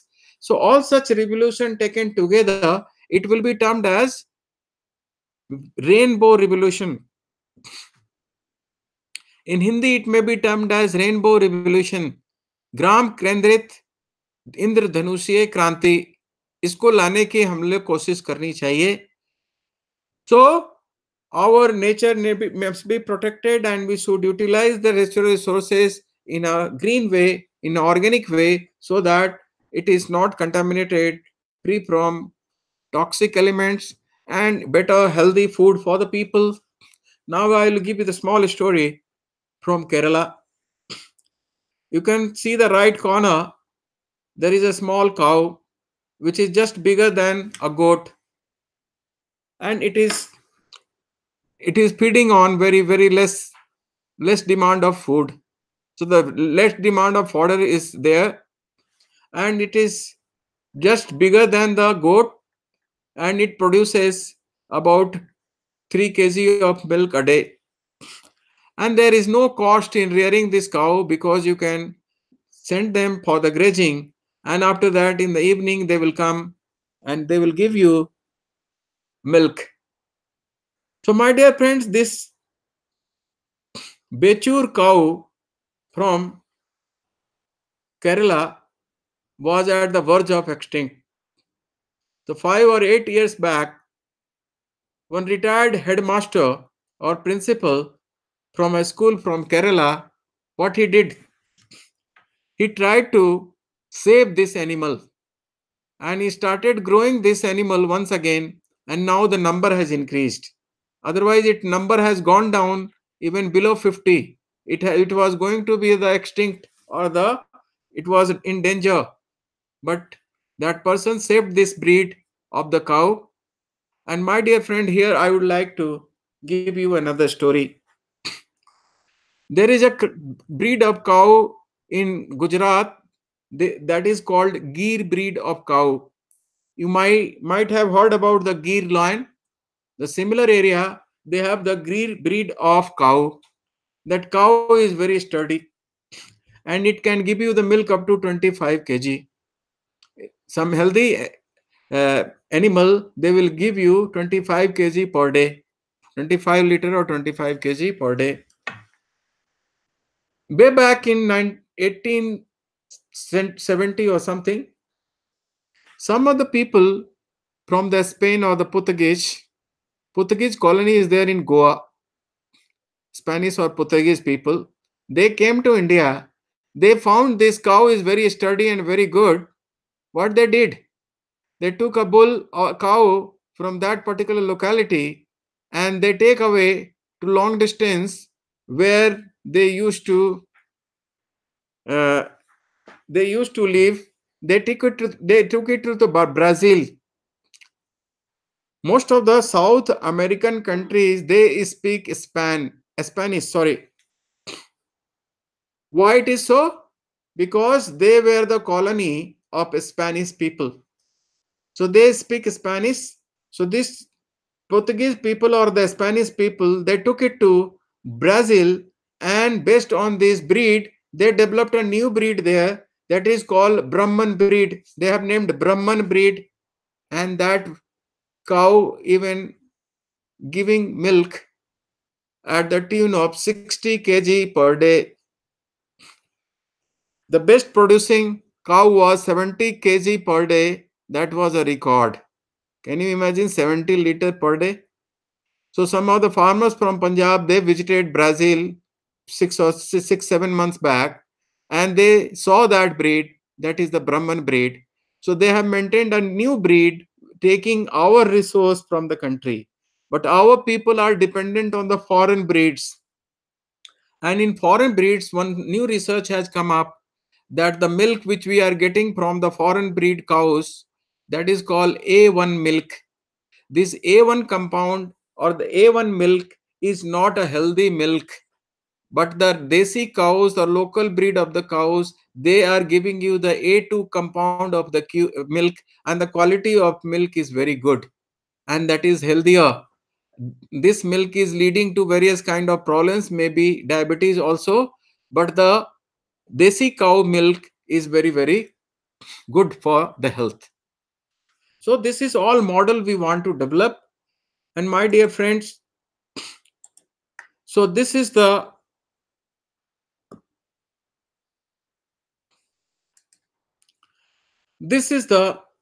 model we want to develop through our system. so that we have an integrated model for which we need to work through the appropriate technologies. So there are certain case studies, but my dear friends, like you teachers today is speaking to you continuously.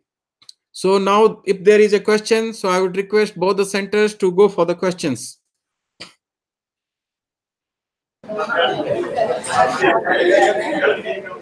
Yes. Yes, madam. No doubts. No doubt. Sir, I'm Mani Arasu. Yes, sir. I'm from Rajapalayam PSCR Polytechnic College. Right. Here I wanted to have some questions. There are 2 points I want to raise it. Okay. Number one is the morning session. You talk about the approach, integrated approach, technology, appropriate technology, Right. which means locally available resources and manpower. Technology has to be incorporated for the people of the country people. Right. So it has been my thought is there is another name is called vernacular architect. Is it falling into same concept or something different? Similar concept like Laurie Baker, he worked on the local architecture. Local architecture. So vernacular architecture is also similar kind of a thing. From in that we are trying to learn from the local culture, local way of construction of the housing, Okay. and we further improve on that, because the local and traditional technology is not a foolproof system. Okay. There may be some weaknesses. So these weaknesses we have to check and we have to further develop and redesign. So for low cost housing, the one person is called from India, foreign country. He contribute a lot in Kerala. Yeah. That what's that? Laurie Baker. Laurie Baker. So Yes. he introduced a lot of innovative ideas for low cost housing, especially for the reinforcement at the level. I Yeah. completely removed the reinforcement of the compressive zone. Right. We filled with the waste material, discarded material, that one, in order to bring out all the waste material. So that we are teaching this point to our student, but we are not practically, we are not able to bring out this reality. That is the most difficult point of the. So you can have some video there on the low cost housing that you can search from the YouTube and some other places. Okay. Even Hudco has developed some video programs. What's that? Hudco Sorry? is the organization. Yes, sir. Hudco, Urban Development ADCO, Housing and Urban Development Organization.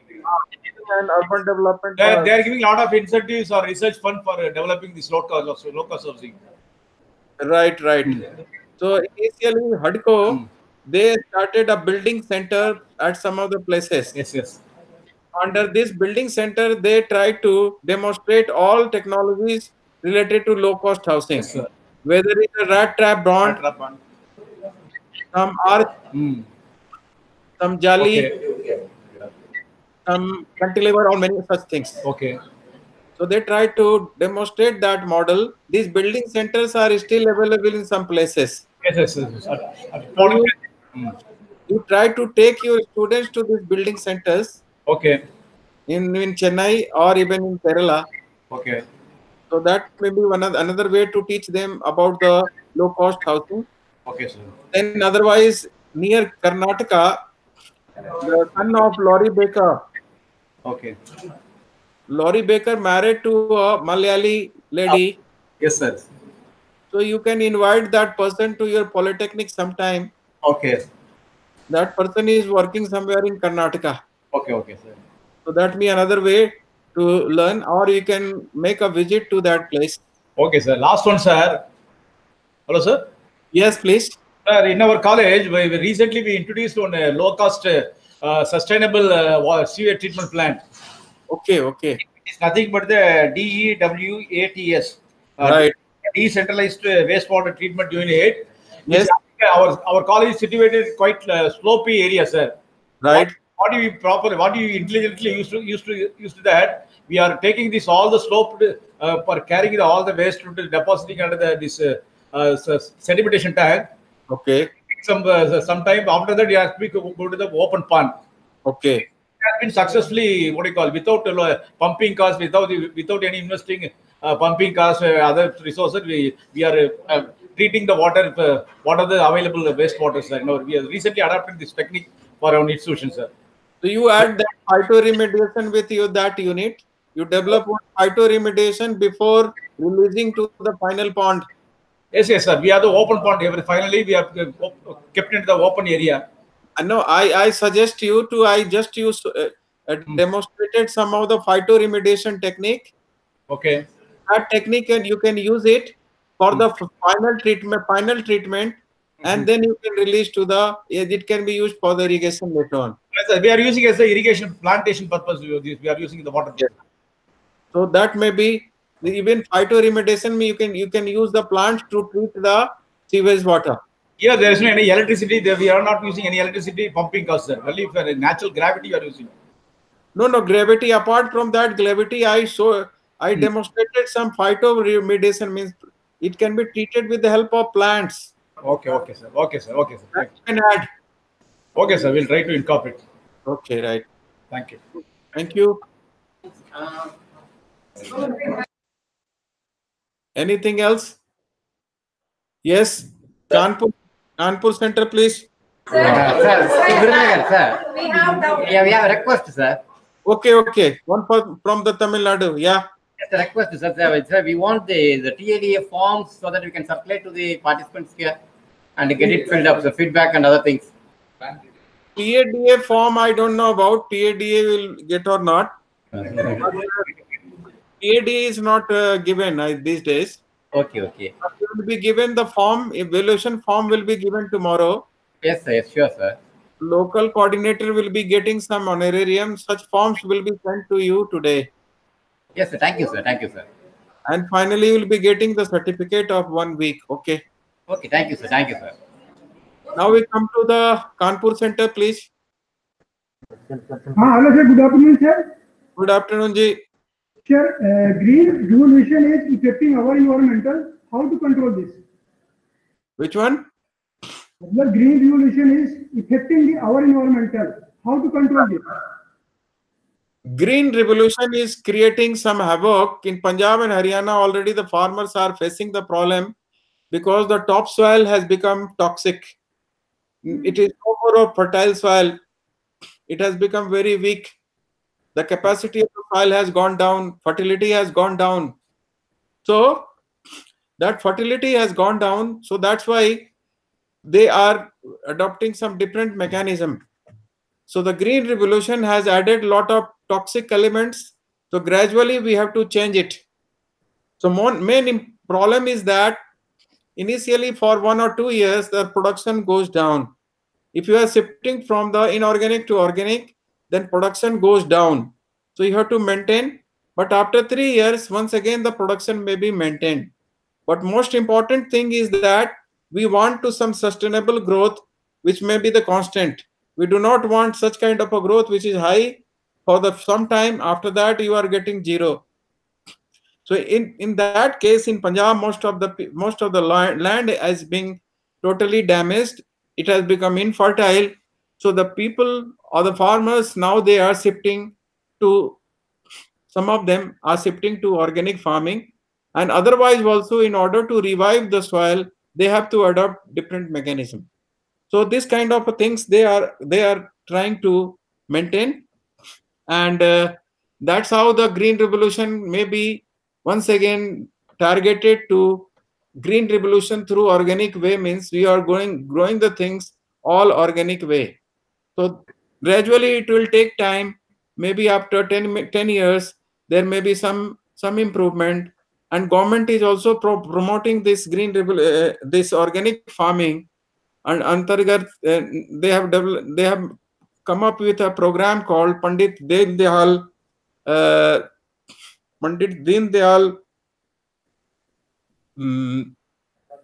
traditional farming or something.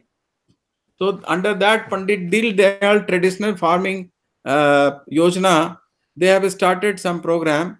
Under that they are promoting organic. At present, we have only one state called Sikkim, which is the organic state.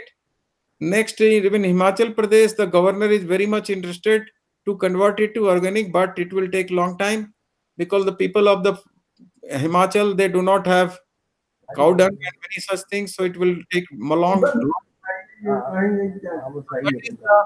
That is the case related to organic farming, and at present, immediately it cannot be transformed into the organic way. We have to take some time to change the green revolution, which has been followed, where all the modern agriculture has led to a disastrous kind of a situation. Thank you. Thank you, sir. Thank you, sir. Okay. Okay, friends. So thank you very much. So tomorrow is the last day of the session. So we will have presentation in the morning. Kindly be prepared and be ready for the presentation. So initial hours we will go for the presentation, then some evaluation, and after that maybe at 1:30 we will wind up the project tomorrow, wind up the program tomorrow, and that will be the process. In between I will be sending you the forms which you have to fill up. One is the evaluation form which all the participant has to fill. Then the certificates will be sent to you after getting all the attendance sheet and all our other documents from you. So this is all about. Thank you very much. Let us meet tomorrow morning. Thank you, sir.